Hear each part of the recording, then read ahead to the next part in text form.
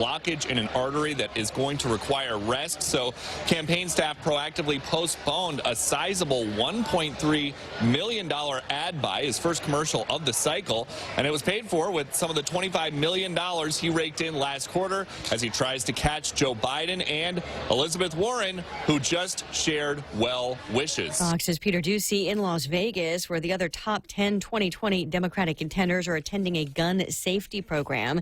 The Sanders campaign says he had 2 stents successfully inserted last night. Recapping the sell-off on Wall Street, driven, or blamed at least, on renewed concern about an economic slowdown.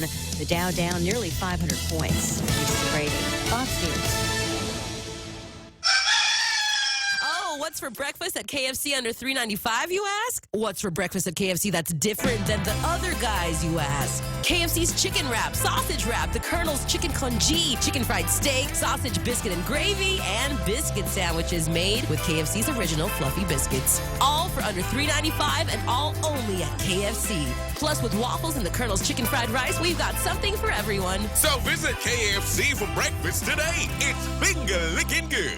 At the mall, as you enjoy your shopping, dining, or entertainment. You could also win 3 great cars from Atkins Kroll and thousands of prizes in Micronesia Mall's Cars, Prizes, and Getaways game. Present your mall receipts and have a chance to win the renowned performance Chevrolet Camaro, the unapologetic rugged Toyota 4Runner, or the head-turning Lexus ES350 Luxury. Getaways to Manila, courtesy of Philippine Airlines, plus prizes from Foot Locker and Burger King. The more you shop, the more chance to win in Micronesia Mall's Cars, Prizes, and Getaways game. Are you ready for some football?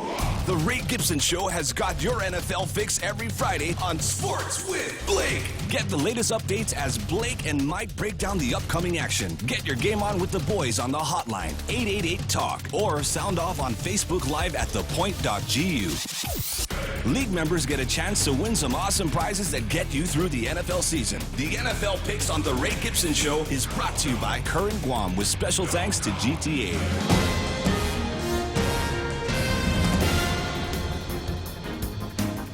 Half a day and good morning, Guam. News time here at The Point is 7 minutes past 6 a.m. this Thursday morning. I'm Kevin Kerrigan. Here's a look now at some of the top stories from the Guam Daily Post.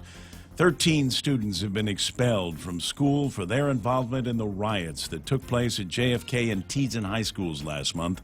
Guam DOE spokeswoman Isa Baza says the students were disciplined in accordance with Guam DOE rules and regulations. She declined to identify the specific number of students disciplined at each school. She said that more disciplinary action hearings are scheduled and more students may be expelled. The September 12th riot at JFK High School happened in the school's cafeteria and led to a lockdown and 2 arrests there. Authorities have yet to determine what started that fight. 5 days later, police responded to a riot at Teason High School. 5 students were taken into custody there, including 18-year-old Sarsan Robert, who has since pleaded not guilty to criminal mischief and underage consumption of alcohol. A Guam National Guard soldier accused of sexually assaulting a teenage girl has been released on a $20,000 personal recognizance bond. 46-year-old Sergeant First Class Jason Oscar Quintanilla Siswico was charged with 5 counts of first-degree criminal sexual conduct and 5 counts of third-degree criminal sexual conduct. He appeared before Superior Court Judge Elise Iriarte yesterday for a magistrate hearing via video conference from the Agana Detention Facility. Assistant Attorney General Lenny Rapadas asked that Siswico be held on a $50,000 cash bail. However, Siswico's defense attorney, Joshua Walsh, asked that his client be released on personal recognizance. He said Siswico is not a danger to the community, and Siswico would agree to stay away from the victim. Iriarte granted that request. Siswico's next court hearing is set for October 22nd. We'll have more news after this. The current world record for longest motorcade of Nissan cars is 250, and Nissan Guam wants to smash, crash, shatter, beat that number. All Nissan owners are invited to help set a new Guinness World Record by joining our Nissan motorcade from JFK to Adelup October 13th. Any Nissan Datsun or Infiniti is eligible. Register at the Nissan Guam showroom and get your official motorcade bib. The first 370 entrants will get some awesome Nissan swag gear, plus a chance to win thousands in cash and prizes. Register today, and let's put Guam in the record books. We understand what matters to you because at Docomo Pacific, we're a family too. With the Now Family program, mom, dad, and kids stay connected on the latest devices the whole family can enjoy. For just $155 a month, get 3 lines with 30 gigs of 4G LTE data each, and endless use of your favorite apps without affecting your monthly data bucket. Add more, get more, save more. Docomo Pacific, better together. Some conditions apply. 10 minutes past 6 a.m. here at The Point. The Guam Solid Waste Authority has put new procedures in place to prevent the kind of email fraud that led to the loss of $260,000 in agency revenues this past June. GSWA Board Chairman Andy Gale described the scam as a man-in-the-middle attack. We thought we were getting emails from the vendor, he said, and the vendor thought they were getting emails from us, but they weren't. They were from somebody else, said Gale. All indications point to a third party, he said, that inserted themselves in between GSWA and the real vendor. He called it a very sophisticated type of cyber crime. The fraud came to light on Tuesday of this week when Governor Lou Leon Guerrero released a letter that she sent to Gale expressing her dismay over the incident. Gale said GSWA General Manager Larry Gast implemented protective measures immediately after the fraud was discovered in June. The scam was reported to the Guam Police Department, and GPD spokesman Sergeant Paul Tapau confirms that the Criminal Investigation Division is handling the case. Gale also said that GSWA has not shelled out another $260,000 that is still owed to the real vendor who is doing their own investigation. He said we need to figure out the liability levels on both sides, and that is still under discussion, said Gale. The relocation of up to 5,000 Marines and their dependents to Guam may be delayed again due to a problem with the construction of a new air station for the Marines in Okinawa. The transfer of Marines to Guam is contingent on the long-planned relocation of the Futenma Marine Air Station in Ginowan to the less densely populated coastal area of Okinawa and an existing U.S. Marine Corps base in Nago. However, the South China Morning Post is reporting that construction work on reclaiming part of the bay near the Marine camp Schwab has now stopped after engineers confirmed the seabed there is as soft as mayonnaise. The Hong Kong paper reporting that officials were warned the seabed was too soft for construction, but they opted to push ahead anyway. Engineers now estimate the extra reinforcement needed to complete the job will take nearly 4 years longer. As the Guam Daily Post has reported, the first Marines were expected to arrive here on Guam sometime in late 2024 or the first half of 2025, but that now appears unrealistic, according to the paper. For these stories and more, log on to postguam.com or pick up a copy of today's Guam Daily Post. Ray and Mike now take a look at our weather. Do my best here. Partly cloudy skies with some isolated showers, Kevin. Northeast winds 10 to 15 miles an hour, decreasing after sunset.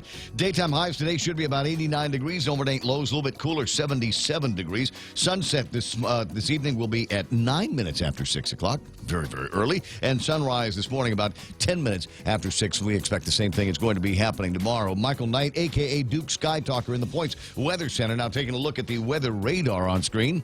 Looking at a few isolated showers out there in the nighttime portion of the diurnal cycle, and they're fading out as we get to that transition. And drier areas filtering in very slowly and very surely. So we'll see less shower activity as we get through this afternoon. Yesterday, wow, through the central and then into the southern mountains, yeah, it got really, really rough. Had some flooding and other things. And then, of course, I had just posted on Facebook about an hour before this, don't go across the road if it's flooded. And sure enough, here go a bunch of people across this road, and that water was pretty high and running pretty rapidly. That was not a good idea there. Anytime you come across a flooded roadway, just turn around and find an alternate route. It's always better. A lot of times you don't actually know how deep the water is. Well, if that's the area around Pago Bay, the bridge down there, I mean, if that's that place there, and I'm not sure it is, there's really no convenient alternate route. The alternate alternate route is to turn back around, go all the way across Island Road, and then come back around basically from the other side of the island. Well, sometimes that's just what you're faced with. I mean, evidently, you're looking at this right here. They probably need to do a little work through that stretch of roadway and elevate that just a bit to keep that from happening again. We're not looking for that sort of thing to actually happen today, but it's not in the official forecast, but there's always a chance for those island effect thunderstorms. Blobbage down there to the southeast, that kind of concerns me because, again, the forecast calling for things to dry out for us. But if that area of disturbed weather makes its way through here, and it certainly has the latitude to already, then we could probably see a little bit more rain a little sooner than they're thinking. Also still watching 92 WNVest, which is way out to the east, and that may be the leading edge of it over there to the right. Still, the models are showing something coming through, probably northern Marianas, but we're not sure exactly what it will be. And unfortunately, we won't even know by tomorrow. It'll be Sunday or Monday before we actually have a good handle on what's going to be coming through, and it'll be coming through on Tuesday. So we won't get much time to think about it. Yeah, all right. Listen to the radio. We'll help you out. We'll give you all the details as they become available to us. 6:15 in the morning. That's news and weather together, brought to you by Bank Pacific, banking on the Pacific for 65 years. Take Care Wellness presents the 7th Save the Susu Dance Fitness Fundraiser, October 19th from 6 to 8 p.m. at Teason High School. Tickets are $10 in advance, $15 the day of the event, and $5 for kids ages 6 to 12. Tickets are available at Take Care Wellness, Guam Cancer Care, and through Marissa Collins. Grand prize for the raffle is a round-trip ticket to Asia or Micronesia from United Airlines. All proceeds benefit Guam Cancer Care. This message is made possible by the stations of Choice Broadcasting. That's us. Ray Gibson Show being brought to you by American President Lines, global presence with a local home, and the guys over at Wendy's, where they're just crazy about breakfast, and they've got the best breakfast value on Guam. 5 local breakfast platters, eggs, rice, breakfast meat. They're all like $4. Favorites like Applewood smoked bacon, Portuguese sausage, country fried chicken with gravy. That's got to be my favorite of all time. Wendy's breakfast platter, $4. It's the real deal at breakfast at Wendy's. The Ray Gibson Show. Morning talk that matters. Call now, 888-TALK. That's 888-8255.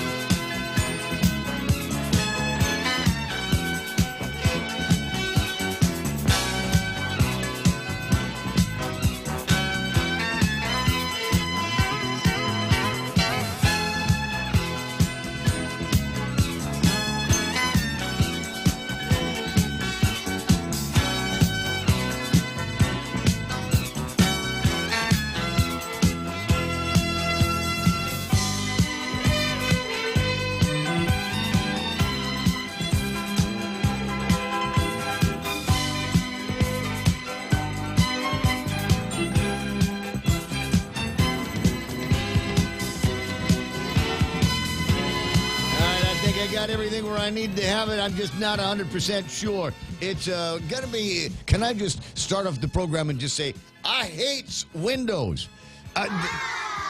See, now that's not actually true. I like Windows. I'm all right with Windows and have been since, the Windows, what was it, 3.1? You remember back in a long, long time ago? And then it was Windows 95 and Windows 98 and Windows XP. I mean, I've had them all. I've had all the flavors of them.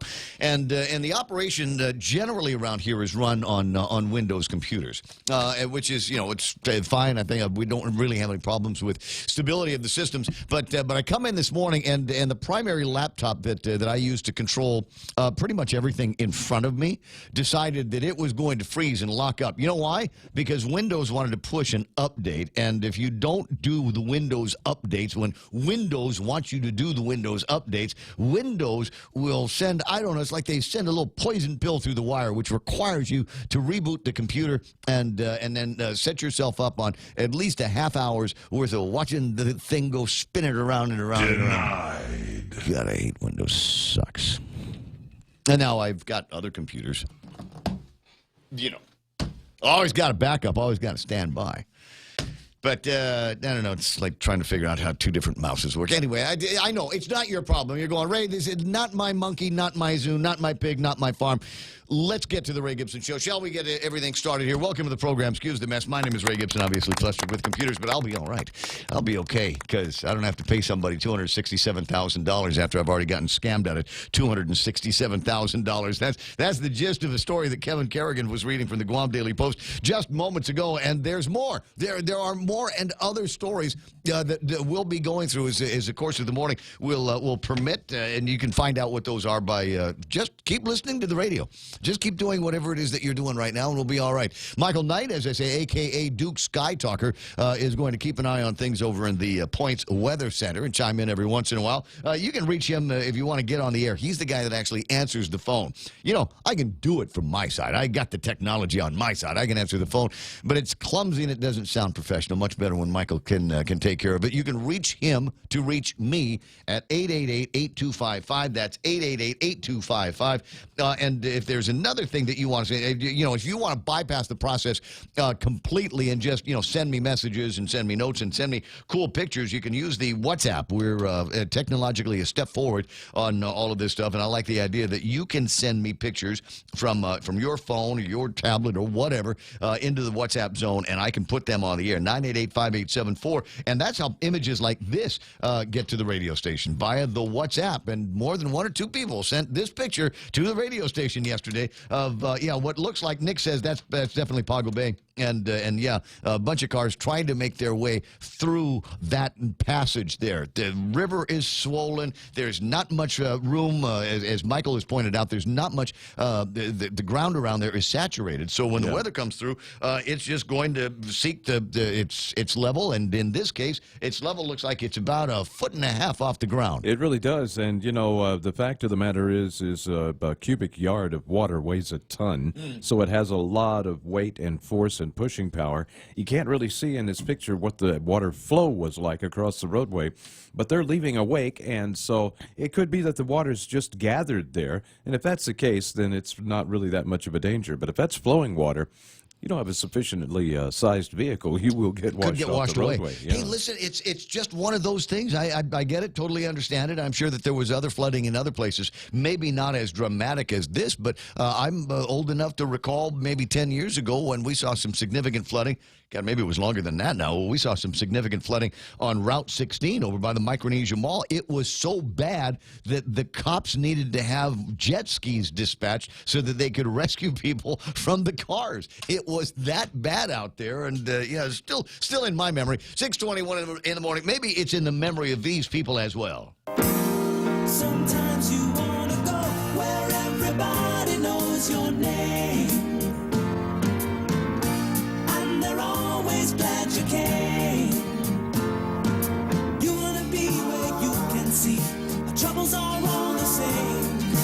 You wanna be where everybody knows your name. Now, who's in the top 10 this morning? Ismael back in the lead here, followed by John Rages, Mark Mendiola, Rico Blancaflor's hanging out already at number 4. I got Tony and Annetta and Pinko Ada. But again, the caveat is I never know which one it is. Is this Annette watching the program, or is it Tony watching the program? And sometimes I just go, oh, you guys up early. Shouldn't you be burying somebody or getting ready for a funeral or something like that? But anyway, I'm glad to have you here, whichever one of you or both of you that I'm talking to. JB St. Nicholas online, John Rages, and James Howard is there. Sandra De Leon Guerrero and Sabine are online. Just realized I said John Rages twice, and that's okay. I'll fill it in with Desiree Braga, who is also online and checking out the program a little bit early today. Who else is playing around? Jane Sasai, good morning to you. Lady D up in Jigo. Gus Castro Jasangus is online.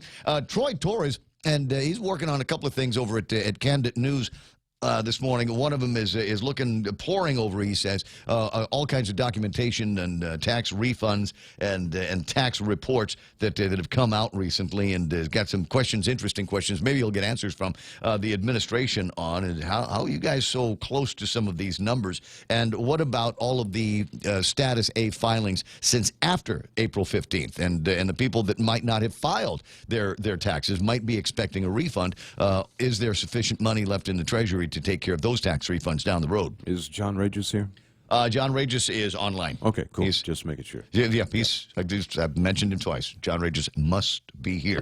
Chris Valencia is online. Andy Camacho says, solid waste worker one day gave some of our money away, but don't. What is this? Is it a poem? Are we doing poems today? A solid waste worker one day gave some of our money away, but don't get a rash. It's merely some cash. He'll get a promotion. Hooray! Andrew, you're going to the top of my list today, buddy. Anita Muftis with the pretty Valentine's eyes online. James Lester Lonzo wishing us all good morning. Yoich Ringil, who says, Yoich Ringil with the Ungil Tutal, the traditional greeting. And Yoich, do me a favor, either you or maybe Oyal. Find Oyal and have her call in so we can talk about the anniversary of the Palau anniversary big deal that's coming up this weekend, because I want to make sure that everybody in the local community and the Palau community know what's going on. We got the current president of Palau is going to be in town for this party. So, yeah, it's kind of a big deal. Stephen Stettenbenz is saying Holiday and good morning. And see Pam Duvall, James Howard, Marilu Bersinman, all frequent guest on the program these days. Pat and Norma Jean Flores, there's Sherry Ariarte. As I said, Desiree is online. Nice to see you, sweetheart. Big Sister Shelley, Randy Kruger with the Shaka sign. Sandra I already saw it. I already said her name. Everybody, how am I getting everybody's name twice here today? James Schmidt. Big Sister Shelley out in Southern California. James says, my spider senses tell me that could be a problem, Batman. Yeah, it could be. Could be Vicky Ganashis Borjas there. Juan Benitez, as in Juan Carlos Benitez, scheduled guest yesterday but couldn't make it. We were thinking about today, but Juan and I are actually going to get together tomorrow and talk about some of the groundwork that had been laid in Washington, D.C. by a number of traveling Republican senators and Antonietta as well. I got Nick Perlowski, Gabriel, Carl T.C. Gutierrez, Greg Karabrock is online, and Greg works at an outfit called Take Care, and they got a couple of big things going on, and I'm hoping, Greg, that you might be able to get somebody in here to talk to me about a couple of these things. One of them, we already talked with Rose Greeno earlier this week about some of the things that they're up to over at Take Care and the pharmacy and their urgent care center for Aetna subscribers, a whole family of Aetna subscribers now working with the government of Guam, and the good news for you guys is you can use your Aetna over at Take Care. But there's something else going on. Laughter is the best medicine. The healthy humorist Brad Nieder, MD, is supposed to be coming to Guam. This is put together with Take Care and the Guam Nurses Association, and I'm not sure. I don't know if this is like one of those like seminars, because they're giving away CEUs, right? Continuing education credits. They're giving away some of those things for nurses. Yeah. To earn up to 2 CEU credit hours if you attend this show. It's going to be October the 12th at the Nico Guam, 6:30 to 7:30. The only thing this needs there, Greg, is like a beer sponsor. You want me to help you out with that? But apparently there's a doctor that is also a comedian. So here's the question. Now, will this be good for the GP, the general public? Right? Will I be able to go in there and enjoy the show, or am I going to go in there and, the punchline is going to be, and then I saw his ilium. Right? Something like that. And there's only one real doctor joke that I know, and I don't know the whole thing, but the punchline is, wrecked him, damn near killed him. Anyway, so I'm curious about that. So good morning, Mr. Karabrock. Nice to see you, Nate Horn. Richard Leon is online. Charlie Hermosa is there. I got Zan Tanu and Dave Duenas and Florence Cruz. And Jennifer Post-Schnitger is online as well. Commissioner Roy Gamboa, the first traffic jam on Guam, is always on the point top 10 race. Absolutely, Brad. Margaret Bloss saying, Buenos, my favorited talk show host. That is the nicest thing I'm going to hear all morning long. Keena McCausland's online. It's late, but she's here. I see Lillian Cruz and Jennifer Wynn. Hey, Jennifer. Nice to hear from you. You and I still owe each other a beer summit out there one of these days. If I'm an Aetna client here in the U.S., am I able to be accepted in Guam as an Aetna subscriber? I don't know, but I don't see why not. I think everybody in the network's in the network. What do you think, Kev? Sure, yeah. Okay, it's okay with you. They're part of the network. Yeah, just fine with me. Just check. If anybody gives you a hard time, to say, I checked with Ray Gibson on the radio on the point, and he said it was all right, and that's all there is to that. 6:28 in the morning, 888-8255, 888-TALK. A quick scan of the items in the table of contents, as usual, comes from the front page of the Guam Daily Post. We got the soldier in a rape case released until the hearing on this one. That's that Siswico case. Might be a couple of things we're talking about there, and then this almost feels like justice. I and others in this community recently have been clamoring for stiffer and harsher penalties for a variety of ne'er-do-wells out there. We got the drug dealers, and they keep getting a pass over in the courts. And we got a rapist here in this case. Glenn Seguenza Santos is going to be going in for all day. Guy got handed a 20-year sentence yesterday, and it was Judge Lamarena that handed that out. There were others that were going in there doing the letter-writing campaign. Oh, he's a good man. Somebody needs to take care of the family, all that stuff. But Lamarena was thinking, I think, in this case about the victim, about the community, and laid on him a 20-year sentence. I'm absolutely delighted to hear about those kinds of things. There's another. And I hope this is the beginning of a trend. There is another one of these things where it looks like justice has been done. 13 students have been expelled as a result of the riots. My understanding from reading a press that went out yesterday is there might even be more. There might even be more. These were the 13 easy ones that everybody kind of looked at and said, yeah, these are the ones that they were in the middle of the trouble at the riots at GW and at JFK and Teadsden High School. And so they've decided that they were going to sever the relationship. How do I like to say it when I can't somebody? A decision's been made and it's final. I'm not going to have another conversation about this, but you can't work here anymore. And maybe it was something along those lines where they took these 13 kids and said the decision has been made and it's final. You can't go to school in the Department of Education anymore. And if your parents are going to continue to provide you an education, you're going to have to pay for it to go someplace else. And that's just the way it is. 13 of these kids have been expelled, and I think that is absolutely fabulous. That sounds like justice. Shame. Yeah. Shame. I think there needs to be some of that. Michael's the one who's playing the sound effect, but I absolutely agree with him on this one. And for the kids at John F. Kennedy High School, for the kids over at Teadsden, there's maybe two things going on. Because I'm sure there's, a bunch of other hard cases in the school, but maybe they're going to take a look at what happened to these 13 kids and go, might could be a lesson in here. Maybe I'll stop acting out in class and stop causing trouble and stop bullying the other kids. And so I'm not the next one that gets kicked out of school. Then there's the other students. Anybody's ever been in school, I'm sure all of the public schools, have some kind of bullying problem or another. I'm sure that there are some other kids that are attending John F. Kennedy and Teadsden High School that are absolutely glad that these kids are out, maybe because they were getting bullied by them or just being given a hard time by them, or maybe had to endure a class with these knuckleheads, acting out all the time. So I'm sure that there's a whole bunch of kids in the JFK and the Teadsden High School community that are absolutely delighted about the news that these 13 knuckleheads aren't going to be in the classes anymore. The only other thing that I hope that they've made arrangements for over in these schools is now that these kids aren't going to be going to school as students, let's make sure they don't wander back onto the campus. Let's make sure that they don't find a way to continue to go and cause trouble at these campuses and schools. Anyway, there are plenty of stories like that and plenty more to get to. You got my telephone number right, 888-8255. Groovy, it's time to jump into headlines from the Guam Daily Post. Here is Kevin Kerrigan.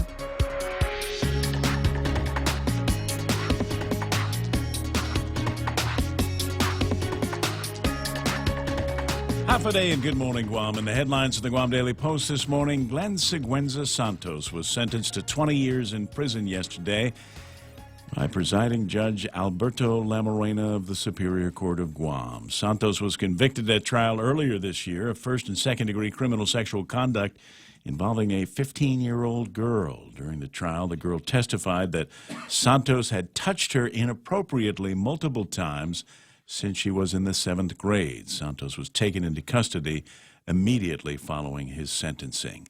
Acting Guam State Historic Preservation Officer Patrick Lujan has announced that more human bone fragments have been discovered during the ongoing construction of the Marine Firing Range complex on Northwest Field. The bone fragments were found within Area 5 of the modified record firing range, said Lujan in a news release issued late yesterday afternoon.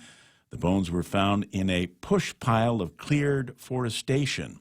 This is the second inadvertent discovery of human bone parts in the past week. One of the bone fragments is believed to be from a lateral bone of the lower leg. Another fragment is thought to be part of a hip bone. As was the case last week, Lujan said the ethnicity is not known and DNA confirmation is highly unlikely because of the poor condition of the bone fragments, which have been exposed on the surface for some time, he said. A letter from Governor Leon Guerrero implying that the Guam Department of Education did not want to share facility space with Guahan Academy Charter School misrepresents the department's involvement, according to Guam DOE Superintendent John Fernandez. Fernandez told the Guam Daily Post yesterday that this whole notion that we weren't sharing is false. Governor Leon Guerrero sent a letter to Fernandez Tuesday advising him that she had decided that Building E in Tidzin would be leased to Guahan Academy. Fernandez said the letter took him by surprise. He said Guam DOE had already begun to relocate its offices in Building E to accommodate Guahan Academy's needs. And that's a look at some of the headlines at this hour. Back to you, Ray. Thank you, Kevin. 6:34 in the morning. That's iConnect time. Go to the nearest iConnect or call them up at 888-8888 and ask them about the tax refund promo that they've got running now. Basically, the way it works is you buy a year's worth of service, and they give you a free month. And they give you a free phone, too. Really is cool. Terms and conditions apply. Again, the number for iConnect is 888-8888. Mezcla Chamorro Fusion Bistro brings you island hospitality with a true taste of modern Chamorro cuisine. A bistro look that feels like home. Their menu features local and traditional flavors with a twist. From their famous Calaguan Hafa to fresh ahi poke salad and their award-winning barbecue ribs. Mezcla takes your favorite local dishes and serves them with extra flair that you'll only find at Mezcla Chamorro Fusion Bistro. Stop by their newest location in the Grand Plaza Hotel in Tumon. For reservations, call 969-2652. Mezcla, a true taste of Guam. Oh, it's nice to drive around here this morning. Doesn't look like there's anything major on the roadways. A little bit of intersection traffic. That's, because they've got these lights that go red every once in a while and slow you down. And don't see anything that's going to make you crazy on Marine Corps Drive all the way from Anderson Air Force Base down to Big Navy in Sumai. Cross Island roads running clear. 4 and 8 and 10 are looking pretty good right now. So is Route 16. 10 Alpha over by the airport running clear as well. If you want to get a head start on your Thursday, which will give you a head start on Friday, and maybe even a big, clear, huge head start into the weekend. Maybe hit the road right about now before everybody else gets the same idea. 6:36, that's right now traffic on the point. Want 10% off your next flight to the U.S.? Now through October 31, receive 10% off select United Airlines flights to the U.S. when you purchase your ticket with your United credit card or United Mileage Plus credit card from First Hawaiian Bank. Use promo code FHB019 when booking your flight. With a travel sale like this, you could wake up to a different sunrise in any part of the U.S. Visit FHB.com/United Fair Sale 19 to learn more. Terms and conditions and restrictions apply. First Hawaiian Bank, member FDIC. The Coconut Wireless is back. The Ray Gibson Show. Call now, 888-TALK. That's 888-8255. Yeah, buddy. Desiree's on. Jennifer's on. This is a good-looking crowd. I got to tell you, on the Facebook Live, 888-8255, 888-TALK. And already kind of talkative, as a matter of fact. Generally spending a lot of time on the story, bottom of the fold, under the fold of today's Guam Daily Post. 13 students expelled after the riots. And I think there's a lot of people that are in total thumbs-up mode about this. And I'm looking for a couple of the comments now, and more than one or two were expelled and upgraded to a life of crime, says James Howard. Lynn Vince Borja Polino said they need punishment. It's my pizza pal, Kelly Rodriguez, online had an opportunity to have some Tommy's pizza and a couple of cold kolsches with Kelly and a couple of friends last night, and it's gonna miss you when you're gone. Lady D says, what are we talking about? Maybe community service for these 13 kids, and the parents should be joining them also. Yeah, wouldn't it be terrific if we do something like that? Nicole Sablon Patricia, I told you, pretty crowd today online. Nick Perlowski with this note here. If they're over 18, make them raise their right hand and repeat after me. Remember the old jail or military offer back in the day. Yeah, I do. And you know, it's times like this where we invoke the name of the sainted, His Honor, Judge Paul Abadi from over at the legislature. I've already told you a couple of stories about Paul and His Honor. And the kind of heavy hand that he took in a lot of cases in the sentencing, and he always, it seemed to me, took the opportunity in these sentencings to wag a finger and to let the community know, at least from the bench, that he was not going to be taking any excuses and wasn't going to be listening to some of the crybaby stories that were coming out of these guys who were not initially sorry or contrite about what they did. I'm not sorry about what I did. I'm sorry I got caught doing what I did. Vivian Cunningham's online. Who else is playing around? Gina Kono, Melissa Salas Akimoto, Gus Castro Jasangas says, wow, sounds like the executive office not that bright in communicating with departments, and that sounds like a reference to something that we were talking about yesterday. And my line was, you know, if I got a letter like that, I'd quit. John Fernandez gets a note, and it's all this finger wagging, and Governor Leon Guerrero talking to him about, well, you know, sharing is a vital skill, and it can be learned at any age. And he. If I could turn back time, if I could find a way. Sweet. That's nice. That's nice. And as it turns out, he's like, dude, I was trying to share. All of these things that Judy was asking for, I thought we were kind of working on them and maybe not working fast enough. Is it what it looks like to me where Judy Wanpat, former Speaker of the Legislature and now boss of Guam Academy, is it one of those things where she just wasn't happy with the speed with which John Fernandez was moving? I don't care about the riots that you've got in school. I don't care about any of those lockdowns that you've got to deal with. For heaven's sakes, I need to take over more of your facilities in Teedson. So she called her old friend and colleague, the governor of Guam, Lulian Guerrero. They've all served together over at the legislature, and said, hey, just make John go faster. Make him give me that property. Fernandez also said that the letter appeared to be out of character for the governor, so perhaps somebody else wrote it. Because you think? I don't know. I don't know. I don't know because it was also that other letter that went out to Andrew Gale, and talking about this. I mean, this is the other amusing thing is we've got the governor of Guam that is giving Andrew Gale, who is a telecom genius, if you ask me, advice on how to watch out for cybercrime at the Guam Solid Waste Authority. I don't know. I think if there's anybody that ought to be handing out advice, maybe it should have gone in the other direction. But that is an interesting question, though. It's $267,000 that they got triggered on that scam, right? But this vendor is still expecting payment for services rendered to the tune of $267,000. Right, because they got false emails as well. Yeah. So who's going to be responsible? That's under discussion. I mean, the GSWA sent a check to somebody, clearly not the vendor. Vendor's going to go, well, you still have to pay me. I did the work. And it also gives rise to the question, who is this vendor's? Who is it that charging to the tune of $267,000? Is that over the course of a long term, or is that a monthly going rate for something at GSWA? Don't know.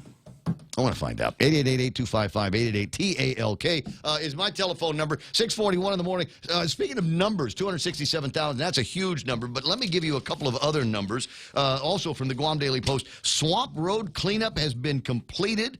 They pulled out of the boondocks 3,501 tires, 215 white goods. And this number is just astonishing. Up and down Swamp Road, 257 abandoned vehicles.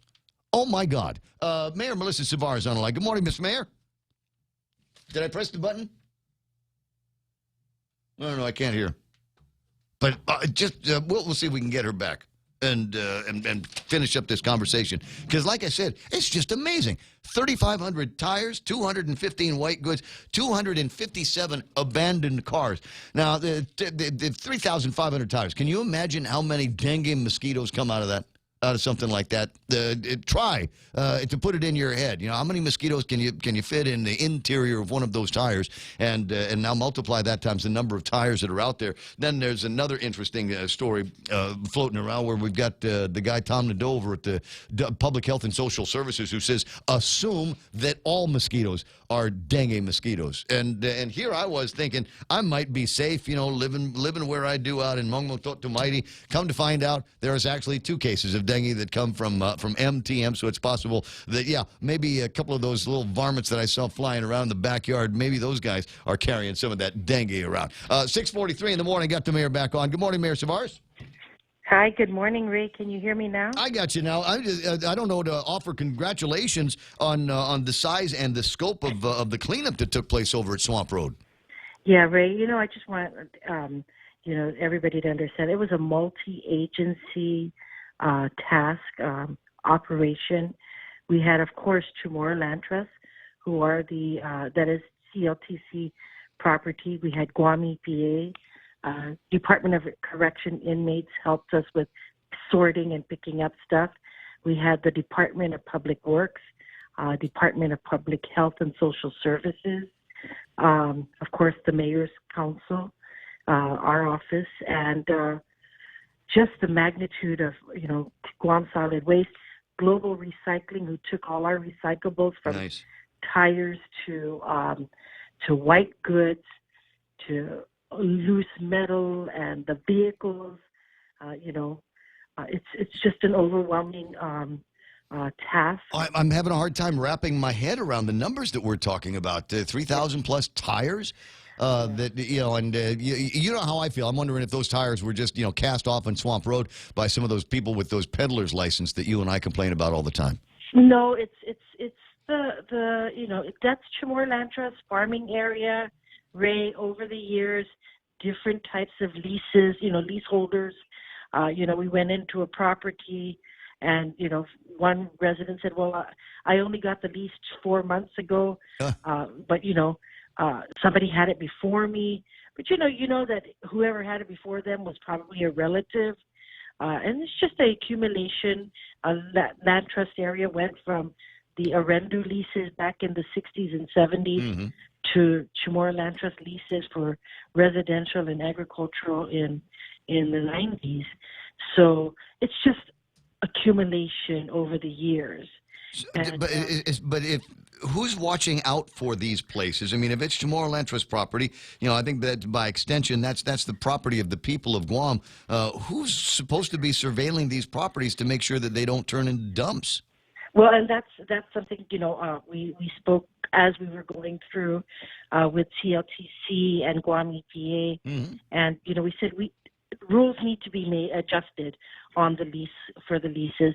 So that's something that Mr. Hattig and his team, together with their board, will be revising and presenting to the legislature for amendments. So it's stricter monitoring of these properties and the use of the properties. You don't grow metal, tires, and junk vehicles in these properties. If we're farming, we're going to farm crops that can be beneficial to the community and even your families, right? And we can be self-sustaining. And then Guam EPA, of course, they were moving stuff, demanding that things moved. And unfortunately, we didn't get to the entire Swamp Road. We got to the affected areas and beyond a little bit more.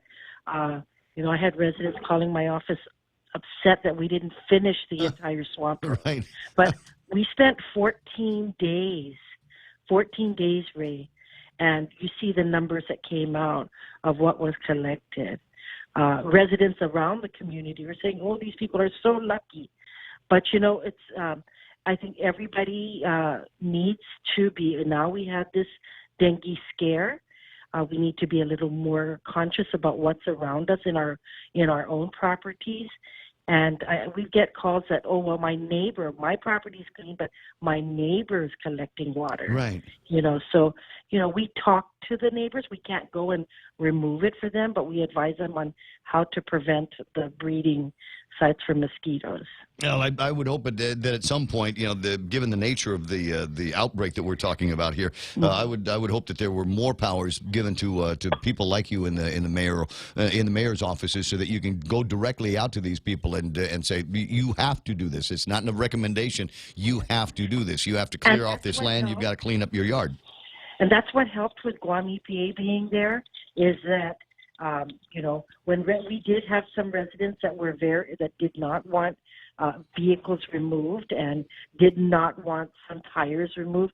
And so Guam EPA and Chamorro Land Trust together said to them, okay, you fix what you need to do, but we're coming back in a month. If this is not corrected, we will cite you. Cite you? Give me the lease back. That's right. As I said, they're sitting there. That's all a trust from the people of Guam that they're going to be doing something of value to that, other than just sitting around and collecting junk. 257 abandoned vehicles. What are the chances that we might be able to make some money on those abandoned vehicles and some of the metals? You just dropped them off over at Global Recycling. Did you get anything back from Massey? Not the government. The government does not get any money back.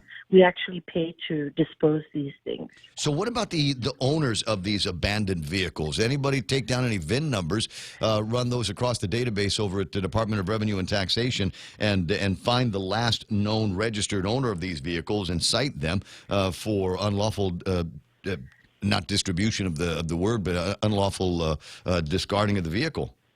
Yeah, Ray, these vehicles have been there for maybe a very long time, 10, 20 years maybe. There are some...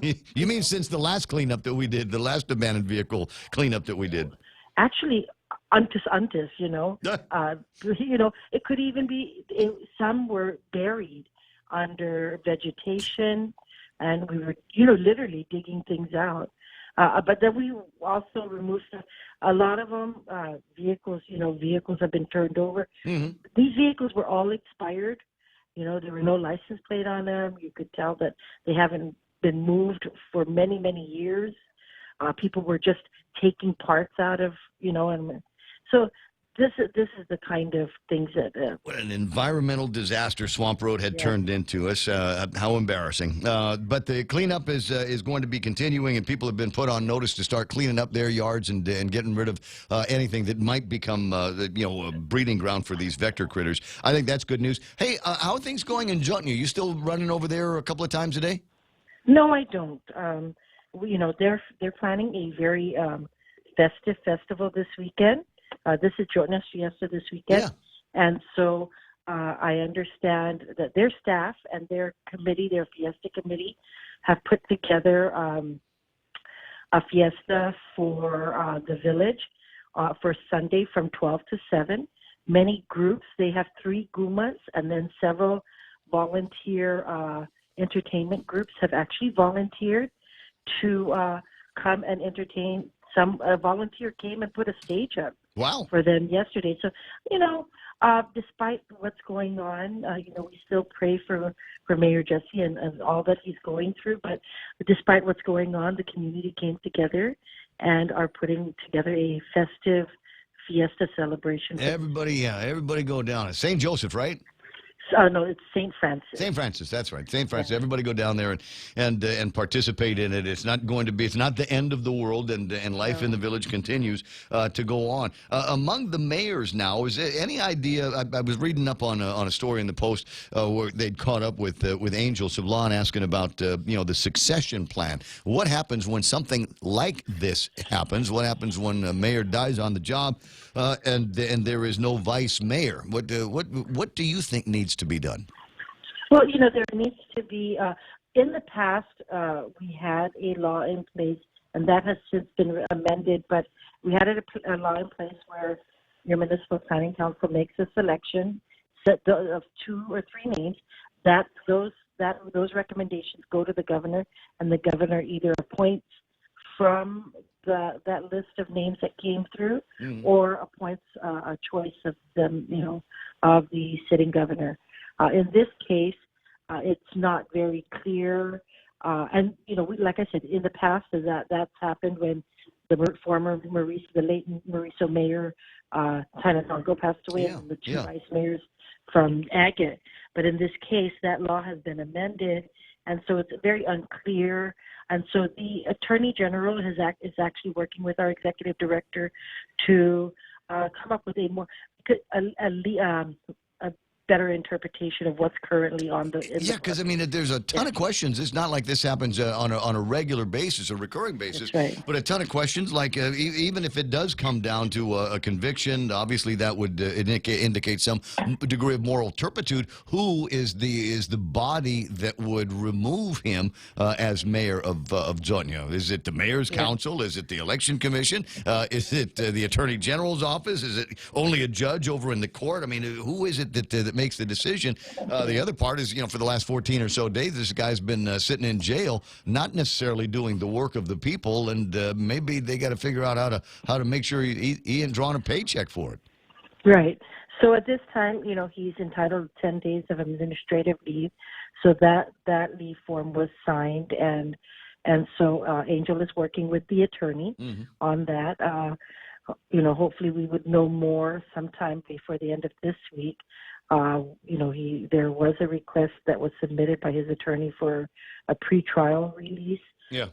But of course, it's not that he could come back to perform his duties.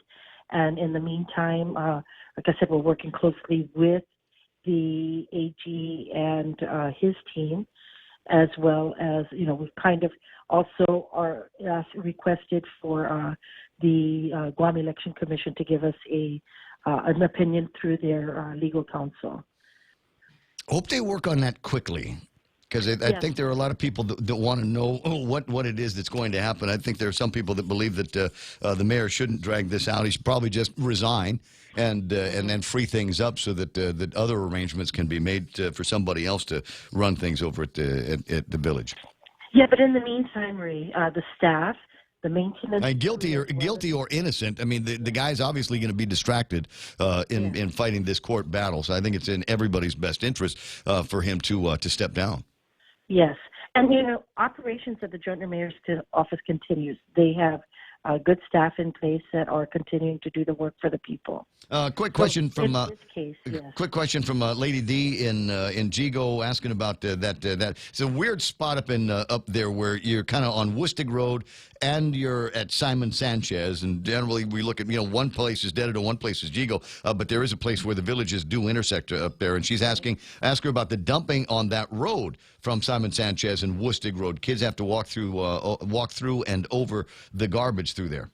Yeah, I know that several weeks ago, or about 2 months ago, my office actually removed some piles of white goods, which were appliances that were dumped, and we were in the process of removing junk vehicles until we got sidetracked to Swamp Road. But I will have somebody check on that now that we're out of Swamp. All right. Hey, I appreciate your time. Appreciate your comments on the mayor in Zotnya. I got some people that want you to be a little bit more stronger in your convictions, or say that you think he's guilty and he should step down. But I guess we're going to wait and see on all of that, huh? I'm not a judge. Yes. 6:56 in the morning. Mayor Melissa Savares online. Appreciate your time again. 888-825-5888-TALK is the telephone number around here. Don't know if this is going to be taking place. It is on the schedule for the legislature. They've got session this morning at 8:30. Oh, lucky us. And then at 2 o'clock, they are scheduled to go through the oversight hearing of Guam Memorial Hospital. Still on. On the agenda for today. Senator Therese Terlai, we spoke with her a little bit yesterday on some of the things, and it's going to be a 3-part series for the hearing I'm sorry, that's a completely different one, but she's got a couple of hearings today. But the one over Guam Memorial Hospital, that's going to be the very, very interesting one, because there's a lot of stuff going on over at GMH that has got people with all kinds of questions. What's happening with the CMS and joint accreditation? What's happening with the facility out there? What's the deal going to end up being between the Guam Memorial Hospital and Daphne over at the Department of Revenue and Tax? All kinds of stuff that is kind of out there, plus the divert status that they've had to go through in the last couple of days, what that divert status means for them moving forward as a hospital operation if they don't have enough room. I'd mentioned earlier that Take Care had got a couple of things going on. One of them is a promotion where, yes, even nurses can get continuing education credits to go and watch and maybe learn from a doctor comedian. But the other thing that they did, and I think this is valuable information, is they operate an urgent care facility at Take Care. And a lot of people might be confused about urgent care versus the emergency room.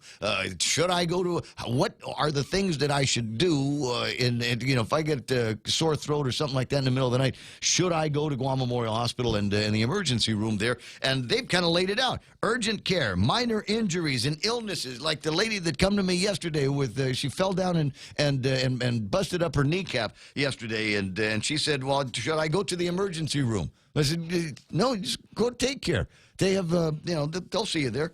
Although the question was, because she's a GovGuam employee, the question was she wanted to know if she could get workman's comp, and they told her that if she was going to go for workman's comp, that she had to go to Guam Memorial Hospital and the emergency room. So I want to get some clarification on that. At any rate, in general, if the illness is something you would normally see your family doctor for, but you can't get an appointment right away, or it's after hours, then go and see the urgent care place. Sprains, strains, possible broken bones, they can take care of that as well. Headaches, sore throats, coughs, ear infections, fever, flu symptoms, those kinds of things can be handled over at an urgent care place. Minor burns, lacerations requiring just a few stitches, really, animal bites, and workers' compensation injuries. Those are things that you would go to an urgent care facility for. Emergency room, somebody going to die. That's the thing. It's got to be an actual emergency. Strep throat, I found out painfully many years ago, is not an emergency room issue. And they made me pay for that one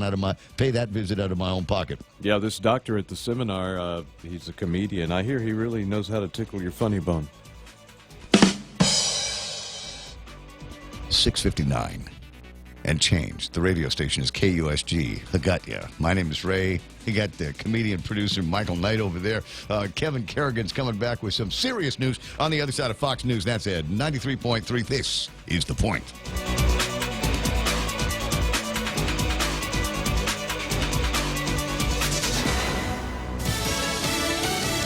President Trump calls it a scam. Lisa Brady, Fox News, taking aim at House Democrats over the probe of his phone call with Ukraine's president. They've been trying to impeach me from the day I got elected.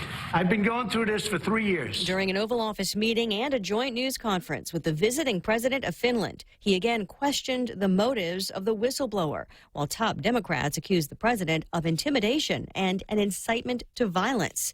They're keeping the impeachment probe moving. Fox's Jared Halpern is live on Capitol Hill. The House Democrats are giving notice of an upcoming subpoena to the White House for documents related to President Trump's interactions with Ukraine's government. Amid accusations, the president has pressured Ukraine's president to investigate former Vice President Joe Biden. We're not fooling around here, though. We don't want this to drag on months and months and months, which appears to be the administration's strategy. The House Intelligence Committee Chairman, Democrat Adam Schiff, says failure to cooperate would be considered as a potential obstruction of justice in an impeachment proceeding. President Trump told reporters he always cooperates, but repeatedly called the inquiry a hoax and a scam. Lisa. Jared, the president today also again accusing Joe Biden and his son of corruption, calling them stone cold crooked. There is zero evidence of any assertion being made. The former vice president reacting during an MSNBC gun safety forum in Las Vegas, saying the president is the issue. Also in Vegas to attend that event, Elizabeth Warren giving a shout out to Bernie Sanders, who needed 2 stents to fix a blocked artery in his heart last night. I'm sure Bernie's going to be back on the trail soon. Sanders tweeting thanks to all well-wishers just a short time ago, adding that he's fortunate to have good health care and folding in a plug for Medicare for All. America is listening to Fox News. 30 years ago, the very first Subway restaurant opened in Guam. Now, 15 restaurants later, Subway Restaurants is celebrating this milestone with a buy one, get one free offer every weekend, starting September 14th through October 12th. Come celebrate 30 years. Enjoy your favorite sandwich, salad, or wrap, all made with freshly sliced veggies and bread baked in every store. Take advantage of this buy one, get one deal. It's Subway Restaurants' way of saying thank you, Guam, for 30 wonderful years. Subway, make it what you want. GRMC's Neuroscience and Neurology Department treats a wide spectrum of disorders associated with the nervous system, spine, and brain. Some of the more common disorders include seizures, epilepsy, dementia, sleep disorders, migraine, and stroke, which is one of the leading causes of death on Guam. GRMC's neuroscience team is equipped with the latest technology and the finest neurological doctors. To make an appointment, contact GRMC Specialty Clinics at 645-5500. The deadly crash of a World War II-era bomber jet is under investigation in Connecticut. The B-17 bomber was attempting to land at Bradley International Airport in Windsor Locks when it crashed, sending a fireball into the sky. A witness says it appeared the engine was sputtering as the jet's pilot tried to circle the airport shortly before that accident. State Police Commissioner James Ravella says there were casualties among those on board this recreational flight. There were 13 folks confirmed on that airplane. 10 were passengers, 3 were crew members. He says there was one person on the ground in the area of the crash. The NTSB will investigate. Gernal Scott, Fox News. Officials in Connecticut just announcing that an Air National Guard member and 2 firefighters were among the 13 people on board that vintage bomber. It is not clear yet exactly how many were killed. AP has reported at least 5 dead. Opera star Placido Domingo resigns as general director of the Los Angeles Opera, saying it's in the opera's best interest, though he's vowing to keep working to clear his name. The 78-year-old 6-decade career has come under intense scrutiny after allegations of sexual harassment. Domingo, according to the LA Times, released a statement saying recent accusations that have been made against me in the press have created an atmosphere in which my ability to serve this company that I so love has been compromised. The opera thanked Domingo for his leadership. He has been the general director since 2003. Michelle Polino, Fox News. In baseball's playoffs, the American League wildcard game tonight. It's the Tampa Bay Rays taking on the Oakland A's after the Nationals beat the Brewers in last night's NL wildcard. Just getting word of a sentence for the former Dallas police officer convicted of murder yesterday in the killing of a neighbor. She has been sentenced to 10 years in prison. Lisa Brady. This is Fox News. Family Finance has been serving the people of Guam since 1959, and they'll continue to be there for you in the years to come. Whether you're looking to get a personal loan for that summer vacation or paying off those long overdue bills, Family Finance has got you covered. Apply for a personal loan from $1,000 up to $3,600 by calling Family Finance in Agutya at 475-4545, Upper Tumon at 647-5626, or in Dededo, 633-4473. Family Finance, serving the people of Guam since 1959. Want to grow your business? Start a new venture? Or stay ahead of the competition? You can. With Docomo Pacific Smart Business Solutions tailored to your specific needs and ambitions, you can do it all.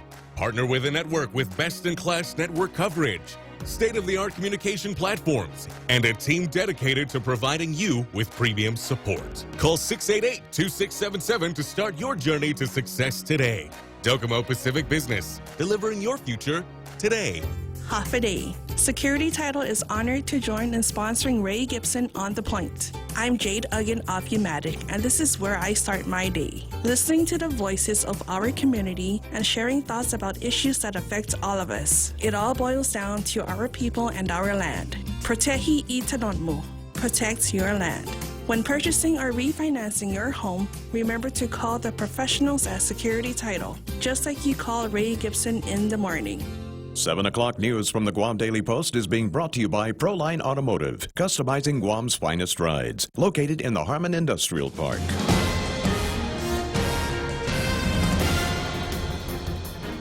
Half a day and good morning, Guam. News time here at The Point is 7 minutes past 7 a.m. this Thursday morning. I'm Kevin Kerrigan. Here's a look now at some of the top stories from the Guam Daily Post. This just in, Guam Fire Department medics report transporting a stabbing victim to the Guam Regional Medical City last night. Emergency personnel responded to a call they received at about 7:30 Wednesday evening for stabbing on Woostig Road, a man in his 30s. Taken to the hospital, his condition is not yet known. No word about that incident from Guam police yet either. In other news, a letter from Governor Lulian Guerrero implying that the Guam Department of Education did not want to share facility space with Guahan Academy Charter School misrepresents the department's involvement, according to Guam DOE Superintendent John Fernandez. Fernandez telling the Guam Daily Post yesterday that this whole notion that we're not sharing is false. The governor sent a letter to Fernandez on Tuesday advising him that she had decided that Building E in Tizen would be leased to Guahan Academy.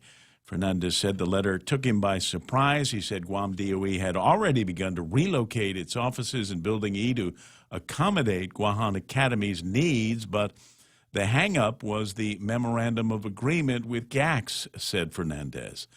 Among his concerns were whether Guam DOE would be responsible for all the building improvements and facilities maintenance. The governor has the authority to do what she wants to do, said the superintendent, but Fernandez said it was a misrepresentation to say that Guam DOE wasn't working with Guahan Academy. And the tone of the letter, said Fernandez, appeared to be out of character for the governor. They already control half of the buildings, said Fernandez about GACS, and now they're waiting for us to help build their classrooms. 13 students have been expelled from school for their involvement in the riots that took place at JFK and Tizen high schools last month. Guam DOE spokeswoman Isa Baza says the students were disciplined in accordance with Guam DOE rules and regulations. Baza declined to identify the specific number of students disciplined from each campus. She also said that more disciplinary action hearings are scheduled and more students may be disciplined. The September 12th riot at JFK High School happened in the school's cafeteria, led to a lockdown and 2 arrests. Authorities have yet to determine what started that fight.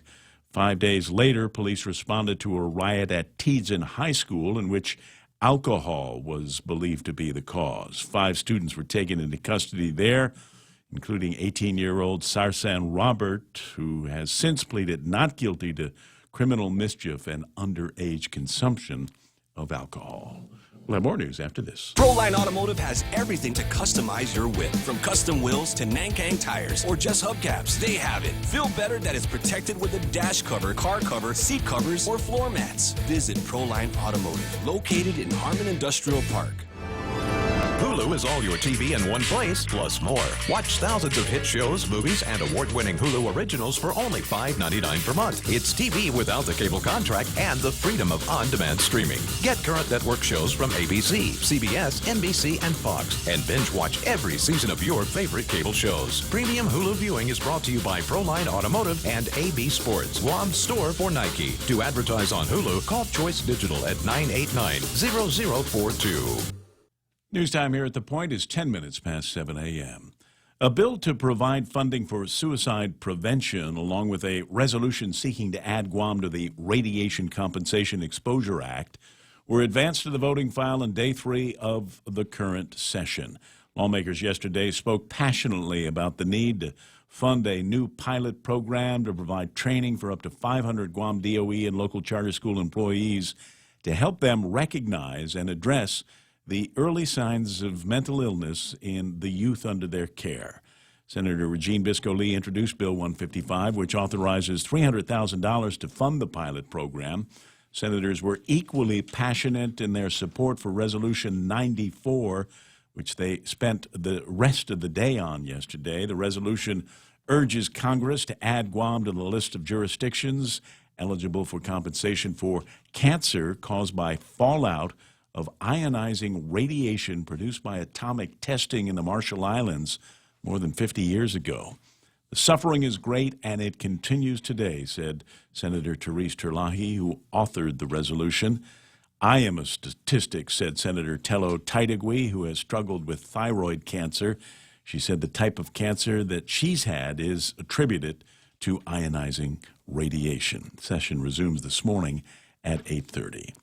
Acting Guam State Historic Preservation Officer Patrick Lujan has announced that more human bone fragments have been discovered during the ongoing construction of the Marine Firing Range complex on Northwest Field. The bone fragments were found within Area 5 of the modified record firing range. Lujan said in a release yesterday that they were found in a push pile of cleared debris or forestation. This is the second inadvertent discovery of human bone parts in the past week. One of the bone fragments is believed to be from the lower leg. Another fragment thought to be part of a hip bone. As was the case last week, Lujan said the ethnicity is not known and DNA confirmation is highly unlikely because of the poor condition of the bone fragments which have been exposed on the surface for some time. For these stories and more, log on to postguam.com or pick up a copy of today's Guam Daily Post. Ray and Mike now with a look at our weather. It says partly cloudy today with isolated showers. Northeast winds 10 to 15 miles an hour, decreasing after sunset. Expected highs today 89, hot winds, overnight lows of about 77 degrees. Early sunset tonight 6:09. Sunrise this morning was at 10 after, should be about the same time tomorrow as well. At 7:13, and that's the forecast. Now the question that I'm going to ask for from Mike is, are we going to get a gully washer today like we did yesterday? Is it possible that we might see portions of the island underwater like they were yesterday, like this picture here down Pago Bay? I've actually got another one that I can share with you from another viewer that sent it in yesterday, and this was from the dashboard of the car that was apparently in that river. Wow. Yeah, not likely to see anything happen like that today. We're getting a little bit of drier air moving in from the north, and I was actually checking out a graphic earlier that measures the precipitable water in the atmosphere. Was it practicable as well? It really is, yeah. And so it shows a kind of a dry slot moving over the Marianas right now. I'm also thinking that's going to be short-lived. They're saying we're going to see really great weather through the end of the week, but I got a feeling maybe by Friday, Saturday, we could start seeing some rainfall return as a weak disturbance comes in from the east. As we look at radar right now, though, we can see we're kind of in the... I was going to say, this is the current picture of that same roadway.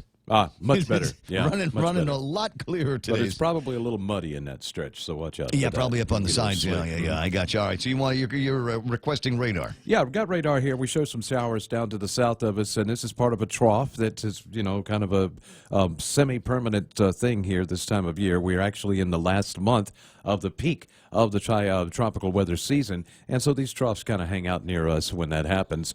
It looks like firing up down to the south. They probably won't die down, but they're going to keep moving away.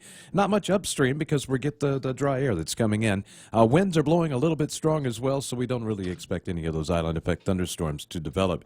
Going to satellite real quick here, we see that trough down to the south of us, a little bit of blobbage off to the east, and that's why I say I think this will be a little more short-lived than what they're thinking at this point. Maybe by tomorrow night, maybe Saturday, some of this moisture will start to return. But for today, should be a pretty good day. Again, note the pinks. I'm looking at the pinks getting ready to come through the Marianas, so we ought to get some more of that dry air. That's the dry air coming in, so that should squelch any significant shower development today. All right, got you 7:15 in the morning. That's news and weather together here on The Point. Live the balanced lifestyle. Take Care Insurance offers proven wellness and fitness programs to encourage individuals and families to live a healthy, balanced lifestyle through preventative care, being active, eating right, relaxing and unwinding, and being socially connected. They have the island's largest offering of free fitness classes and health education programs for all ages. Join the movement. Follow them on Facebook and Instagram or visit takecareasia.com to learn more. Are you ready for some football? The Ray Gibson Show has got your NFL fix every Friday on Sports with Blake. Get the latest updates as Blake and Mike break down the upcoming action. Get your game on with the boys on the hotline, 888-TALK, or sound off on Facebook Live at thepoint.gu. League members get a chance to win some awesome prizes that get you through the NFL season. The NFL Picks on the Ray Gibson Show is brought to you by Current Guam with special thanks to GTA. Oh, we got to start looking at that today, right? I got to start figuring out who the winners and losers for the football pick. All right, we'll talk about that in the next hour of the program. Portions of the Ray Gibson Show being brought to you by American President Lines, APL global presence with a local home. Let me just take care of this and get some prettier pictures of it up on the screen. Also brought to you by American Water Tech, a passion for improving lives through better water. Congratulations for the anniversary on Subway Restaurant, celebrating 30 years of all of us on Guam eating fresh. And to show their appreciation, Subway is offering a buy one, get one free event every Saturday. This Saturday's event, Micronesia Mall and at the Mobile Airport Road Service Station. That's right there at the intersection. And Naval Hospital. Come celebrate 30 years of making it what you want with Subway. And, of course, big thank you very much for your sponsorship and the continued support with Guam Regional Medical City. Real Talk Radio is back. Welcome to The Point, Guam's FM News Talk Superstation. Yeah, we say Superstation because it's any screen, anytime, any speaker, anytime. We got video on demand on YouTube. We've got video on demand on Facebook. We're live on Facebook and YouTube, as well as a couple of websites, one of them including the Guam Daily Post, and the other one is thepoint.gu. Now, there's different reasons why we use the different technologies. It could just go with one stream, but everybody uses them for different reasons. Now, there's Facebook Live, and I like Facebook Live because it allows me to be able to see who's watching and what they're commenting on and some of the things that they're interested in hearing about and seeing about. And what is it? Nick Perlowski, as an example. Just random comment from Nick. Guam is a great place to live, and those of us that call Guam home don't want it to be like those other places in the world, like Venezuela or Marcos's version of the Philippines. I don't know what caused him to say that, but I'm glad he did. Phil Leon Guerrero used to do a talk radio show, now working over at the the Regine Bisco Lee's office over at the legislature. Is that promotion? How does that work? People in the media, and then they get out of the media and go work in the government. Is that kind of a lateral move? I'm going to go ahead and call it a promotion here, Phil. But mostly because I want you to start sending me some juicy inside stuff about what's going on over at the legislature from time to time. I won't say it's you, I promise. 7:18 in the morning. Jerry Roberts standing by to take a look at what the heck is going on with the Extra Point. We had a day off yesterday from doing the show. We still did the pre-recorded feature. I did. But then out doing some kind of training. You had fun. You had a good time doing it. I had fun doing it. I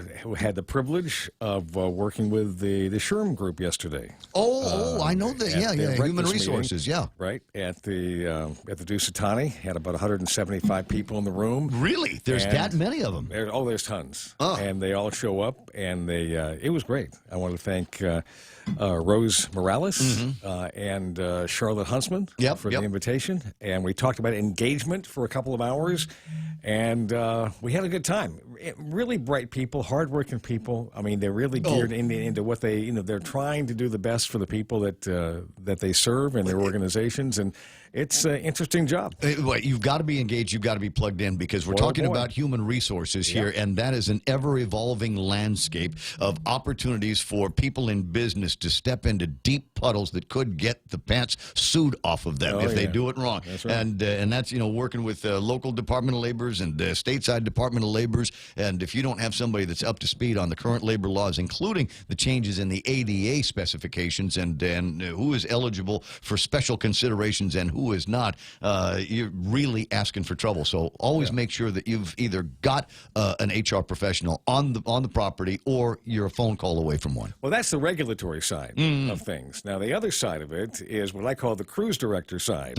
And that is where you start putting the fun stuff together. Yeah. So, I mean, people become more engaged in their job, and they want to show up every day. And those are the kind of things we talked about. Tighter relations. Any time is a good time for a pizza party. Mr. and Miss HR professional. Keep that in mind. More from Jerry Roberts and the Extra Point here in just a second. A couple of things that I think are of interest here. Maybe I'll pass this up for a little bit later on. We got. Let me take care of what happened on the market today. Big sell-off on the Dow here. 26,078. They're off by 494 points. The Nasdaq off by 123 points. They closed at 77.85, and the S&P 500 continues the losing streak here at 28.87. They're off by 52 points. On the commodities, I like to look at what's going on with Tapas and crude. Now, those numbers are moving in the right direction. Yesterday, West Texas trading at $53.96.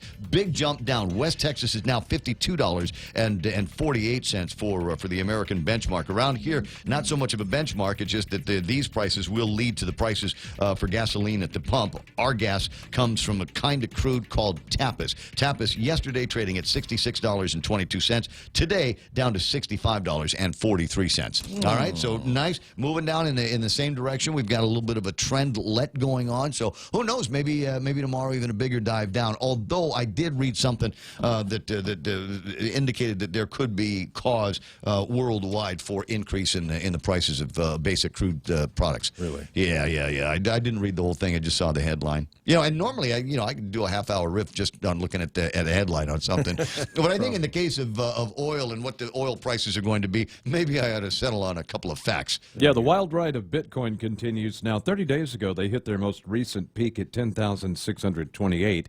On Monday, this past Monday, they hit their 30-day low at 7,793. Today, they're settling in, trying to recover a little bit. 8,234. So, yeah, if you like Bitcoin, I don't know why. Yeah, so here's let me compare. Let me make a comparison here. Despite what we know or think we know about Bitcoin, we're the same people that got 6 and 7 on our football pick'ems. Speak for yourself. I only got 5. You got 5. I mean, and literally, you know about football. Literally, when I said the only people that finished lower than me were the ones that didn't fill out their forms, that was a literal truth. Yes. Oh gosh. So that's the thing. I mean, you can know everything that there is to know, but I mean, in the money game and the sports game, who knows what's going to happen? Somebody in the White House might get a sore throat, and then all of a sudden the Dow is off by 500 points because he's the guy that's supposed to be talking in China or something like that. So those are the kinds of things that you got to be careful of. This is so educational to come here, and you learn about how the world really works. I have no idea how the world really works, but I've got a couple of great ideas. There's 14% of Americans have a zombie apocalypse plan. This is in the Z Nation world that we live in. It is important. I don't know whether it's a regular bug out kit that they say is their zombie apocalypse plan, or whether these people are actually believing everything they've seen in current television and pop culture, and believe that one of these days there could be some kind of cataclysmic disease that comes out that turns human being into walking, running zombies. Yeah. So 14% of Americans have a zombie apocalypse plan. The younger the person in the poll, the more likely they were to claim they have a zombie apocalypse plan. While 1 in 4 millennials have a zombie plan prepared, just 6% of baby boomers do. And what's the scary thing is some of these people are voting age, guys. 7:24 in the morning. Jerry Roberts back in, and congratulations to the Sherm guys for finding somebody have a good time with for a couple hours yesterday. Had a good time. We had a good time with the riff on, if you could only have one skill, if you could only choose one skill, and the reason why was because the governor of Guam made a big deal with John Fernandez, apparently not having sharp enough sharing skills. Oh, really? Yep. You going to do it?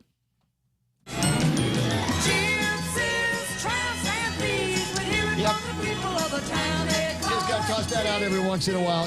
She says he needed to share more with the people over at the Guahan Academy charter schools who have already got more government of Guam property under their belt than any of the other charter schools combined. And the vast resources is like Judy Wanpat going shopping at the Department of Education saying, I need that, I need that, I need that. And you get John Fernandez saying, but those are mine. And then the governor comes out and says, John, share, John. You got to share. And a girl, you got to share with a girl too. So that's where it was yesterday, and I'm with John on that one. Frankly, if somebody had written me a letter, and apparently they sent it to the media before they sent it to him. He didn't even get a chance to get a courtesy review before everybody else in the world got their hands on that letter. Really? Yes, I just said, if I saw that letter, I would just quit. But he didn't have to quit to her. Who does he quit to? He would quit to the Ed board, right? He'd go see Mark and quit there. Anyway, 7:25, 7:26. Jerry Roberts back in the studio. Must be time for the Extra Point, brought to you by Guahan Insurance Services and First Hawaiian Bank, where it all starts with yes. House Speaker Nancy Pelosi has reversed her decision about pursuing the impeachment of President Donald Trump. And today we'll look at what goes into the thought process when we change our mind on an important issue. That's next up on the Extra Point. When's the last time you looked at your homeowner's insurance? An easily overlooked part of covering our home is what's inside of it. Over time, we buy things we don't want to lose, but don't update our contents coverage. The smart thing to do is get the answers and level up our insurance to make sure we're totally protected. That's the Insurance Extra Point. Get out there and make something good happen today by calling Guahan Insurance Services at 475-1162 or visit us at the Camacho Landmark Center in Tamuning. Want 10% off your next flight to the U.S.? Now through October 31, receive 10% off select United Airlines flights to the U.S. when you purchase your ticket with your United credit card or United Mileage Plus credit card from First Hawaiian Bank. Use promo code FHB019 when booking your flight. With a travel sale like this, you could wake up to a different sunrise in any part of the U.S. Visit FHB.com/United Fair Sale 19 to learn more. Terms and conditions and restrictions apply. First Hawaiian Bank, member FDIC.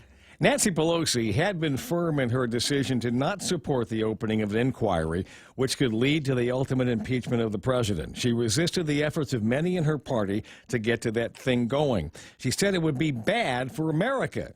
Now she's changed her mind, and wheels are in motion to get that done. If you ask why she would do that, the first answer you get is that Pelosi always intended to run this political play, but she waited until the 2020 election period was underway. While the Democrats are struggling to get any kind of traction for a challenger to Trump, it would be to their advantage to put the president in the worst possible position to run his re-election campaign. It's hard to argue with that strategy if that's what her intent was all along.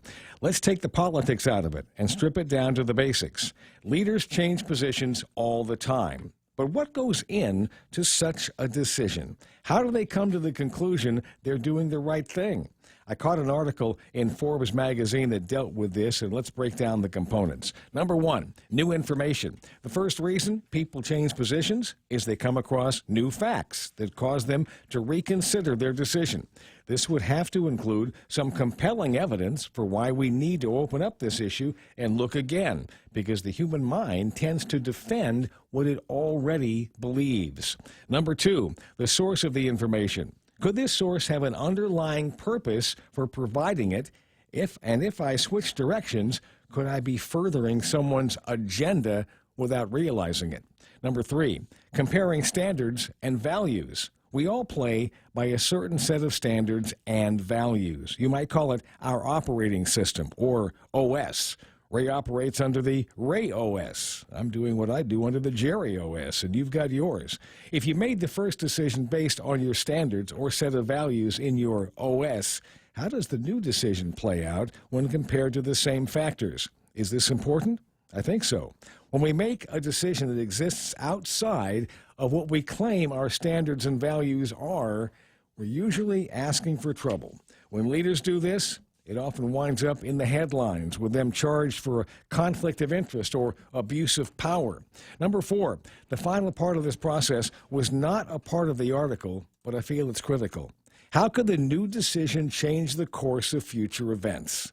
No, we can't predict the future and know everything that will happen. That said, we can make some educated guesses. What jobs might be gained or lost? What lives could be changed for the better or for the worse? Am I ready?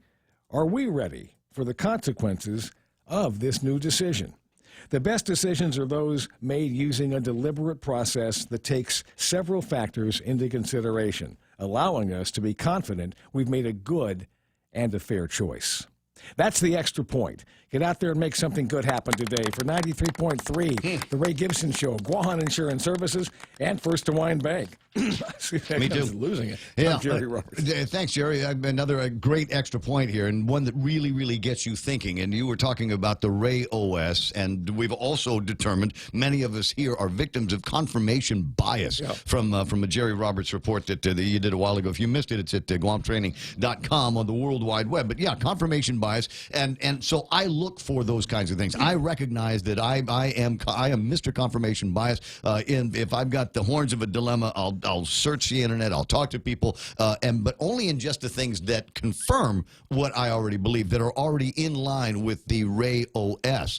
Otherwise, I risk crashing the Ray OS. Sure, that's absolutely. And then you worry about what the consequences are going to be after that. And among them are people saying, "Oh yeah, you flip-flop on your positions." I think politically in the world that we live in now, you've got to be careful about flip-flopping on a variety of positions on all these issues, so you're not seen as wishy-washy. Yeah, absolutely. Yeah, so I mean, it's a lot that goes into determining whether or not you're going to make a change in the direction. I wasn't really surprised that Pelosi moved off in that direction and called for it. But I'm one of those guys that, you know, in our lifetimes, how many times have we heard the word impeachment? In 1972, when they were going after Richard Nixon, it felt like that was the end of a political road, and it eventually turned out to be. But since then, there have been other impeachments. Well, Clinton.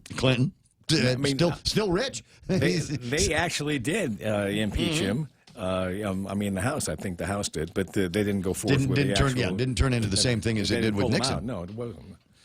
But so who knows? I don't know.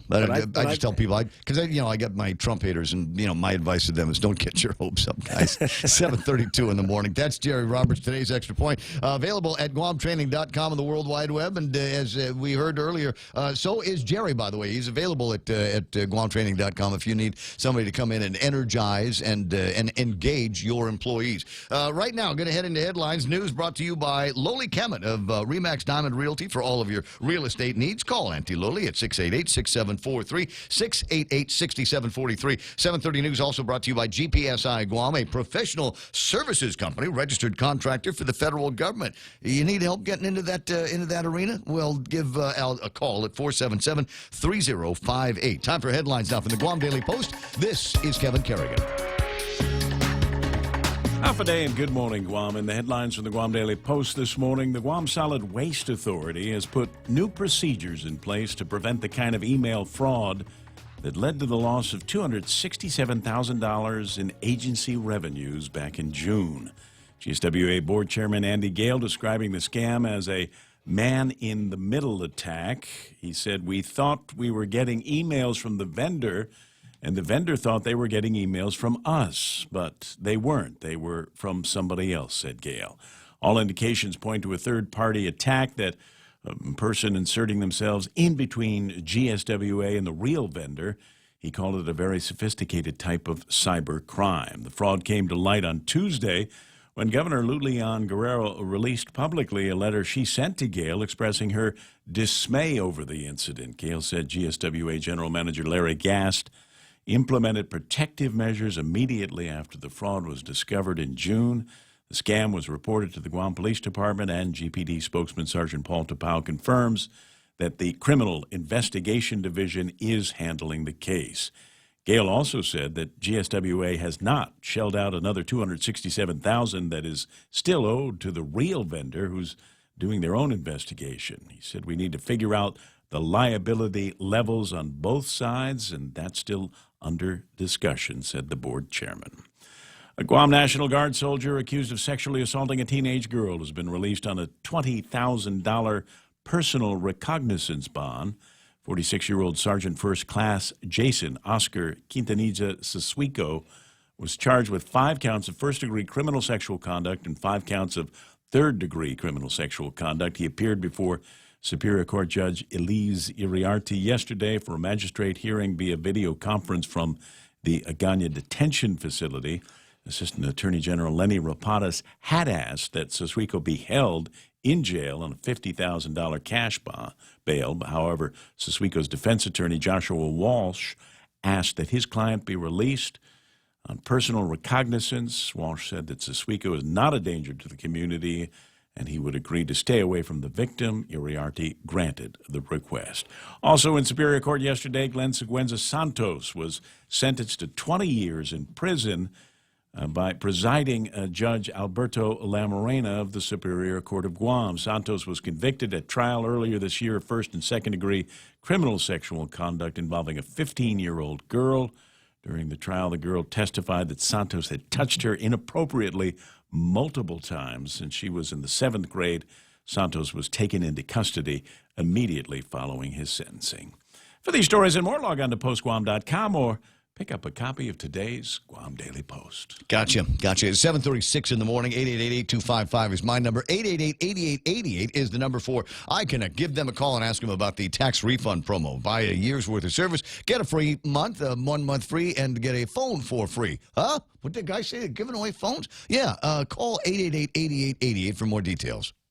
Lolita Cammett from RE/MAX Diamond Realty, a friendly, hardworking, and passionate RE/MAX professional who is committed to helping you make a difference in your life and helping you achieve the American dream of home ownership. She also specializes in commercial leasing, land sales, local residential sales leasing, military, and corporate relocation. So for all your real estate needs, call Lolita Cammett from RE/MAX Diamond Realty at 688-6743. That's 688-6743. GPSI Guam is a professional services company that is a registered contractor for the federal government. They're an SBA, 8A, and Hub Zone certified SDVOSB, providing program/project management, administration, technical support, logistics, and commodities. Find out more about GPSI and how they can help you today. For large prime companies, contact GPSI if you need assistance in meeting your small business subcontracting goals at 477-3058. They'll be happy to assist.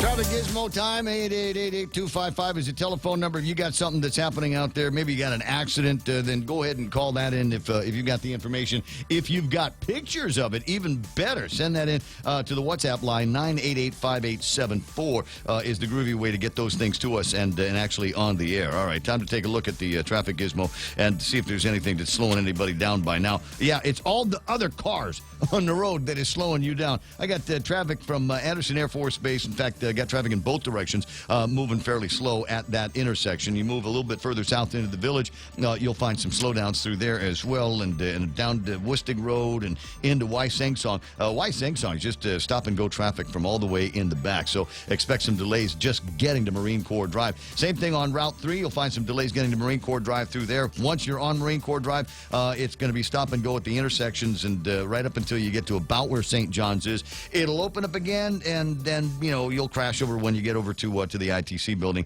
and other areas. 8, 10, and 16 running pretty busy. 10 and 15 busy as well. 4 and 10, that intersection, trying to get out of Zotnia and into Telempago Orda is running a little bit slow this morning. At the other end of that is Agana, and you're going to find some delays getting into Agana as well. It's just the construction stuff, so you'll survive that. And it looks like things are starting to busy up over Polaris Point and the entrance to Big Navy and Sumai. That's right now traffic. This is The Point.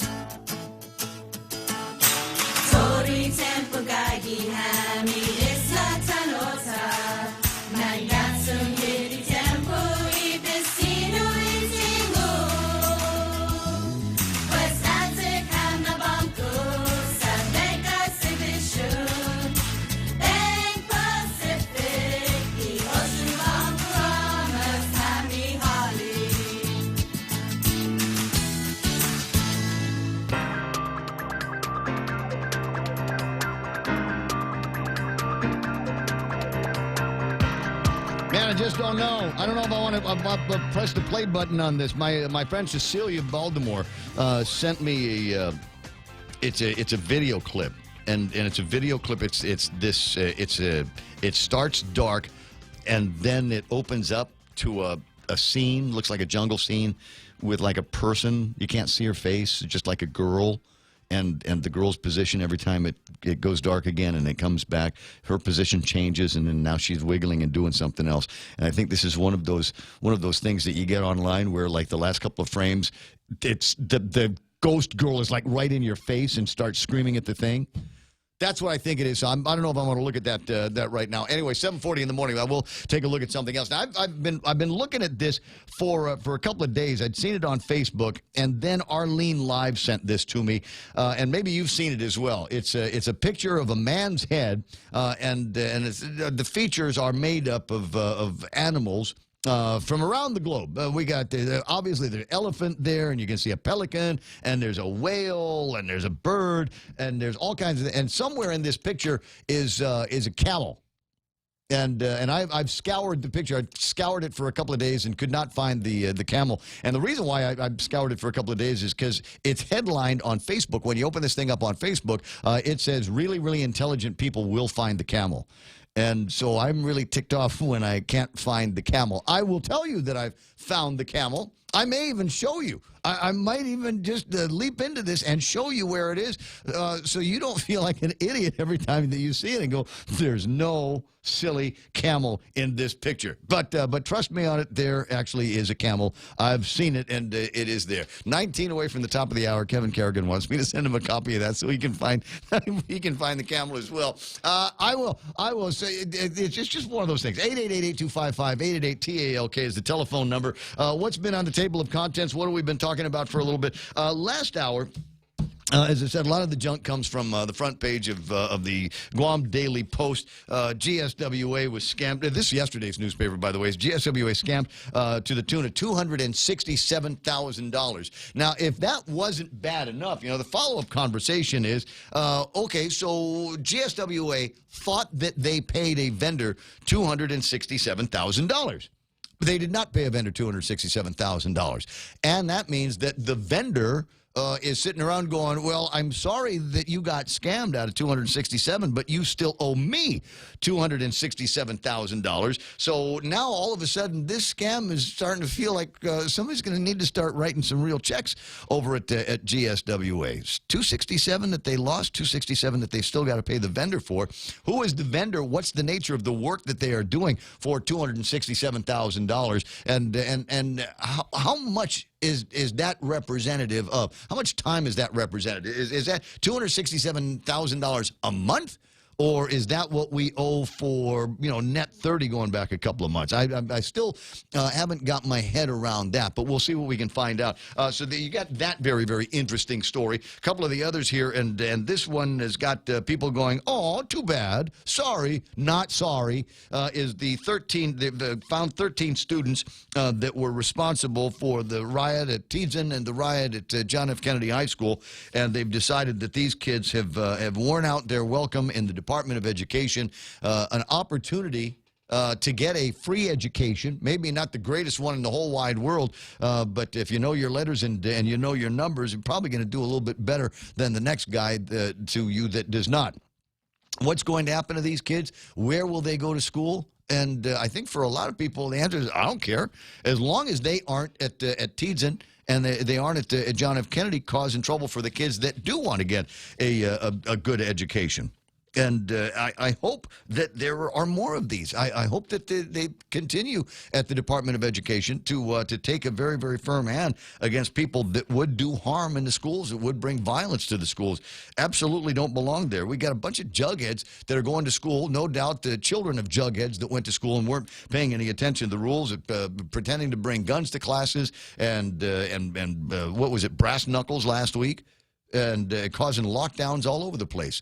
And so more of that needs to be done, and I think the community wants to see more of that kind of thing. So yeah, let's keep that going. Let's turn our educational facilities back into educational facilities as opposed to what feels like little penitentiaries that they are now. 7:44. Speaking of educational institutions, John De La Rosa is working over at Guam Community College these days, and they've had a couple of interesting press releases that came out, and I thought I'd chase some of that down. Hey, how you doing, John? Good morning. How are you, sir? I'm all right. What did you do for your brother's birthday? I wished him happy birthday. Is it? You didn't buy him anything? Ron's like the coolest guy in the world, and he had his birthday. Everybody in the class of 80 WhatsApp was crowing about that yesterday. So you guys didn't get together, barbecue, and here's the keys to a new truck? No, when you have multiple kids like we do, you... Yeah, I know. Yeah, I know what you mean.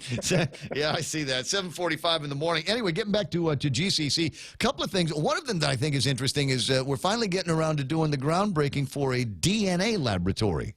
Yes, finally. Huh. It's been a long time coming. Yeah, been in the works for a while. So, tell me the story now from the groundbreaking angle. When are we expected to be able to start seeing some cases go through this DNA testing lab and some of the things besides crime that they'll be able to do? Well, the groundbreaking is this Friday at 10 o'clock here on the campus. The lab will be located right next to the existing crime lab, right inside the gate of our campus next to KGTF. But so after the groundbreaking, well, once the construction starts, the estimated time is about 14 months. Mm-hmm. So All right, not a long time. But the idea is that they're going to have the facilities to be able to do DNA research and be able to process precious bodily fluids that might be found at the scenes of crimes and determine beyond a reasonable doubt who they belong to. Yes, the lab is equipped to do DNA testing as well as other forensic stuff that they send off island or that they have needed experts to come to Guam for. I can go through the list, but I'm not sure. I can't speak to you about what specifically the... Well, so the question that popped into my mind is, Groovy, we've got another lab that seems to be coming up, but there's another big question. I'm wondering if we might be able to close a hole or eliminate a gap in testing marijuana. Will these guys be able to do? Because it's an entirely different lab. The marijuana lab is an entirely different lab, and that would actually fall under the Department of Public Health. Oh, it would. Okay, so, but that's because I'm dumb, right? And ask your brother Ron. I was never any good at chemistry when we were taking it at Father Duenas. That was one of my sleeping classes. So I'm not familiar with all the different kinds of lab facilities. And it just seems to me that if we've got beakers and Bunsen burners and things like that, that one lab doing research on DNA would probably be also equipped enough to be able to do some basic research on the qualities of CBD and THC products that people want to grow. I think that's a question that public health would be able to answer more than we can. All right, gotcha. Well, I'll see what I can find out. But as I said, I'm dumb, and so in my mind, a lab is a lab is a lab. So definitely DNA samples and testing is one of the things that they're going to be able to do. About 14 months from now, we ought to be able to see people move in. Who's going to be taking care of the long-term maintenance of the facility? My recollection is the crime lab, after a while, suffered from some air conditioning and HVAC issues because they had kind of a peculiar kind of HVAC system in there. Well, the difference between this structure and the existing structure is this one will house classrooms for our forensics classes and offices for that as well. Two separate buildings, but part of that compound will be GCC's classrooms. Yeah. And then based on the way the financing works, this structure actually belongs to GCC, and GPD will occupy it. So we will be in charge of the overall maintenance of the building. Okay, so we might not end up with it. Yeah. What's interesting, and I'm sure it's taken you a little bit to sort out who owns what on that complex that you're on at GCC, and who's leasing or subleasing from anybody else. So I think that's interesting. Hey, by the way, can you make it so that me and my buddies can go up there and use the range every once in a while? I wish.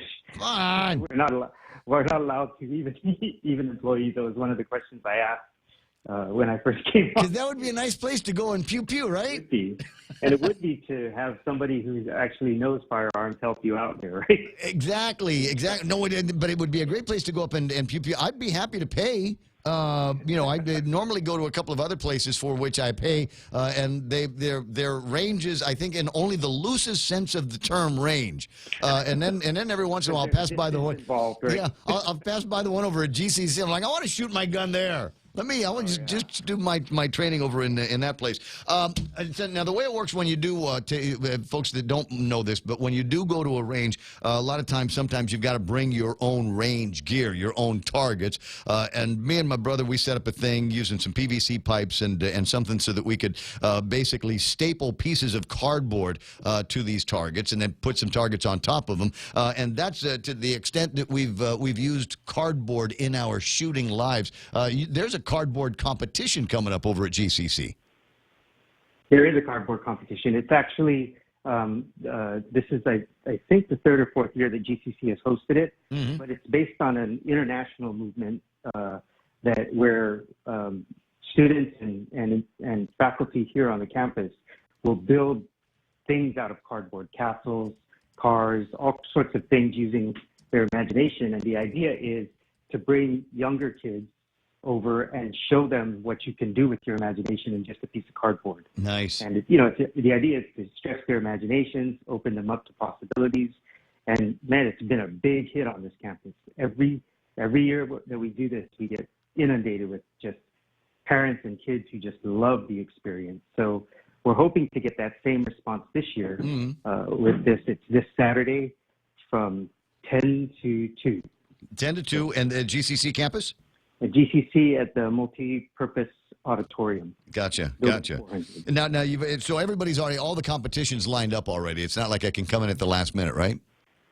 Well, and it's not really. It's more of a show, right? It's to show people what the possibilities are with a couple pieces of cardboard and some crayons. Yeah. Well, besides using it to hold up my targets when I go pew pew at the range, the other thing is I've got some in. I've actually got some in the house right now from when I bought a washing machine and a drying machine. I kept the cardboard because I didn't know what I would be able to do with it, and I'm thinking, it's time for me to relearn how to be a great breakdancing boogie boy.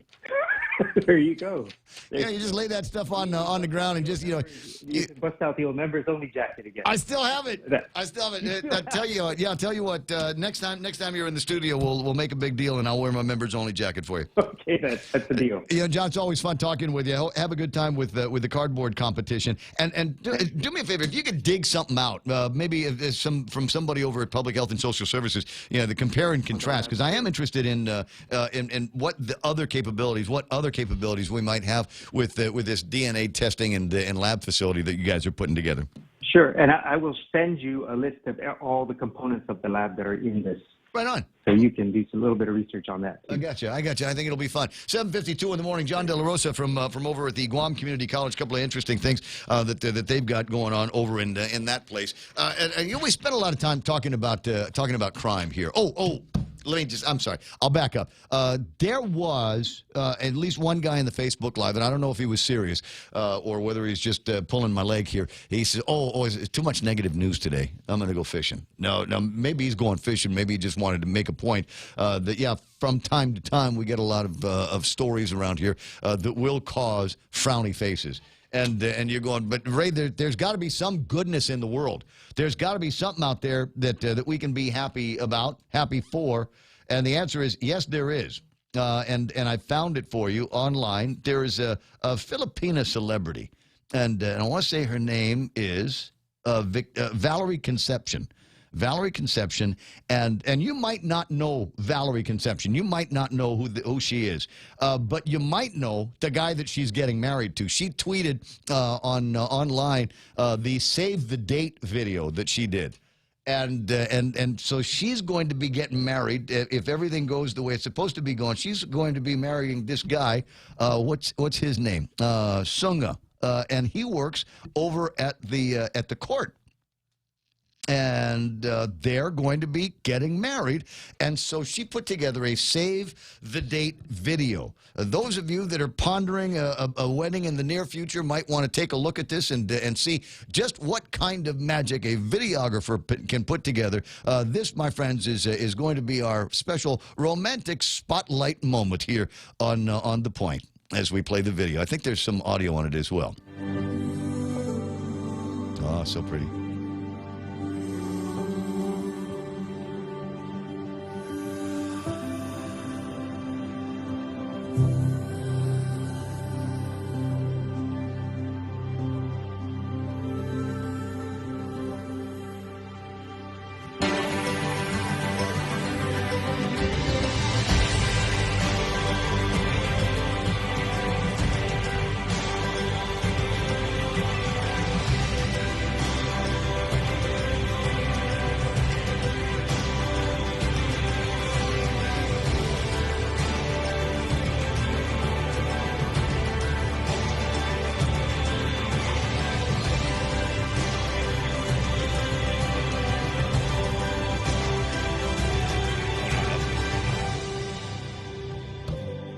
Isn't that just if you haven't I guess you can tweet her, find her on Instagram or something, Valerie Conception, and she's going to be getting married off to a guy named Francis Sunga, who, according to this story from ABS-CBN, so you know it must be true, according to this story, the guy works over at the court as a clerk, and on behalf of everybody around, he says, "Hey, congratulations to you, and good luck on the nuptials." I didn't actually see if they put the date in there. I didn't actually see it because I was just, was getting into the photography and all of the slow-mo things and all of the drone footage that they had. But that's just a nice piece. And so if you're getting married, then maybe you got to think about. I wonder what something like that cost. Anybody ever been married? Anybody raise your hands if you got married and remembering as you went to the portion of all of the things that you've got to do to get married. There's nothing cheap about it. You want to get invitations, that's $1,000. You want a video guy to come by and do stuff, there's $2,000. You want something at the end of it, DVDs, etc. There's all kinds of money that goes into it. Got to pay the church, got to pay everybody, got to pay the guy that's going to be running the hall and the DJ and all of that stuff. I got married in the Philippines last time. It was potluck. Right? Yeah, I think that's the way it's supposed to be. Both times that I got married, all I had friends in the liquor distributor friends, and they're all like, "Okay, where's the reception going to be?" And then you got to worry about corkage and all kinds of other stuff. So yeah, it might be one of those things. It's just ponder the cheapest possible wedding that you could possibly get away with, and save the money for important things like, I don't know, buy a house, put a down payment on a piece of land out there somewhere. Now that was the feel-good, warm and fuzzy bit, and now let me go back to people that just get stupid because of ice. There's a story here about a guy, Anthony Michael is his name, and police pulled him over because he had expired tags on his car. They expired in 2016. 16, 17, 18, 2019, almost over. Yeah, so it sounds to me like they had a justifiable reason to pull this fellow over. Anthony Michael stated that he had no driver's license, no vehicle documents, and that he had recently purchased the car. He admitted the registration had expired and that the car was not insured. He shouldn't have been driving. The car shouldn't have been on the road. This is a great story. And as most of these stories go, the police noticed in plain view by the defendant's foot an open can of Busch Light beer. Cops instructed the defendant to exit the vehicle. Then they noticed that the driver's side door handle is small, clear plastic baggie with a white crystalline substance that later tested presumptive positive for the presence of methamphetamine. It gets better. The defendant consented to the search of the vehicle. They didn't find any more contraband. They did get the beer, though. In fact, got the beer 9/10 full and cool to the touch. The defendant repeatedly insisted that he found the baggie with the ice at work and believed it contained salt, which he planned to use on his eggs. He admitted to using methamphetamine in the past. Duh, you think so? Here's your sign. What's your first clue? Wonderful story. Obviously, he was taken into custody, possession of Schedule II controlled substance, open container, no mandatory insurance, operating a vehicle without a valid license, and TOP, another special allegation of TOP, which is ticking off the police. Another one bites the dust, and another one goes. Another hour bites the dust on the Ray Gibson Show. This is 93.3 The Point. Coming up, I got Fox News Live on the other side of that. Kevin Kerrigan with a look at all the big stories from today's incredible Guam Daily Post. Yeah, 13 students expelled, 20 years in prison for a rapist. It's beginning to feel like justice is on the uptrend. Let's see if we can keep that going. Got to keep this going here. 93.3 KUSG again. Yeah, this is The Point.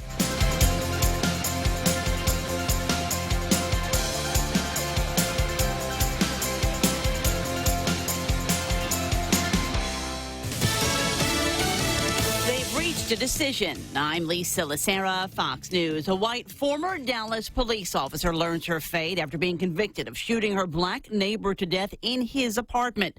Fox's Gernal Scott has more live. Lisa, the same jury that convicted Amber Geiger yesterday imposed her sentence today. 10 years imprisonment in the Texas Department of Criminal Justice. That did not sit well with supporters of the victim, Botham John, and his family. They spoke out angrily following that verdict. We're here today because we want to make changes. 10 years is not enough. Both in John's life matter. But back in the courtroom during victim impact statements, a touching moment from someone close to the victim. I don't know if this is possible, but can I give her a hug, please? The judge allowed what became a minutes-long embrace of forgiveness. Lisa. Gernal, the whistleblower at the center of the impeachment inquiry into President Trump, expressed his concerns to the head of one of the House committees conducting the inquiry. Fox's Jared Halpern has this live on Capitol Hill. The House Intelligence Committee Chairman Adam Schiff was given a heads up of a whistleblower's concerns. The New York Times first reported that whistleblower approached a committee aide who shared some of what was conveyed to Schiff. A spokesman for Schiff says, like whistleblowers have done before, this person contacted the committee for guidance and was advised to contact an inspector general. At no point, Schiff's office says, did the committee review or receive the complaint in advance. Lisa. Jared, President Trump attacking Schiff. To have somebody get up and to totally fabricate a conversation that I had with another leader and make it sound so bad. It was so evil. The president again insisting the call between himself and the leader of Ukraine was, as he put it, perfect. 7 people have died in the crash of a World War II bomber in Connecticut. That's according to the Associated Press. America is listening to Fox News.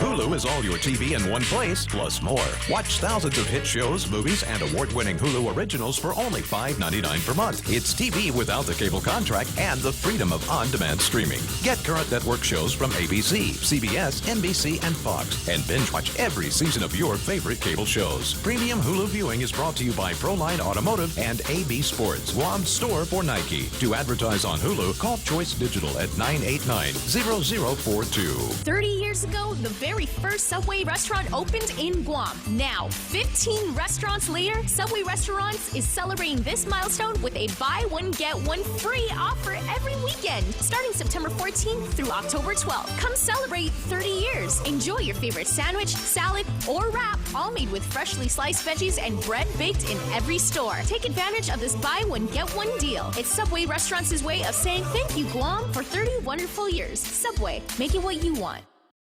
Stocks taking another tumble. The Dow fell 494 points. The Nasdaq off 123. The S&P lost 52. At our session lows today, at the worst, we were looking at the worst start for the fourth quarter since 2008, and this is on concerns of slowing U.S. growth. We also had private payrolls today coming in better than expected for the month of September, but pretty much solidifies the fact that we are dealing with slower growth in jobs. Susan Lee with the Fox Business Network. The Trump administration announcing it'll impose tariffs on $7.5 billion in European imports starting October 18th, including French wine, Italian cheese, and single malt Scotch whiskey. It's in retaliation for European Union subsidies on large aircraft. Italian wine is exempt, but sweaters and cashmere items from the UK would be subject to the tariffs. The mother of 2 men charged in an illicit vaping operation in Wisconsin is also charged in the case. 43-year-old Courtney Huffines was arrested and now charged with maintaining a drug trafficking house, possession with intent to deliver, and other charges stemming from a multi-million-dollar vaping operation. Busted in Kenosha County, Wisconsin last month, for which Huffines' 2 sons, Tyler and Jacob, are now also facing felony charges. Police seized tens of thousands of vape cartridges and tens of thousands of dollars in cash. This also amid scores of illnesses and several deaths nationwide that doctors have tied to street vape products. Jeff Manasso, Fox News. Opera star Placido Domingo has resigned as general director of the Los Angeles Opera and has withdrawn from future performances following multiple allegations of sexual harassment, first reported by the Associated Press. The resignation comes a week after the Metropolitan Opera's announcement that Domingo would not be taking the stage as the lead of Macbeth and possibly ever again. I'm Lisa Lacera. This is Fox News. Here at APL, our core values give the company its heart and soul. Whether it's connecting your business with our global network through our newly enhanced service or investing our efforts into giving back to the community, APL is committed to serving you. We humbly honor the opportunity to find innovative solutions for you and your business. To learn more about our enhanced service, call 588-4651 or visit www.apl.com/Guam for more details. Want 10% off your next flight to the U.S.? Now through October 31, receive 10% off select United Airlines flights to the U.S. when you purchase your ticket with your United credit card or United Mileage Plus credit card from First Hawaiian Bank. Use promo code FHB019 when booking your flight. With a travel sale like this, you could wake up to a different sunrise in any part of the U.S. Visit FHB.com/UnitedFareSale19 to learn more. Terms and conditions and restrictions apply. First Hawaiian Bank, member FDIC. The current world record for longest motorcade of Nissan cars is 250, and Nissan Guam wants to smash, crash, shatter, beat that number. All Nissan owners are invited to help set a new Guinness World Record by joining our Nissan motorcade from JFK to Adelup October 13th. Any Nissan Datsun or Infiniti is eligible. Register at the Nissan Guam showroom and get your official motorcade bib. The first 370 entrants will get some awesome Nissan swag gear, plus a chance to win thousands in cash and prizes. Register today, and let's put Guam in the record books.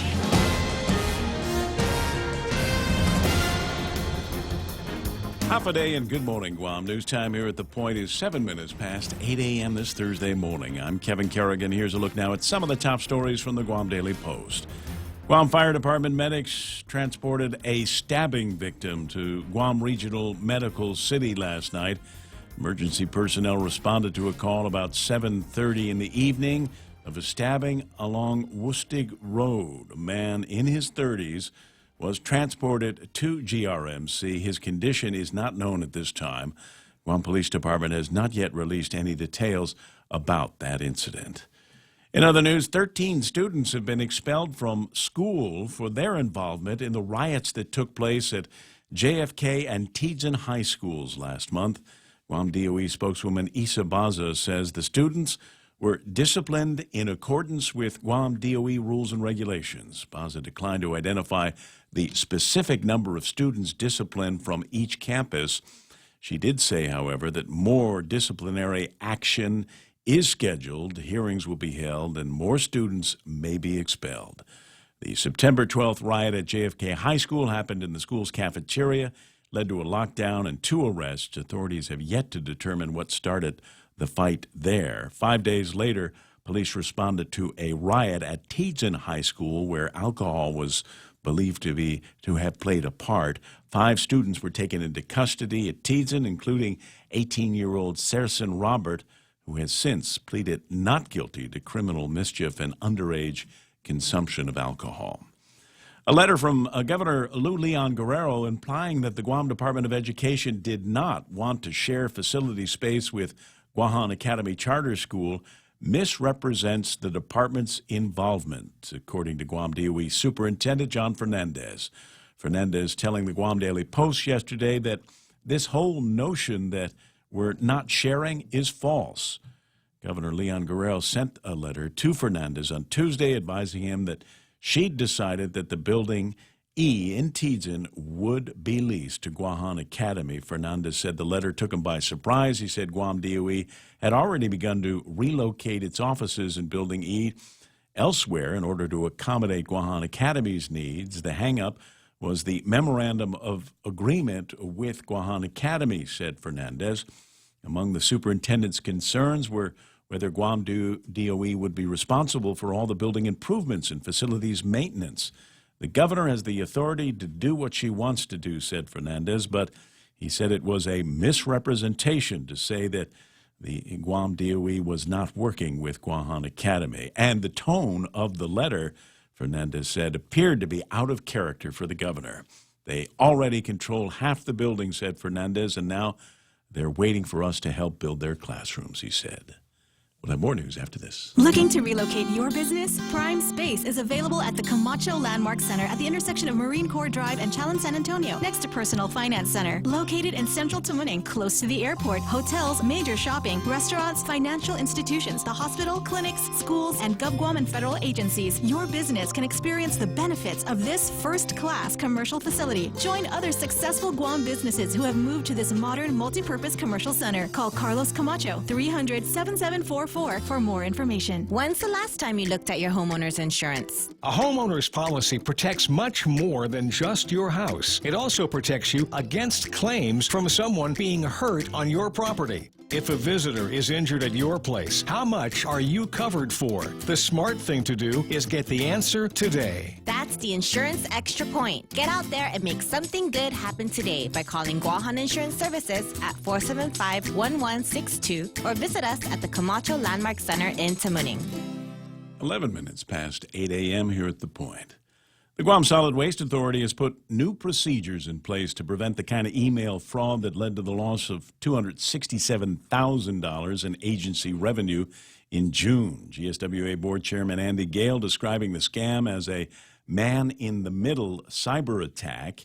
He said, "We thought we were getting emails from the vendor, and the vendor thought they were getting emails from us, but they weren't. They were from somebody else," said Gale. All indications point to a third party that inserted themselves in between GSWA and the real vendor. Gale called it a very sophisticated type of cyber crime. The fraud came to light on Tuesday when Governor Lulian Guerrero released a letter she sent to Gale expressing her dismay over the incident. Gale said GSWA General Manager Larry Gast implemented protective measures immediately after the fraud was discovered in June. The scam was also reported to the Guam Police Department, and GPD spokesman Sergeant Paul Tapau confirmed that the Criminal Investigation Division is handling the case. Gale also said that GSWA has not yet shelled out another $267,000 to the real vendor that's still owed to that vendor. They're doing their own investigation, he said, and we need to figure out the liability levels on both sides, and that's still under discussion, said Gale.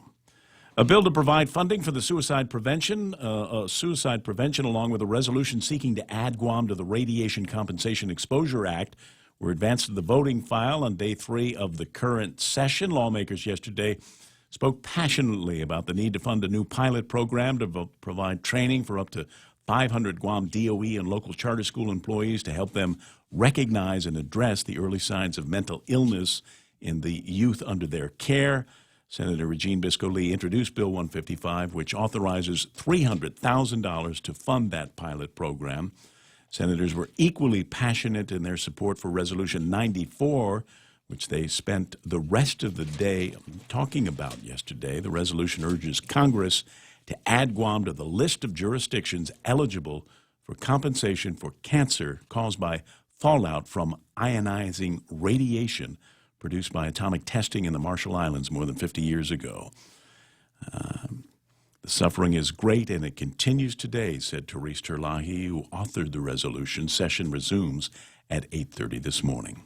For these stories and more, log on to postguam.com or pick up a copy of today's Guam Daily Post. Ray and Mike now with a look at our weather. I got you. 8:13 in the morning. 888-8255 is the telephone number. Hit me up on the Facebook Live. Got something to say. And my friend Chris, after watching and hearing the beautiful music and the rendition on the Save the Date video for Valerie and Francis, said, "Wow, that's too gushy for me. Go ahead and go back to the sad bad news, please." Yeah. All right, we'll get around to doing something like that a little bit later on. Hold on a second. Let me just refresh the weather radar here. So Mike's got something to say about what near-term weather is going to be like. Otherwise, the forecast for today, partly cloudy skies, some isolated showers, northeast winds 10 to 15 miles an hour, decreasing after sunset. Expected highs today 89 hot degrees, and overnight lows should be about 77 degrees. But I say it's going to get a little bit cooler because I've seen on the satellite imagery where we've got some cooler, dry air that's going to be coming in from the northeast. Not cooler, just drier. But I want it to be cooler. Yeah, it's if too it's early. drier, there's less humidity, there's less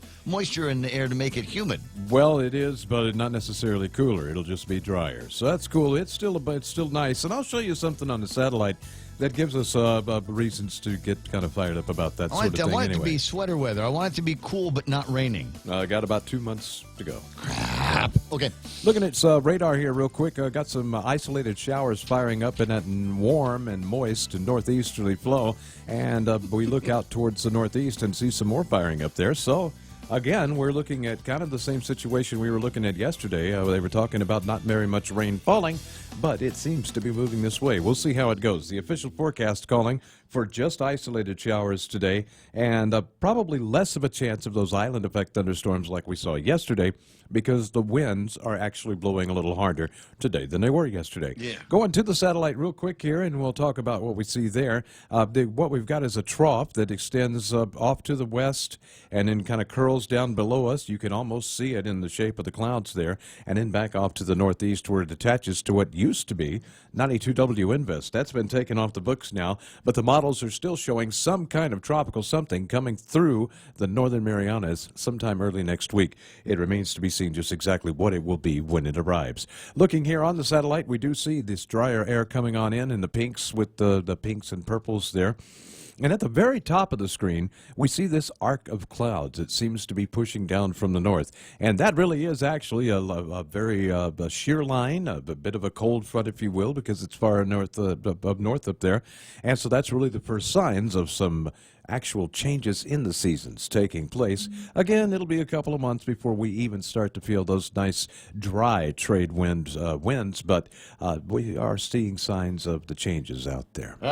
All right, gotcha. 8:16 in the morning, that's news and plenty of weather brought to you by me. I'll be right back with sports. Take Care Wellness presents the 7th Save the Susu Dance Fitness Fundraiser, October 19 from 6 to 8 p.m. at Teason High School. Tickets are $10 in advance, $15 the day of the event, and $5 for kids ages 6 to 12. Tickets are available at Take Care Wellness, Guam Cancer Care, and through Marissa Collins. Grand prize for the raffle is a round-trip ticket to Asia or Micronesia from United Airlines. All proceeds benefit Guam Cancer Care. This message is made possible by the stations of Choice Broadcasting. All of them, as a matter of fact, yeah. 8:16 in the morning, portions of the Ray Gibson Show brought to you by the guys over at American President Lines, global presence with a local home. Wendy's, where they're going absolutely crazy about breakfast time because they got a bunch of items that we want you to try when you go eat breakfast there. Local platters. We've got the eggs and rice and breakfast meat for like $4. Now, let me be a little bit more specific. Applewood smoked bacon, Portuguese sausage, and they've got the country fried chicken with that white gravy that goes on top of that, and they lay it out on a bed of scrambled eggs. I'm getting hungry for it now. Wendy's breakfast platters, $4 at Wendy's. Now, that's better. Ray Gibson Show also brought to you by the guys over at Take Care, offering proven wellness and fitness programs to encourage individuals and families to be active, eat right, relax, unwind, and be socially connected. And in order to socially connect you, they're bringing in a doctor/comedian. We'll get you some details on that before too much longer. In the meantime, shall we continue?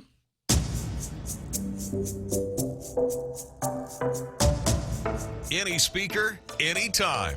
The Ray Gibson Show. Call now, 888-TALK. That's 888-8255.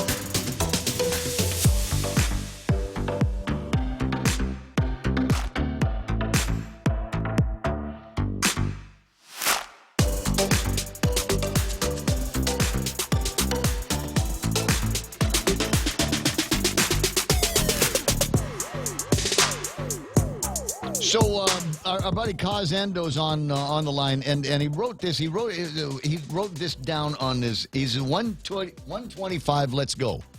What does that mean? Do you think? No, I have no idea. I'm not even going to try to pretend to know. 125. Let's go. It's what he says. 125, and then let's go. And somebody gave him a thumbs up on it. Sandra De Leon Guerrero gave him a thumbs up. So whatever it is, Sandra knows. Oh, well, if you guys could let us know, that'd be awesome. If you Google 125, just 125, a Bajaj Pulsar 125 bike motorcycle comes up. Some kind of 125 cc's. Yeah, some kind of little desert bike.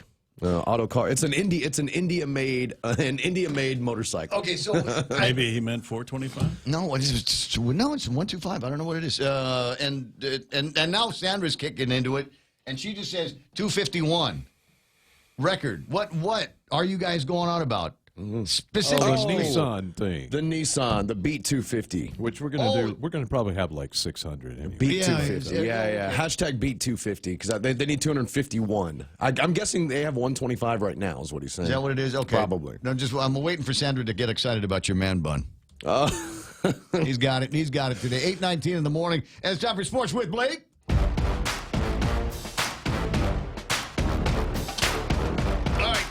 Speaking of the world record attempt that Nissan is trying to do here, 251 vehicles is what we're looking for. And if Kaz is right, then they've got 125 now. So half of their goal they've already met, and there's still plenty of time. Oh, we still got plenty. Yeah. I've got a bib I'm going to be giving away this morning, and it has to do with they're bringing this up because it's the 50th anniversary of the 240Z's unveiling, the Fair Lady in Japan, and so today's Ray Gibson Show trivia for your bib and all of the other things that that you're going to need to get in there will be based on 1969, specifically big movies that came out in 1969. And there were some great ones. Midnight Cowboy 1969? Midnight Cowboy was 1969. I love that opening song. Everybody's something, something. Butch Cassidy and the Sundance Kids, 1969. Nice. Easy Rider? Easy Rider comes out in 1969. The Italian Job. The original Italian Job came out in '69. That's worth watching. There's some really sweet things. Was there a Bond around that time? Was there a 1969 Bond? I know there's Bond was all through the '60s and '70s, but was there an actual 1969 Bond? Yes, there is. It's on Her Majesty's Secret Service, the one that nobody's ever watched. I've never even heard of that one. the Bond that nobody ever heard of. True Grit. What about True Grit? That could be the original True Grit. The original True Grit. That could be. Hello, Dolly. If I'm thinking deep into my thespian knowledge, Hello, Dolly. Was that 1969? I think it was. It was it? There you go. Hello, Dolly. And Woody Allen did a movie. Kevin Kerrigan likes Woody Allen movies. Take the Money and Run came out in that year. So as I said, there's a lot of fodder there. There's a lot of material there for which I can pull out of my butt a trivia question to give away the bib that could get you in the world record attempt. That's coming up a little bit later on. I have not done anything with football pick'ems today. I will do it later on. I looked on Tuesday, right after the Cincinnati-Pittsburgh game. I did my picks for next week. You know, like I said, I do my initial picks, and I used your method. I've not looked at them since about Tuesday night. So but I did do my picks, but I don't remember which ones I picked. Yeah, I did my picks. I actually did a little homework to see how they kind of ranked up against each other. I read some notes. I actually made some educated picks this week, so we'll see how it goes. By the way, Luck Ness Monster, the user of that name, you are our Week 4 winner. Still looking to hear from them. Again, I sent an email out based on the one that they showed on the Yahoo sign-up, but it kicked it back to me saying undeliverable. So whoever is player Luck Ness Monster, we need you to call us at 888-8255. You have a Outback Steakhouse $10 gift certificate waiting for you, as well as a cool T-shirt. Nice. And as I said yesterday, we got to get real good at handing out these weekly prizes, because I don't want to be left holding the bag at the end of all of this and have everybody go, oh, wait, who won the phone? And we go, I don't know, because we couldn't find the guy, right? Yeah, so make sure that we've got adequate contacts for you, and then listen to the radio after we're all done with the week's worth of games, and then we'll know in a pretty big hurry who the winner is going to be. Yeah, it should be noted that right now, in the standings, Ming the Merciless leads with 51, correct. Second is Tiger Raider and Niners for Life, both of them at 41, correct. And then the Bucks start here, Japali 01, Duhawk 671, and Mr. Wanu at 40. Correct at this time. It seems like Ming has an insurmountable lead, but he's using the same alien technology that Ismail uses. Yeah, and I mean, we're only in week 5, so he's only 10 games up. There's still plenty of time to catch up. So all right. Play and guess good. 8:23 in the morning. Matt Wise, our friend for the Guam Daily Post, writes an interesting story. Hagutnya Pool's future is cloudy, and apparently they've got something going on there with, even though they just got the place reopened after having it sit empty and half full, basically, basically, someplace where mosquitoes and toads can reproduce. A faulty filter, is that the deal that they've got over there? And now they got to replace this Sands filters, by the way, that they used out there. And I'm a little bit familiar with the technology. Have you ever changed one? Or you ever cleaned one? Yeah, I hate it. I used to clean pools, and so we would always schedule filter cleans for like a Saturday. Yeah. You know what I mean? Like not even during the regular. It's like, oh, you need your filter clean. All right, we'll bring a truckload of sand because we got to replace it and get all yours out, and just not very much fun. Anyway, so now here's the deal: is we're trying to get kids trained up for the Olympics that are going to be in Tokyo next year. Yes. And they just they're basically, their pool has been down, and now that it's opened again, they're having a hard time getting meets and practice sessions in. I think it's cloudy. If they're not using the filters, then that means they're shocking the hell out of the pool every couple of days. And that's It's not good for skin. Not good for skin and hair and visibility. Visibility. The kids need to be able to see where they are in the pool, so they know when to do their turns. If they do the turns wrong, they smack their head into something. So Leo Palace. I'm not saying let's use Leo Palace, but I'm just asking the question: do they have Olympic? They do have. They have Olympic training pool. Okay. Yeah, so they do have the facilities. But I mean, then we never get. Somebody's got to pay Leo Palace to do that. I mean, and justifiably, they should charge for that because they've got maintenance that they've got to do on those different facilities, and that place is used for meets and all kinds of stuff. But the fact of the matter is, the government of Guam actually has an Olympic capable swimming training pool, and we use it for meets all the time, and we just can't seem, for whatever reason, to figure out how to keep that thing going. What I suspect it is there's a cockamamie way where monies are handled in the Department of Parks and Recreation, where you charge a fee for the swimming pool, and you go, okay, it's $3, $4 to use the swimming pool. Maybe that money would go to employees, maybe it would go to maintenance, maybe it would go to supplies for just the swimming pool.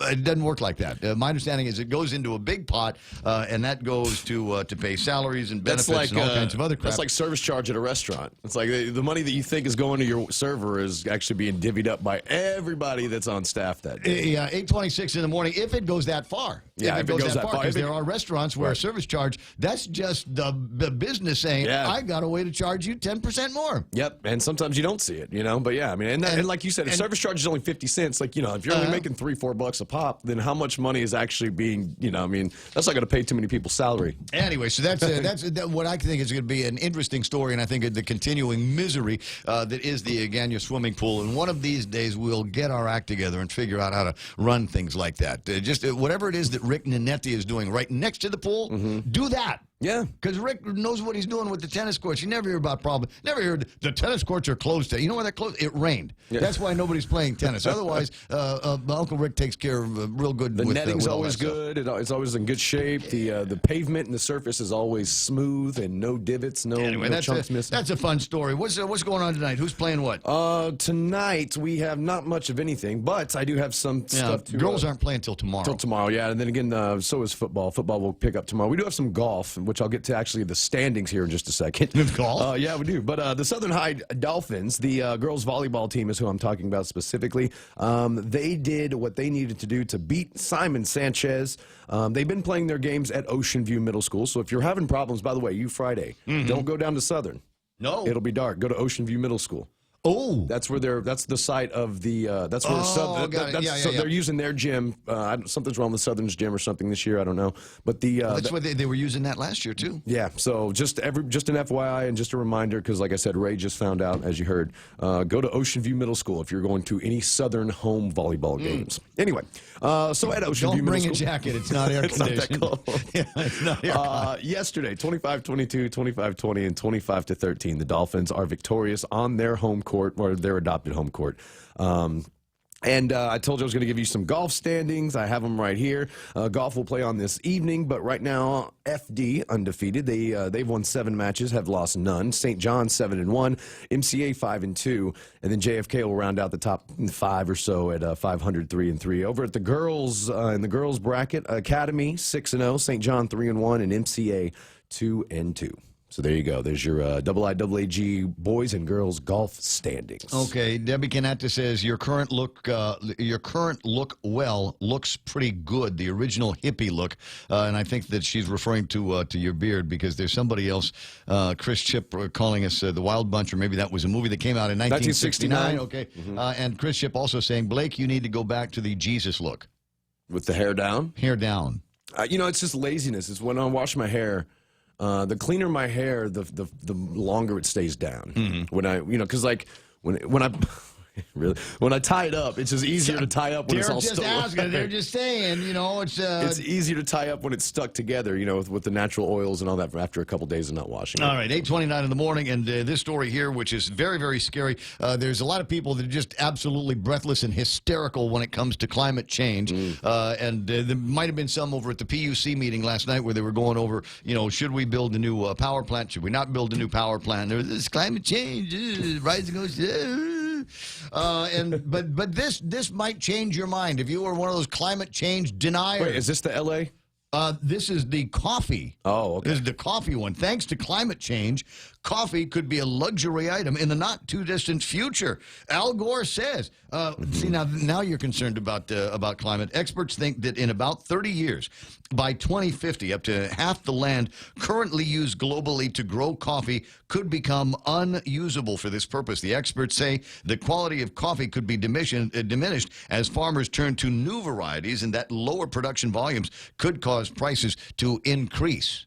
I think we'll be okay over here because most of our coffee here is grown in Saipan. What's that? It's grown in Saipan. Right. So, I think Saipan will still be a viable coffee growing place in 20 years. Yeah, they can grow it in Saipan. We can grow it here. Most coffee is grown at altitude anyway, so I don't know. It's not like, the sea is going to... Why is the land going to be unusable, or is this just another... And you notice they say 2050.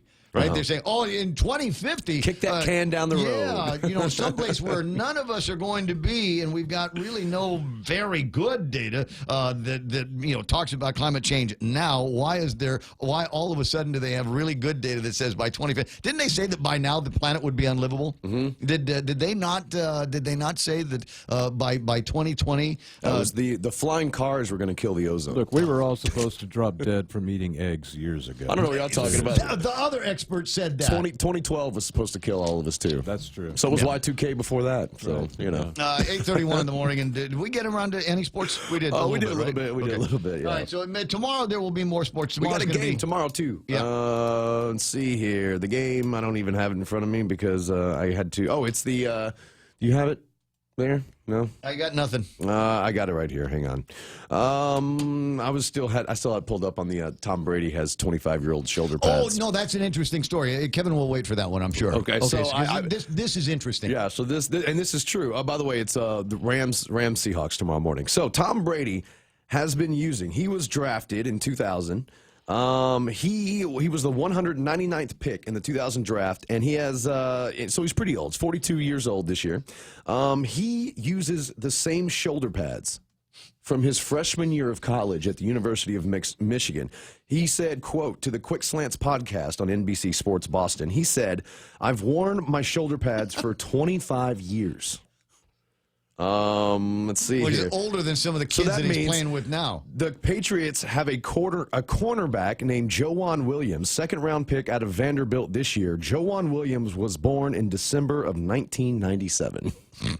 Tom Brady's shoulder pads have been around since 1995. In the very least, right? It is like we've got B-52s up at Anderson Air Force Base that are being flown by the children and grandchildren of the guys that were flying B-52s in Vietnam when they, and back in the 60s when they first rolled those things out. All right, Chris Chip says, I don't follow sports, so he's bored. All right, we'll get to some more exciting stuff.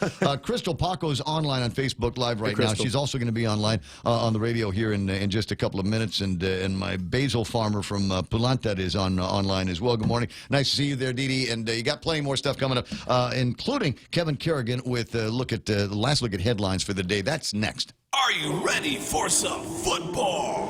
The Ray Gibson Show has got your NFL fix every Friday on Sports with Blake. Get the latest updates as Blake and Mike break down the upcoming action. Get your game on with the boys on the hotline, 888-TALK, or sound off on Facebook Live at thepoint.gu.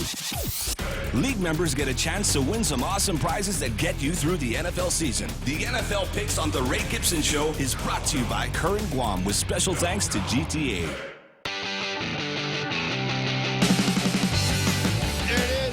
Ramping into Thursday. What have I got? Another hour and a half left on the radio, and then I can start thinking about the Friday program, the Friday No Frowny Face Fridays. And then the idea is that we just kill 4 hours of talk radio on Friday and zoom me into the weekend. Something to look forward to. Plenty of stuff going on. I got Wine Fest that is the big deal coming up at where is that, Hyatt?